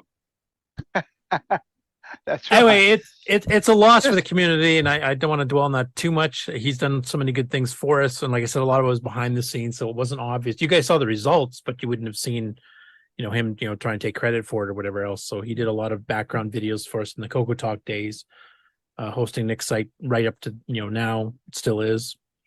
But I want to kind of segue that into, like, we've been talking about, what to do with CoCo collections, et cetera, when somebody passes away, and we should be talking about, doing wills. But this kind of brought up, like, he helps co-host Nick's site, and there's several people in the CoCo community. I used to be co-hosted with STGNet by Scott Gapentrog, for example. So what happens when, in this particular case, Brian is the one that registered nickmarentes.com and hosted it on his site. So technically, Brian is the owner of Nick's site. Yeah. And he'd be the contact person for it. So what happens, first of all, when this happens, when the person that owns the site passes away, but the person they're hosting on behalf of is still around and wants to continue the site on? Like, how do you even arrange that? That'd be one thing. And two, make a backup plan. Like, what happens if this type of thing happens for any sites you're hosting? Now, Mark, you were doing some research on this for your seminar in CoCo Fest, though you didn't get a chance to do it. Has this been something you've done some research on specifically, or? A little bit back months ago. I haven't done much on it in the past few months, but yeah, it's this exact reason, because, where is this, what happens to all of Brian's stuff, and everybody is dependent upon him. What happens to their stuff? So it's one of my concerns about having some sort of succession plan. So. Right. And in this case here, I don't think this would be covered by a will. This would be something you'd have to arrange with whoever you're getting hosted with, right? Yeah. My previous employer had this problem a couple of times where if the owner disappears for whatever reason, when it expires, and anyone else can register that name. So there will be some point where Nick's domain expires and he will be able to register it. Just anyone could, but who's going to want Nick Marentes except someone named Nick Marentes? Yeah, who wants that name? So that's probably your best, is to get the expiry date and just be ready to register it. How would you be able to find that out? You can also who is camp on the who is where Yeah. you can look up any domain registry and see what the expiry date and the contact person. You can also work with the registrar, and since you can prove that the domain is a personal domain to your name, you will be able to work with them to get it transferred to the control of someone else. There's humans there? They'll need confirmation, like a death certificate and things like that. But you can get domains transferred directly through the registrar in cases like this. So it doesn't happen often, but they do have a way. Okay. And how do you contact the registrar? Is that local to each country, or is that some It's universal specific body, to or what? each registrar. It depends. I mean, it depends on which register. It could be anywhere, actually. Right, your who is will tell you who it's registered under, right? And you just work from there. Yeah, and they have contact information typically for whoever that registrar is. Okay. But yeah, this is an angle like we'd all talked about, last year even about, if you have a big collection of stuff, like most of the time your family doesn't want to keep all that crap. Unless you're lucky and you have a really enthusiastic son who's going to help sell everything that you do, like we had on earlier. Kudos to Charlie. But most of the time, the spouses or the kids usually aren't that interested in the retro stuff. So, having a will set up that you're donating it to a club or you give it to somebody else nearby you that's still interested in it, they get it or whatever, rather than getting all hucked in the garbage or a Goodwill or something where it might just disappear. We've talked about that, but having something like this with the electronic trail of your existence type thing, and especially when you're linked with other people, that is something we've not really discussed before. So that's one of the reasons I wanted to bring it up. And it does sound like, go ahead. Some sites have succession plans in them. Like, for example, your Facebook account, you can designate who can take over control of that Facebook account after you're gone. So yeah, and I think that's actually what happened in Brian's case, because these posts are done under his account about the funeral. And obviously he didn't do that himself. Yeah. So, I mean, some sites will do that and, go ahead and set those up if you haven't. You have to talk to each of the sites where you have things like Amazon holds digital artifacts that you've purchased the license to and things like that. Game licenses that you have stored online, those kinds of sites that have those kinds of digital artifacts, some of them do have succession planning and you can set that up right up front. And if not, write them a letter and ask. Yeah. Well, the thing. So I just looked up mine on that who is, and nicholasmarentes.com, it says your domain is available. $24.95 for first year. See, that's different because Buck Owens just posted. He looked it up and it says That's- registration expiration date 2024 January 22nd, and that gives the time. Yeah, you got a scammer, Nick. No, what he That's what he saw was Nicholas Marentes, not nickmarentes.com. Ah. Oh, Yeah. So Nick Yeah, it forgot his shows- own website. That's cool. that's the issue. Those it's Mine, registered to Nick or Brian Joyce. Nicholas? Grab the other one for $12. You got a backup. That's true. Is it So it looks like you're good till January 22nd. It was prepaid for that. right? But that's only Oh, I less than did- 6 months away. I would like Yeah. to It's just just the extend domain the name, same though. one. Yeah, figure it out while you got time. Exactly. So I would have to say buy that domain and then find another person to host it. Correct. Correct. Is that right? Right. Right. You I'll can look park it up. under any host. Yeah. I mean, some of the places where you get domain names actually have space they can give you, like hover.com or something like that. You can probably even set up yourself if you wanted to. Do you have the original source for your pages and stuff, or was that done by somebody else? I've got all the source for the pages. Yeah. Yeah, because you can even host it yourself. Just register on Hover or what's that one that the race car driver promotes? GoDaddy or something like that, depending what I don't know what's local to Australia, but Well, no. Yeah. It doesn't have to be in Australia. It could be anywhere in the world. Well, true. well, now the squatters know the expiration date. Sorry, I didn't hear either one that was talking there. GoDaddy's here in Arizona. Paul, when he passed 2 years ago on the 15th of September, we were friends, and beforehand he made sure that I would get the stuff that he had. Some of it, though, or majority of it, I had given him because he had, lost his stuff a while back or gave it away. But so in his case, I have his stuff, but not everybody lives close to another person, No, like I don't. The nearest one I've got is Bill, and he's 100 kilometers away. Is he older than you? Yeah, he's older than me. So I'm like, if once I get my will done, I'm probably going to will it to Glenside, and I'll have to leave a contact, a website or something, so they get a hold of whoever's running Glenside at whatever time that is, and just say, take out of my savings or whatever's left there. You pay for the shipping even to get it across or something, if that can be arranged or something along that line. They'll Well, that's a good probably point. play this video back.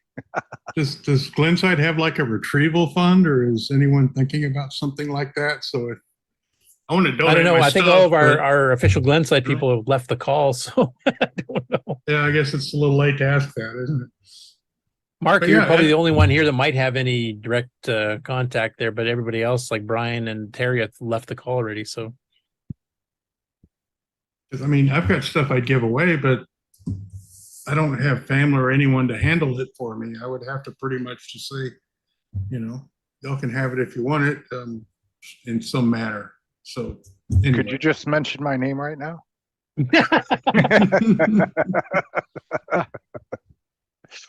I don't know which one of the you two is older than the other here. I'm not sure which way they would go. Right. We might be fighting each other for who gets what. Hey, Nick, Mark Siegel said, just leave us $50,000 to CoCo Nation, and we can do that, and then we'll take over your site. Oh, he'll take care of it for you. You'll pay for it in Ferraris, I heard. I'll have to sell all my Ferraris. Actually, I would like to see the CoCo Nation, because it's an entity, independent, LLC, do that sort of stuff. something, yeah. Basically take over and host. I mean, we could use a little bit of that money we get every month from the Patreons and whoever wants to donate to set up hosting space and take over people's sites. When we go over to around. Nick Marenti's Right. house to divvy up his stuff, you're going to see that all his Ferraris are in pieces everywhere. That he got, front fenders, seats. Parting them out for making a higher little amount bit of at money. a time. You got to look under the bed to find them. There's the secret. It's in a little shoebox. Yeah. So I'm looking at that GoDaddy site. I did nickmarentes.com. It says domain taken, but then it says broker service fee $108. Add to cart. Does that mean I can buy it back or buy it to It's There not are- expired yet. It's There not are expired yet. 100,000 people on the internet that will take a lot of extra money to do things that you can do very cheaply. Right. So don't take anybody's advice on the internet. Right. Okay. Well, you can But wait, trust us. you're on the internet right now. But you Yeah, can go that's true. directly. You can go directly to GoDaddy or any other registrar and buy the thing yourself for $20, or you can pay someone $100 to do it for you. It's a really Well- scammy system out Yeah, there. I was going to say, like Hover.com, I don't get charged anywhere near that to have my site registered. Not even close. And make sure you talk to them and tell them it's not marionettes. No, that's right. Yeah. Right? It does suggest, nickmarentes.com, that's a US one. It does say an alternative is nickmarentes.com.au. And that one's $21.95 a year per year. Yeah. So So maybe I that's the should one you just buy. open up You a can new do one. that. The one thing I'll warn you about is that when you change your domain address like that, especially if the old one still exists, then you're going to have a lot of people losing your site because the bookmarks all have to be changed, and people who don't listen to Well- the show regularly won't have a clue Well, this has No, happened. they do Plus- that for you. Plus, you own the .com, and that is valuable. The Yeah. .com is more valuable than any anything else. Yeah, No, like .ca, nobody remembers Ah. that. They will forward it for a price. Only if you have control over the Right. previous You have to one. own the .com before you can do any kind of fancy forwarding or anything. Yeah, So, talk to your current hosting, whoever's taking that over for Brian. Talk to them first. Don't do anything else until you know what their plan is. Yeah. Yeah. Well, I don't know who it is. Who it does? His, It doesn't. wife. The Was one that that seems to be Mark? posting. The one that seems to be posting is his wife, or it says fiance, but I think they're married. worth asking. Right. I- And you got 6 months. So, Somebody's watching Alright. this show and knows the answer and is yelling at the screen. right. They can post in the comments if they want. All right. But yeah, that's something I think any of us that have domains and stuff, as well as equipment and whatever else, that is something we should definitely think about, is Yes. setting up some way for it to transfer nice and smoothly. Either Right. like a domain or, your equipment or whatever, unless you have somebody locally you already have in mind, you can just, kind of arrange that locally and just put it in your will type thing. But for people that have to ship stuff like Rick or myself, it's not going to stay here. It's going to have to get donated. Maybe I'll donate it all to Nick. Fill up his house. All you got to do is ship it to Australia. You'll be good. He has to get rid of all his Ferraris. You I'll know ship that and collect. you know that CoCo kid with the batteries? He would take it. Some of it. There's some of my software stuff I don't think he'd care. Like color profile, I'm pretty sure he's not too interested in. So Anyway, it's definitely something to think about. And Mark, we should definitely make sure you do get your seminar ready for next year, because this is something I think that does Yes. need to be discussed, especially with the age we're all Yes. getting to. Yep, I know. That's why it was kind of on my radar. At the moment, it's been Get the pushed back, but checklist it still done. is. Yep, and contacts and the list of things you need to know. Yeah.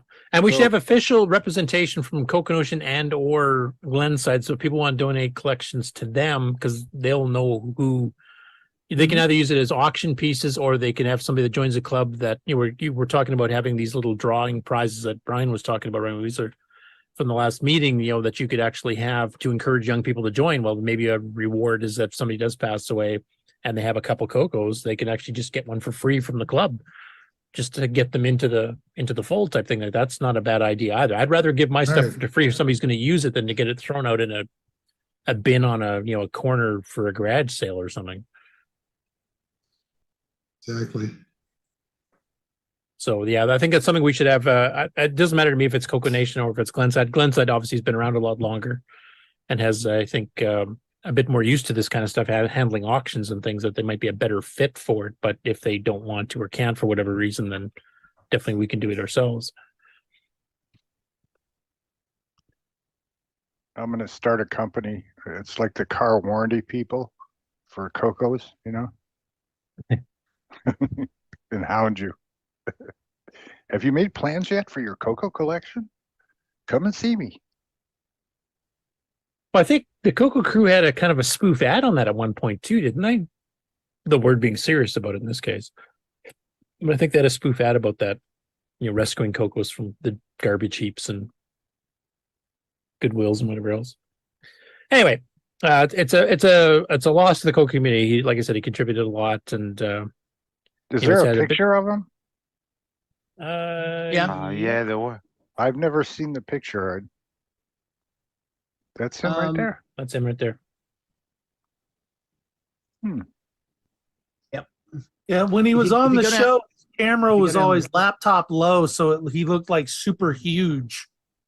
Yeah, that's right. If you scroll down and look at the pictures of him, there's one of him wearing a I'm a Coconut t-shirt. Just in his general stuff here. Yeah, recent photos probably. Over on the left. No. Recent photos would be.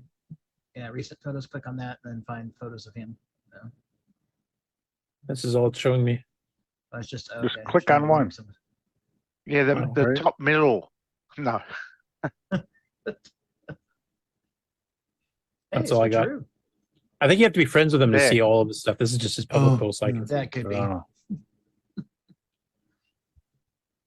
Yeah, so that's the only picture I really have of him. But yeah, he's quite young. He's younger than me. So 51. It said. It wasn't quite Really? 52. 51? Gee, Yeah. that's my brother's age when he passed. That's far too young. Yeah. far too young. At any rate, I don't want to dwell on it too much because I'll just get depressed. But definitely some Yeah. food for thought. On that note, let's switch over to something a bit more positive. The news. We'll miss you, Brian. Yeah. Of course, at this point, maybe him and Paul are working on a new CoCo mod. Yeah, could be. As long as I don't die and try to help them solder, it should be good. Jeez. Oops, I scared the whole screen. I didn't want to do that. Actually, if you go, I just went to his Facebook page. There's more pictures of him there. If you want to show that. If you're friends with him, yeah. I never officially became friends Oh. with the Facebook, so I can't see them. I can't share them. Oh, okay. I'm not. Yeah, or maybe I must have at some point. Well, you're fellow Aussie, so I figured you guys be friends. There's only like 50 people that live there, right? Yeah, he's just over one of my fences. That's what we get in Canada all the time from you Americans. Hmm. Yeah, and yes, TGB Chris, I have a ton of desktop icons. They actually continue onto my second monitor because I just haven't had time to clean them up lately. That was a dark secret I was hoping to hide until I died, but unfortunately I accidentally released it. Oops. Curtis, the first step is admitting you have a problem. It's not a problem. It's just no, a desktop like that, that's a problem. Nah. His second Use desktop. Google Maps to find all your actual desktop icons. It's desktop icon inception is what it is. Actually, it's usually because I just download stuff and I have a default to desktop because usually I download stuff just to temporarily look at it to check something out when I'm doing research and stuff. So I just keep forgetting to delete them. I just got to go through and, the ones that I've already processed and done, I just got to kill them off. But I had rush season at work here, so I haven't done any of that in the last month and a half. Anyhow, enough about my desktop. And you should live stream that so we can all make snarky comments. It's like some people with tabs, like Deke. He says he usually has 120 tabs open in his browser at all times because he wants to refer to stuff. That just is insane, as insane as this is to me. All right, end of the news. So first up, Ron Klein posted some more updates for those people that have the CoCo Pi, namely some MC Basic and TASM 6801 updates. So those are from Greg Dion, who does the basic compiler for the MC10. So actually this covers that because the MC Basic compiler is one of the things updated. The other is the assembler that it uses. So any of you that have a CoCo Pi and are working with any of the basic compiler stuff like Jim Gary's been doing recently, there's updates to that. You can go grab them. And there's a way of doing it that's kind of automated within the CoCo Pi too. I don't have one, so I can't tell you what it is. I just know it's there. You run update. It's a menu Yeah, there you go. Sounds simple enough. If you can find the update icon on my desktop. No, just kidding. Next up, we were talking about this earlier with Ron because he actually made a CoCo versions of the Vintage Geek logo. So they've actually done two videos, one basically last week and another one that just came out this morning, actually. So this is part of Septandy. Man, so Aaron is working. Sorry? Look at that thing right there in the middle. Yep, the Network 2 controller. Awesome. No, so basically, go ahead. It's a TDP 100 is what he's that too. No, the network controller, man. Look at that. Yeah, I got one. So as we talked last week, TGB Chris, who's actually in our chat right now, he was attempting to do a CoCo Network 2 controller too, and he could not get it to work. And Aaron had the same problem. They basically, between the two of them, they kind of talked to each other in chats and stuff, but basically they figured out that basically only the CoCo 1 is capable of working with a Network 2. And it might have to do, we talked about this last week with Rick and a few others, that it might be the audio levels aren't good enough or there's something else different between the circuitry. Because CoCo 2s and 3s will not work with a Network 2. Only CoCo 1s or a TDP, which is basically a CoCo 1F board, work. So he basically ran it together and managed to get the TDP and the CoCo 1 talking to each other. So he wasn't able to demonstrate a wide system like you would normally have used back in the day, just as the host and one client. So this one here is doubling down with a Network 2 controller, and it's kind of the part one where he kind of goes through it, explains how it works, basically what it was used for, how you send programs using csave and cload, where the clients, the students would type in cload, and as soon as they type cload, the motor relay clicks on, that lights up one of the lights on the Network 2 to tell you which people on the network have actually done the cload command or are waiting for files. So if you had, like, say 5 students, nodes 1 through 5, you'd have to wait for all 5 of those lights to come on. So every student has typed in cload. And then you type csave from the host computer, and all 5 of them get the same program at the same time downloaded across. Is basically how it works. So he kind of goes through the history and doing that. And then he did a follow-up video this morning where he actually goes through doing some proper, math programs and stuff. So I'm going to play a little bit of the second one. Because the technical details, you can watch the first video. It's fairly lengthy and goes into a lot of detail. This is just to basically show you what it's like using it on the CoCo. And TGB Chris, if you want to see the equivalent done with Model 3s and Model 4s, he's got his own videos there as well. And I think he's done a follow-up video too, if I remember. So I'll play at the beginning of this one, just so you can kind of get an idea of the flavor of it, and you can watch the full one on your own. I'm also going to bring in a special guest for this so that we have someone to be our student, quote unquote, for our experiment today as we test out the Network 2 controller in a real classroom environment. What have I got to lose?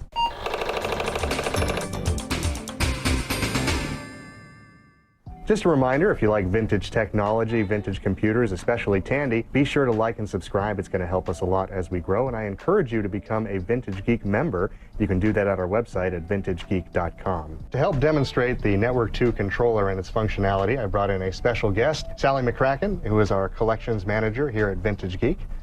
Glad to have you here today, Sally. Glad to be here. I know that you had a lot of involvement in setting up kind of our color computer lab here in the museum, so it'll be kind of nice to see this actually get a little bit of use as it was intended. Oh yeah, I'm excited. I'm excited to be the first student. I also understand that you found in our archive collection that the network controller was mentioned in one of the comic books. I did. I actually found that it was mentioned in 2 of our Tandy comic books, our Superman comic book and our Say No to Drugs comic book. Well, there's no better way to say no to drugs than to use a color computer, so absolutely. The whiz kids really had it right, you know? Oh yeah. So I'm going to start with a basic program here. Apparently you can actually do assembly language programs with the Network 2, but I'm going to start with just a basic program just to make it a little bit easier. Okay. And this one is going to be math flashcards, which I know is one of your favorite subjects. Yeah. So really looking forward to doing math. So I'm going to go ahead and get this set up. If you would type in cload on your workstation and hit enter. And now the controller is in its load mode, so I should be able to save directly to your machine. I'm just going to call this math. And looks like it found it. It may take a couple of minutes. And then once the motor relay clicks off, the equivalent of motor off command, and the light goes off, so the teacher knows that the countdown timer of the load time, which would have been really handy. Would have been a lot of math. True. And we've got our okay. Yeah, so we're ready to try this out. Now, if you go ahead and type in run, I'm going to do the same. All right. Looks like we're both running the program. That's great. Now, are you going to go with multiplication or division? Ooh, I'll go with multiplication. All right, I'll do the same. We'll try to stay in the same area. Oh, did not know this game had sound. Oh goodness. Oh, I wasn't responding to my keystrokes there for a minute. Embarrassing. Oh no. At any rate, that kind of shows you what it is. They actually play some actual games that they download, like they did a blackjack game and stuff. And we find out that she's never played blackjack in her life and had no idea how to play it at the beginning. So, but yeah, I could definitely see this would have been quite convenient for teachers, because if you had 16 students all with CoCos and you can send the same program to all of them in one shot rather than having to run around or pay for legal copies for 16 different computers type thing, this would have saved a lot of money and time. So actually, I've never seen one of these in real life before, except at auctions. I've never seen one running before, for sure. I think the first time I ever saw even attempting to run one in real life was when Ken and I went down and visited the Vintage Geek Museum just after CoCo Fest. So it's really cool to see this. And TJB Chris, now I'm wondering, is there anything for the people that have these, like Aaron or TJB Chris here, is there anything that they should be looking for so we can figure out a way to get this to work with a CoCo 2 or 3? Any suggestions from the hardware gurus? We'd have to be sniffing the signals with like an oscilloscope to see what the level differences are. Right, because it's all in the cassette interface. So, but I mean, it's got to be to do with what can the salt chip deliver versus what does the CoCo one, which doesn't have a salt chip, does, right? And is the pepper board any different, any better? And could, for example, could Pedro do a modification to his pepper board, which replaces the salt, that would make it compatible, or a switch that would make it compatible, or something like maybe that's an option. But if you have one piece of software and you load it on multiple machines, is that not piracy? Depends on no, because you're not saving it there. It's ephemeral. Yeah, but you're allowing it to run. I don't think Tandy's going to come after you, though. No. Yeah, but is it illegal for me to take a VHS tape of a movie I have and go to a friend's house and watch it on his? Because that's basically what you're doing. No, but that's taking the original copy. Yeah, well, the original copy is in the classroom. It's in the same room, sure. What if the cables? I mean, what would prevent you from just loading it on each student station, walking computer to computer then, if they all have cassettes? Right. That's Same not difference. piracy. Is it? Well, piracy to me means you're keeping it, isn't it? No, the actual act is distribution, but the point of the device is also possibly granting you a license. You'd have to look at the manual. Oh, right. It depends on the terms. Because EULA. it was specifically for educational stuff, among other things. How many people were arrested using the machine? Probably none. Well, what I'm curious about is, could the difference between the CoCo 1 cassette and the CoCo 2 and 3 cassette be that affects the network controller be the same thing that's keeping the SVI CAS virtual tape drive from working on the CoCo 2 and 3? So on the Discord, in the cassette channel, people have been talking about this add-on that they can get from a guy named Duncan in Australia that is a really cool little tape emulator computer that seems to only work on one kind of CoCo but not the others. And I'm wondering if it's the same signal difference that's affecting the network controller as affects the SVI CAS. So that'll be something we can look at as well. If we could figure out one, it might fix the other one. Exactly. I mean, potentially it could be speed, but I'm thinking it's more level control.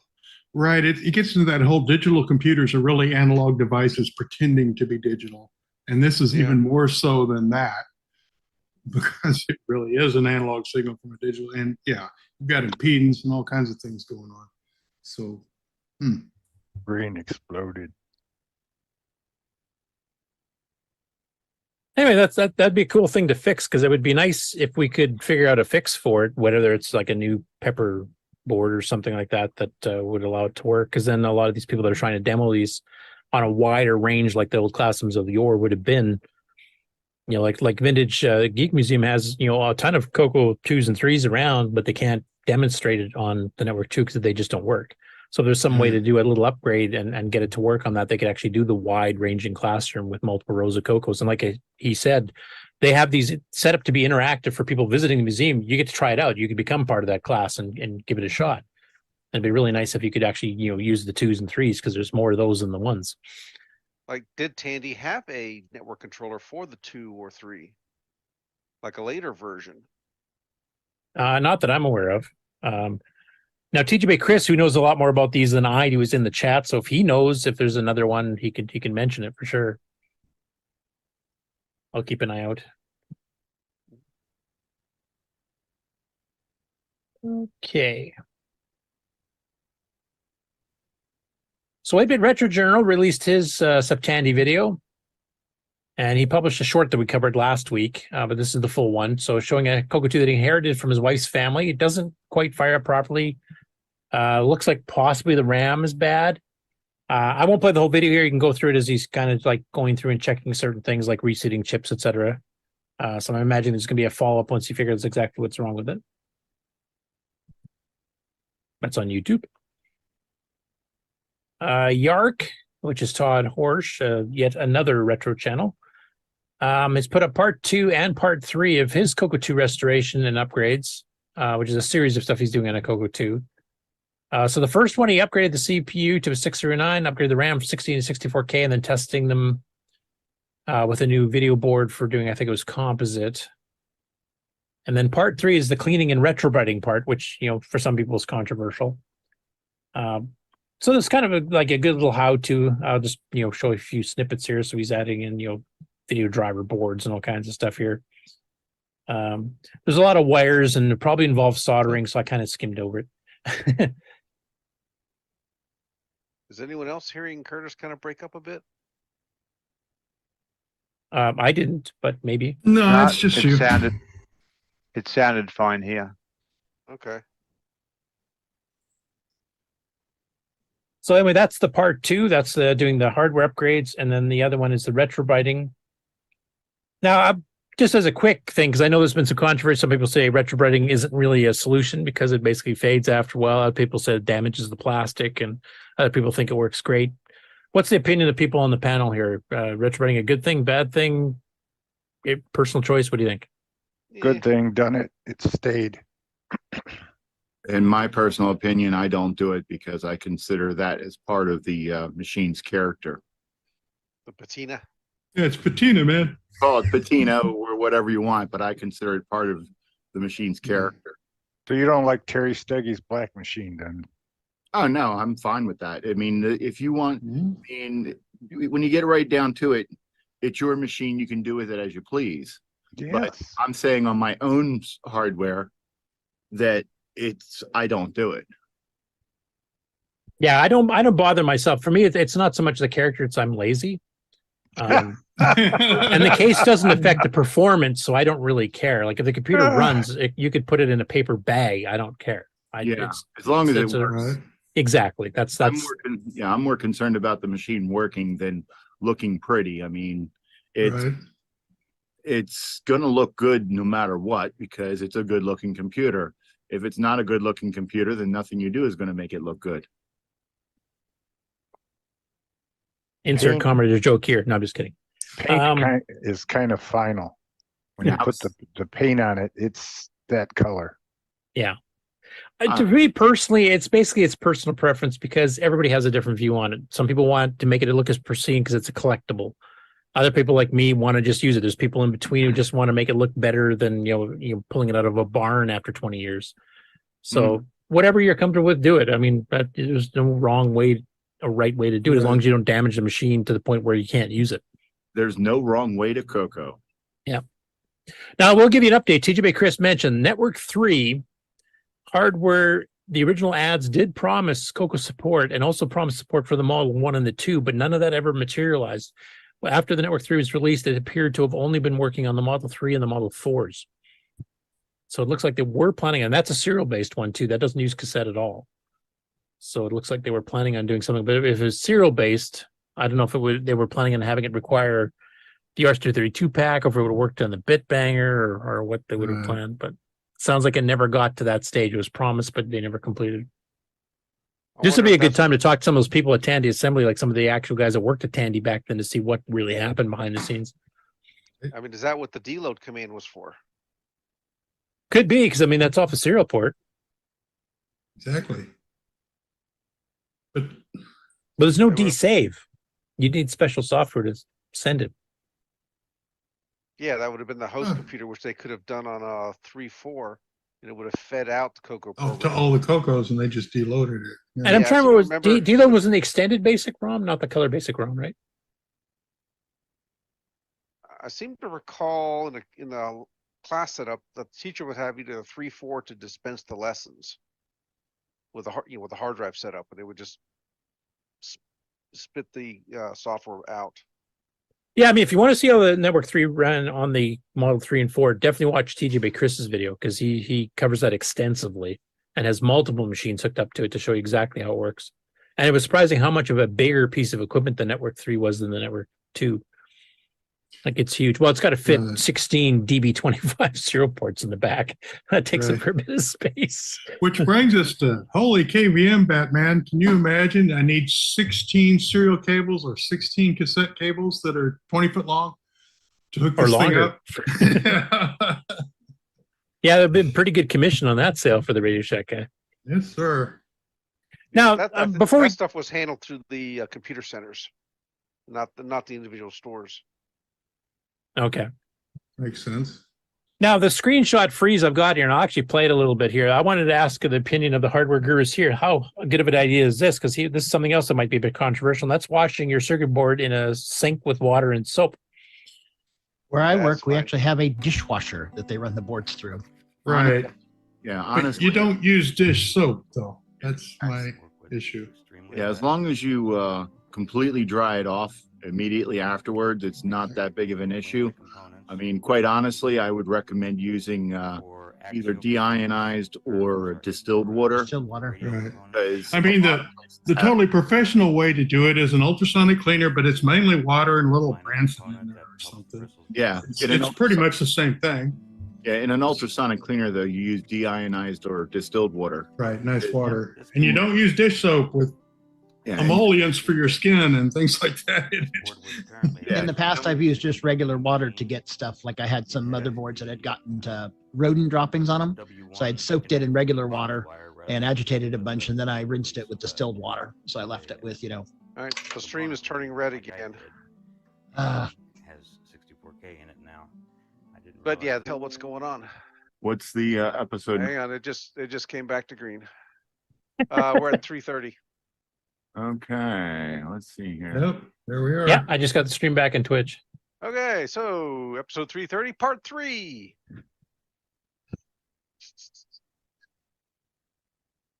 I don't know what's going on with YouTube is Cox still today. buffering. Yeah, so I think it just started a whole new event now. Yeah, probably.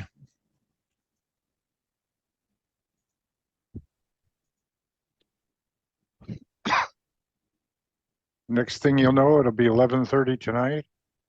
Back on YouTube, Dave and Shannon Sari. One last story. Yeah, for whatever reason, the backup internet is not picking up the restream, but it's allowing me to stay on Zoom. All right. Okay, Dave 609 is saying it's back on YouTube. I've seen it back on Twitch. Twitch. Yeah. So And just say the word. I just have to hit the start button. I'm going to go plow through the rest of the news stories here fairly quick here, just in case this happens again. Okay, so everybody basically agrees that it's okay to wash a circuit board, but you should not use dish soap. You should make sure it dries afterwards, and you probably should use ionized or distilled water, correct? Yeah, Right. non-scented, good for your hands soap is best. Right. So borax. No, I'm just kidding. Yes. 40 mule team. Stick Was it that in. it? That'll take all Stick those it in. stupid bodge wires off for you there. Yeah. Just tie it, secure it in the dishwasher. Don't put any soap and it'll rinse just- away. Rinse the heck out of it. Eh? Yep, actually, Yep. people do that. So Yeah, Yeah, I know. actually, He I said take a doo-doo. garden hose myself, but He Yeah, said if you doo-doo. if you put it in the dish washer, I would also recommend using the drying agents. Because they remove the residue from the soap and such, and they don't leave any residue of their own, and they help dry the water. Like Jet X. Sweet. Yeah. Yeah, the jet dry. Yep. yeah, you don't want residue spots on your because cocoa, right? You don't, because Well, that you could be don't. minerals that would There's cause minerals. shortness. Yeah. Yeah, we don't want minerals left. Yeah, minerals are bad. Adrian Black often washes his boards under a sink. Yeah. Yeah. Again, no problems. There's no residue. The thing is, you can do it in the sink. You just have to do it the right way. And the biggest thing is Yeah. make sure that if you're not using deionized or distilled water, to make sure you get all the water off of it. Anyway, continue on before it goes off. The internet goes off again. So Cocoa Town actually did 3 updates. Now he's been doing a series here for Septandy where he's trying to, I don't know if he's trying to fully resurrect the game and finish it, or if he's just kind of going through all of his old notes and code that he found that he wrote as a teenager in his first attempt at doing a semi-language game based on Moon Patrol.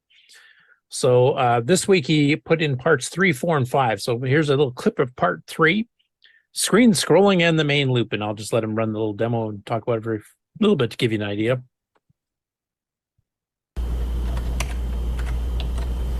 All right. Now we can see some scrolling. I'm going to point out a couple things. One of the things that I was really insistent on was doing that kind of motion parallax thing where you have stuff that's closer to you moving faster than stuff that's further away, like the real Moon Patrol did. So the ground moves a little bit faster.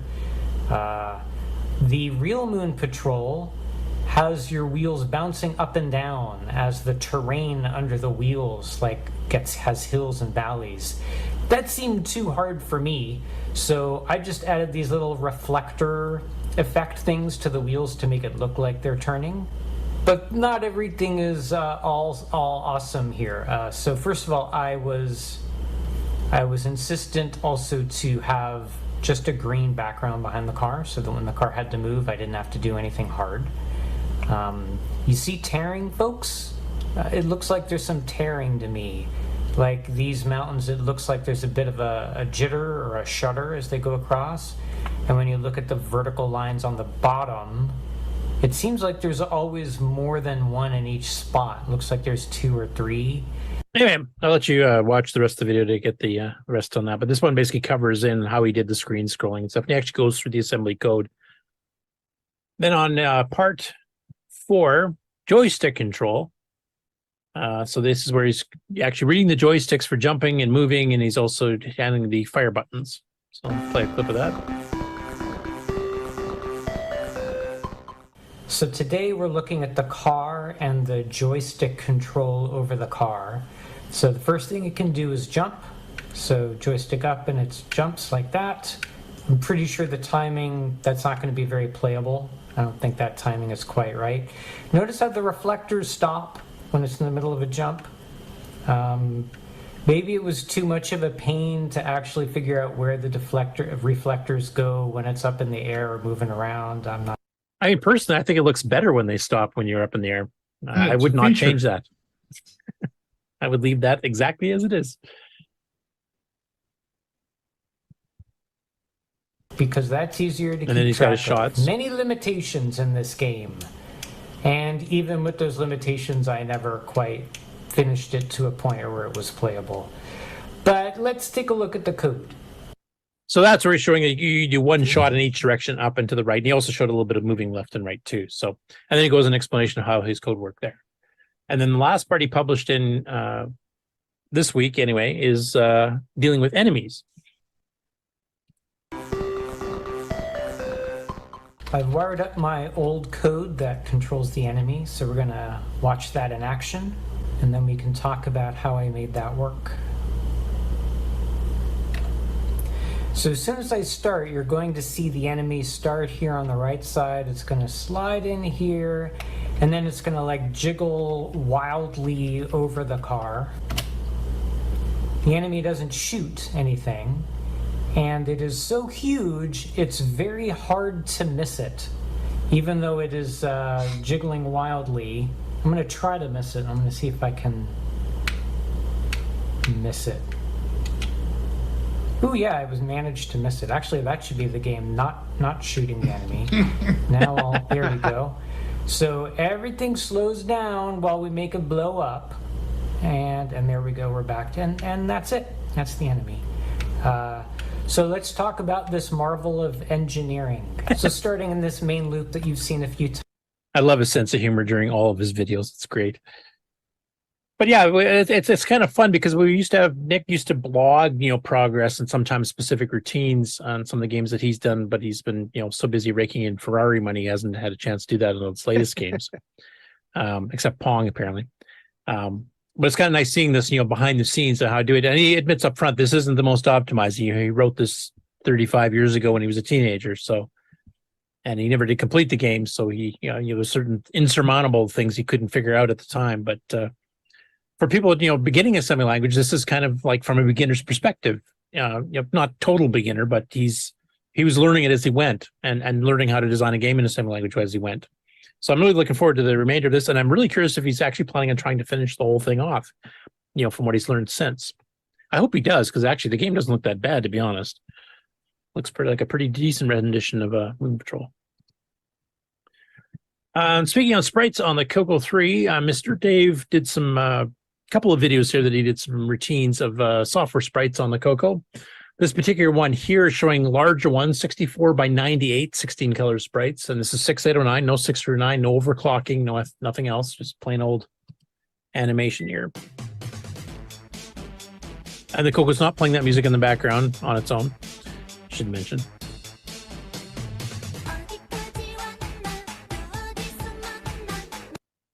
But it's a pretty decent sized sprite, and you're getting some pretty decent speed.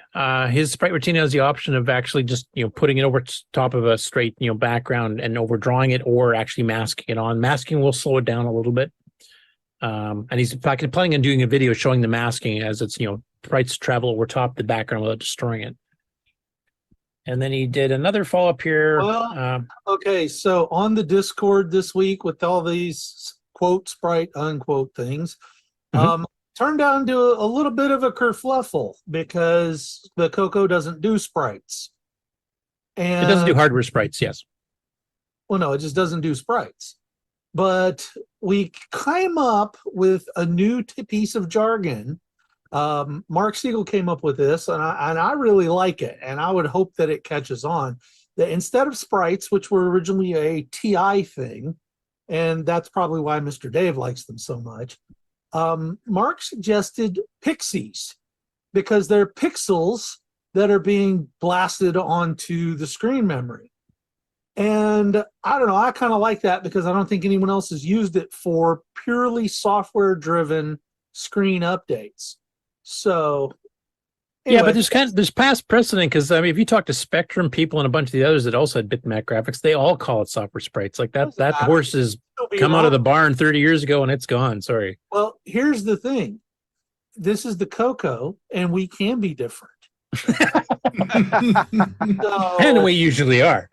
And so, yeah. So anyway, I'm gonna throw that out there. I like it. I'm going to adopt it personally. I don't think we should have sprites on the CoCo unless you have a super sprite board, and then that is completely accurate. Oh, then Or I'll with call Mr. it player Dave- missile graphics. Well, that's on the Ataris, or movable object blocks on the Commodore with the VIC.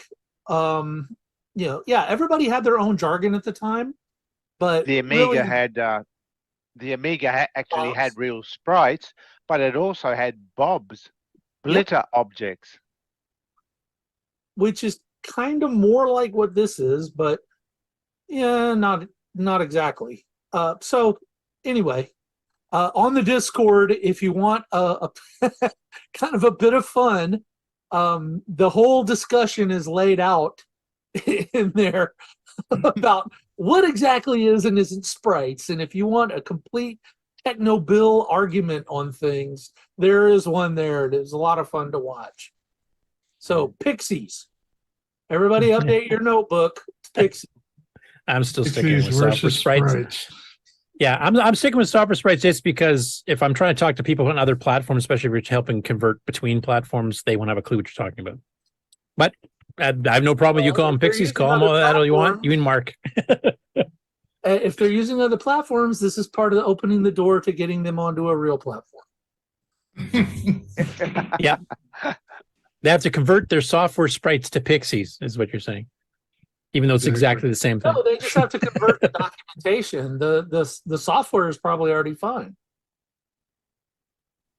Yeah. No, actually, I was following a bit of that discussion there too, and it's basically semantics and basically what everybody's personal preference is.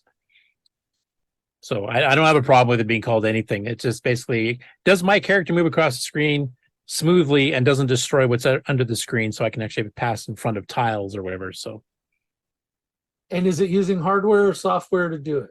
Because on the CoCo, and Mark's point, there's a lot of interesting history that he brought up about why he kind of objected to the use of the word sprite with the CoCo, because of the amount of stuff that he and others took while they were at Tandy from other computers about not having a hardware sprite capability.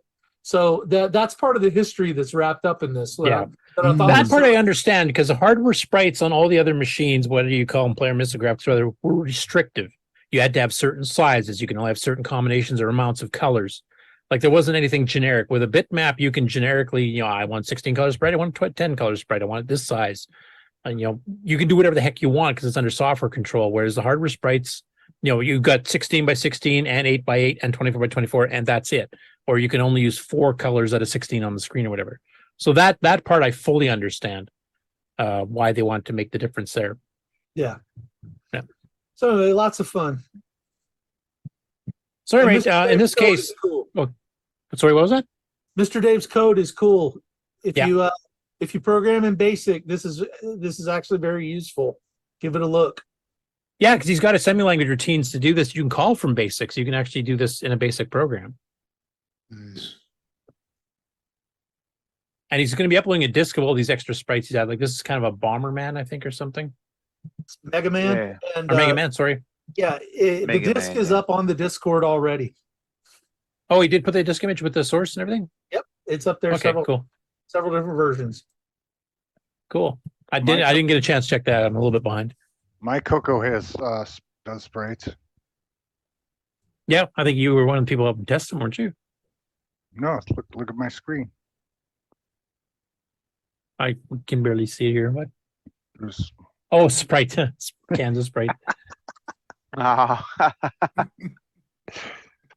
Next up, I won't play too much of these here because I don't want the show to go on too long, especially with all the technical difficulties had and VCF already happened. But basically, we've had a couple. I mean, lots of people that attended VCF Midwest have been putting up videos, kind of summarizing things, from their own points of view. So you get Apple-centric ones, C64-centric ones, etc., or just generic, hardware people, software people. But we had a couple here in the CoCo community. So one was from Ken, and he goes through a little bit about his booth and some stuff that he saw, his impressions about the show. Go catch on Canadian Retro Things. And then Jason also did his Fairly Amused channel on YouTube, and actually catches a bit of Taylor and Amy and Jerry Ellsworth and a bunch of other people singing and stuff there that Ken missed around on his. So I'm assuming there will be a video coming out from the Taylor and Amy show with some of that, so we can get the full song here, because they only got a few seconds here from Jason. But that was pretty cool to see that too. But it looks like it was a great show. Tons of people, tons of stuff happening, some big names there. Standing room only, basically, even in the parking lot. So, and they're definitely going to a bigger venue next year. So, one year I'll make it to this one too. There's so many shows I got to get to. Yeah, and that overhang there was 5 to 7 vendors, and then if you go straight out to the left, there was another. That was the parking lot with all those. There was selling out of your cars, right? Yeah, there was another 10 to 12 in the parking lot. Yeah, it was nuts. This is an upcoming thing. So Justin D. Morgan, who normally is kind of an Apple guy, isn't he? Sloopy? PC. PC? Okay. He's mainly PC, but secondary Apple, Macintosh. Yeah, so he does a lot of these repair, getting a system up and running. And he actually bought a CoCo at VCF East, I believe it was this past year, CoCo 2, with a speech sound pack.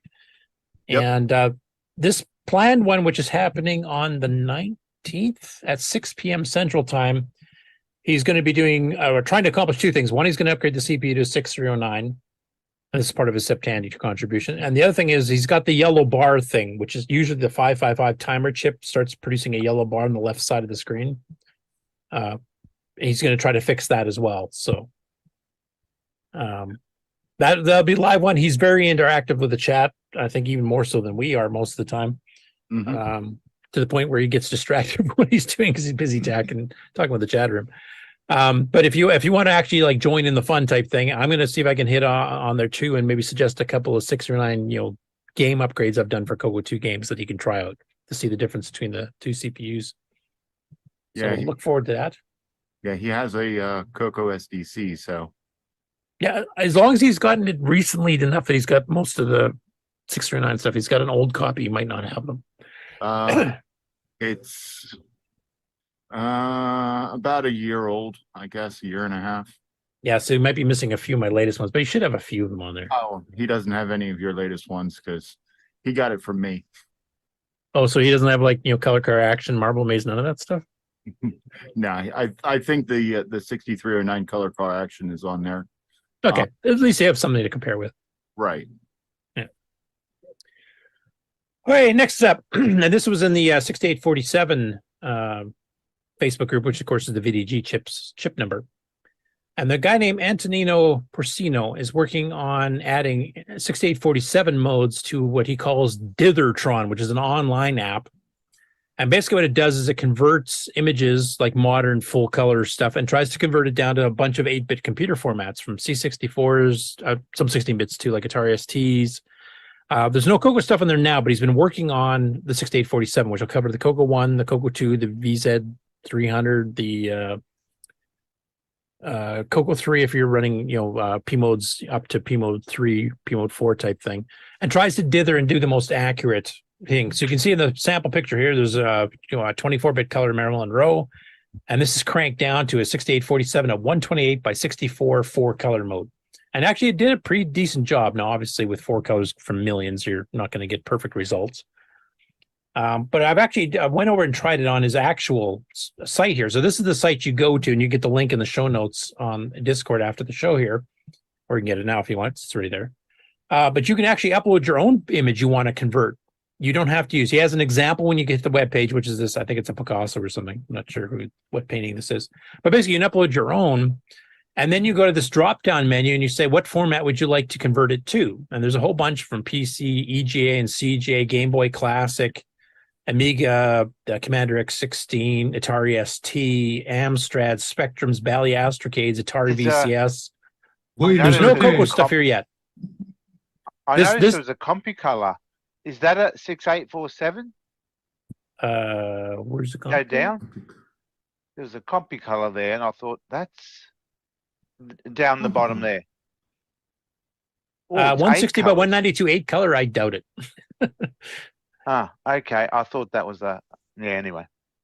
And you can As you slide were. like the image so that it fits, to what you're trying to extract, because obviously the resolution is much lower on the destination machine.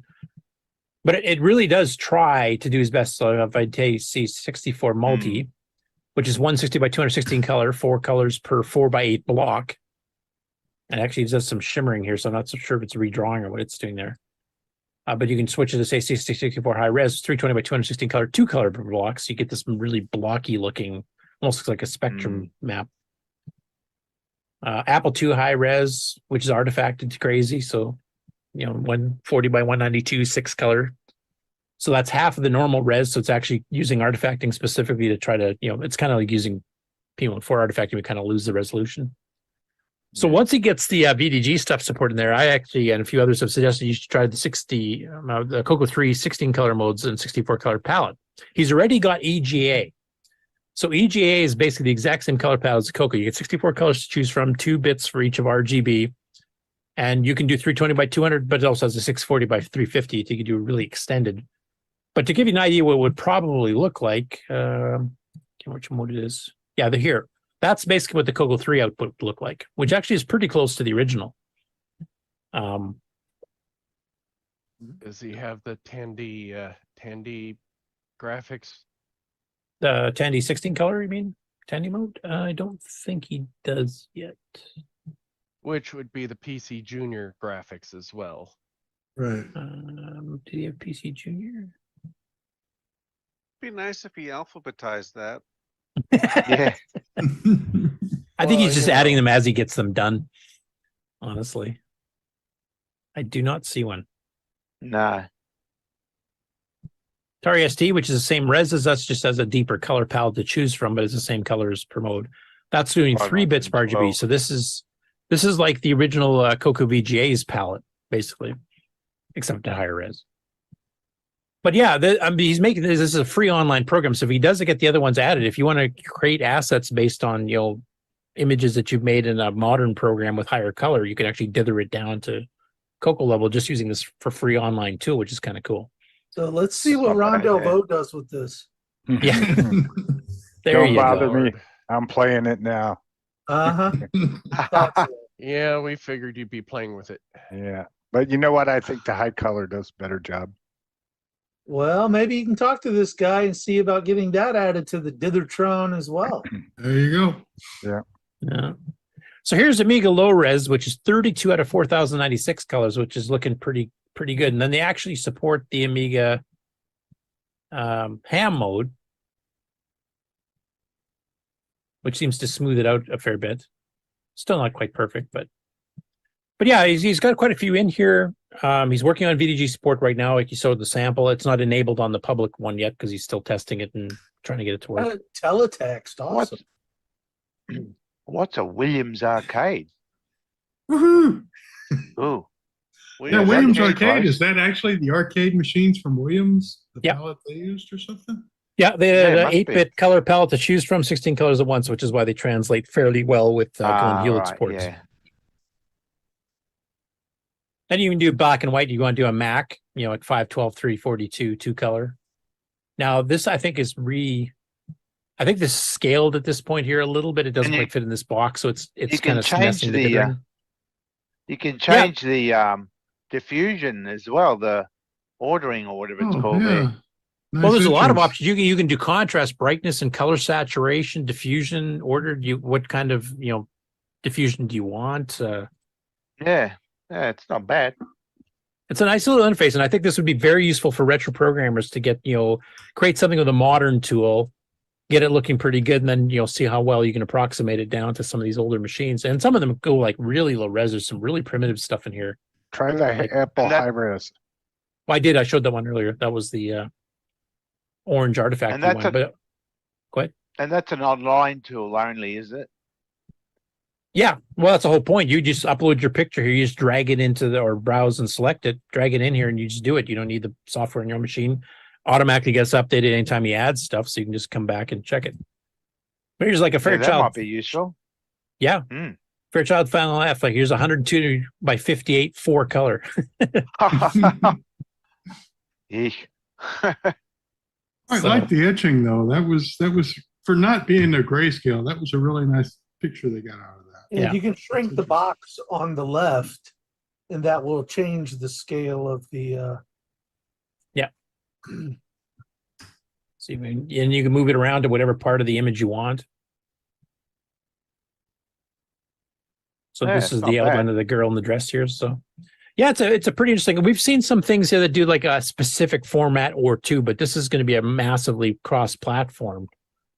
So if you ever want to be one of those people that writes cross-platform games, like some graphical adventure game or something, and you want to make it for like 15 different, old retro 8-bit machines with various color depths and various screen resolutions, kind of like they've been doing with the two engines that we've been covering, like the Japanese one that did Hopman, blanking on the name of that one now. Inafuto. Thank you, Inafuto. And then the other one that Carlos does,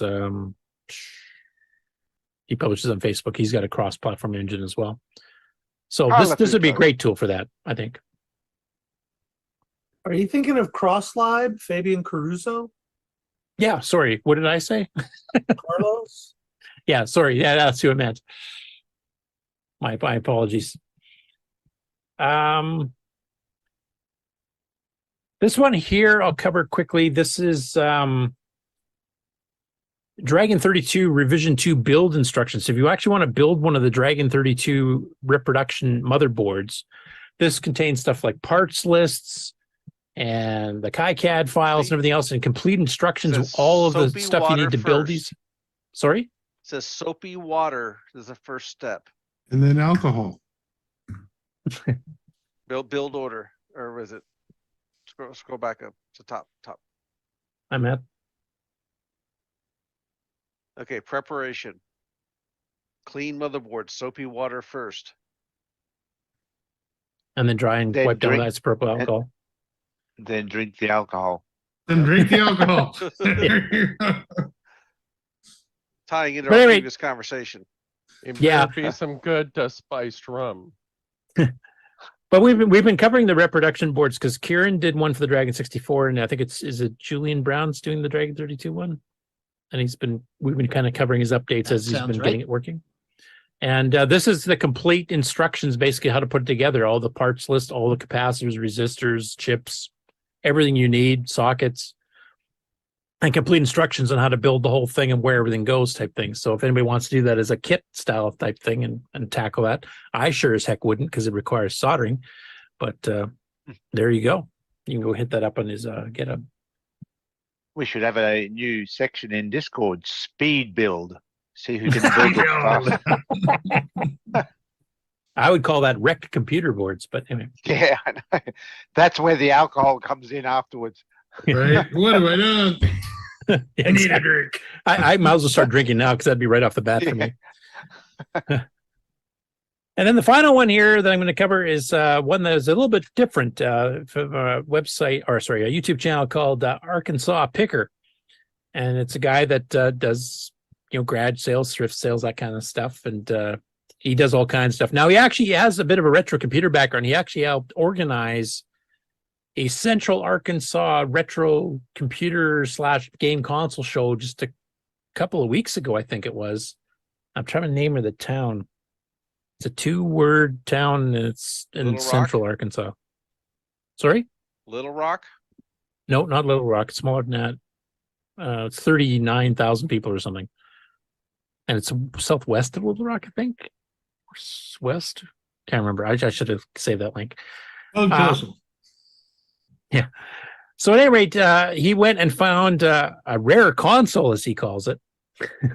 So I commented on this video.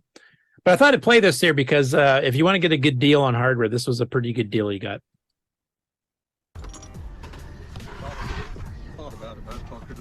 Oh, nice console.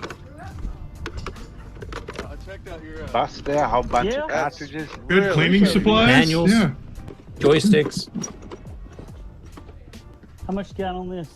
What is it? Oh, What is am I going to have internet problems now? We'll never know. I gave you That's $10. rubbish. Let me take it off your hands for $5. Is that what it is? Yeah. Okay, just go ask Ronnie. He'll tell you. Oh, who's Ronnie? He's extremely cheap.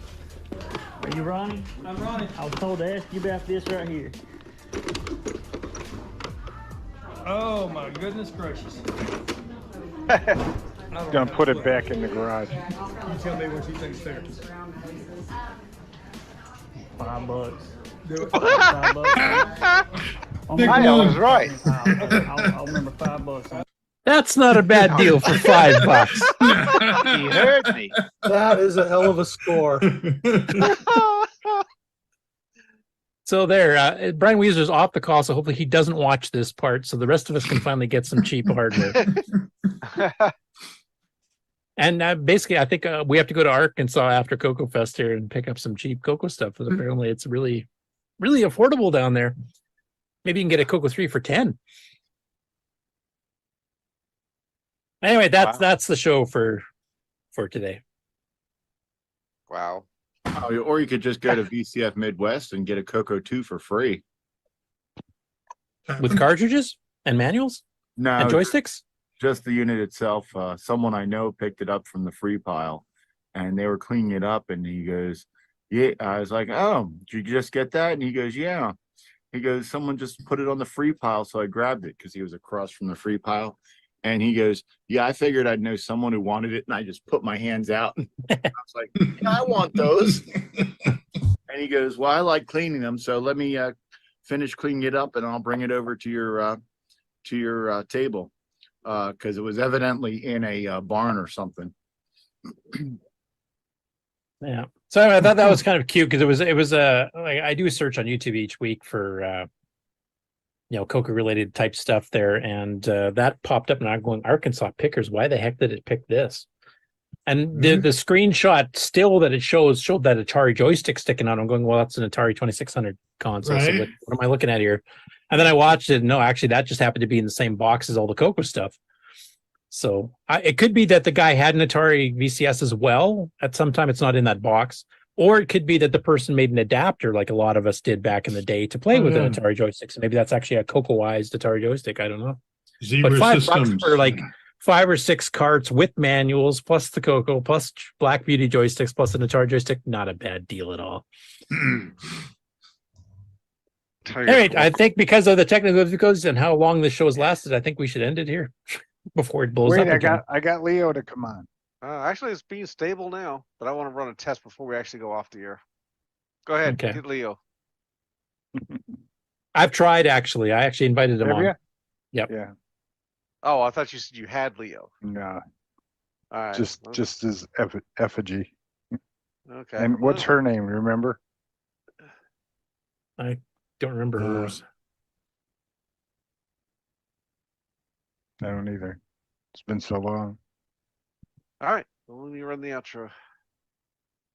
This concludes another episode of the CoCo Nation, the world's leading live interactive talk show featuring the Tandy Color Computer. For all things the CoCo Nation, visit us on the web at thecoconation.com. We'd love to hear from you. Send feedback, suggestions, even segments via email to show@thecoconation.com. The CoCo Nation Show would not exist without the community and its cast and crew. The CoCo Nation theme song copyright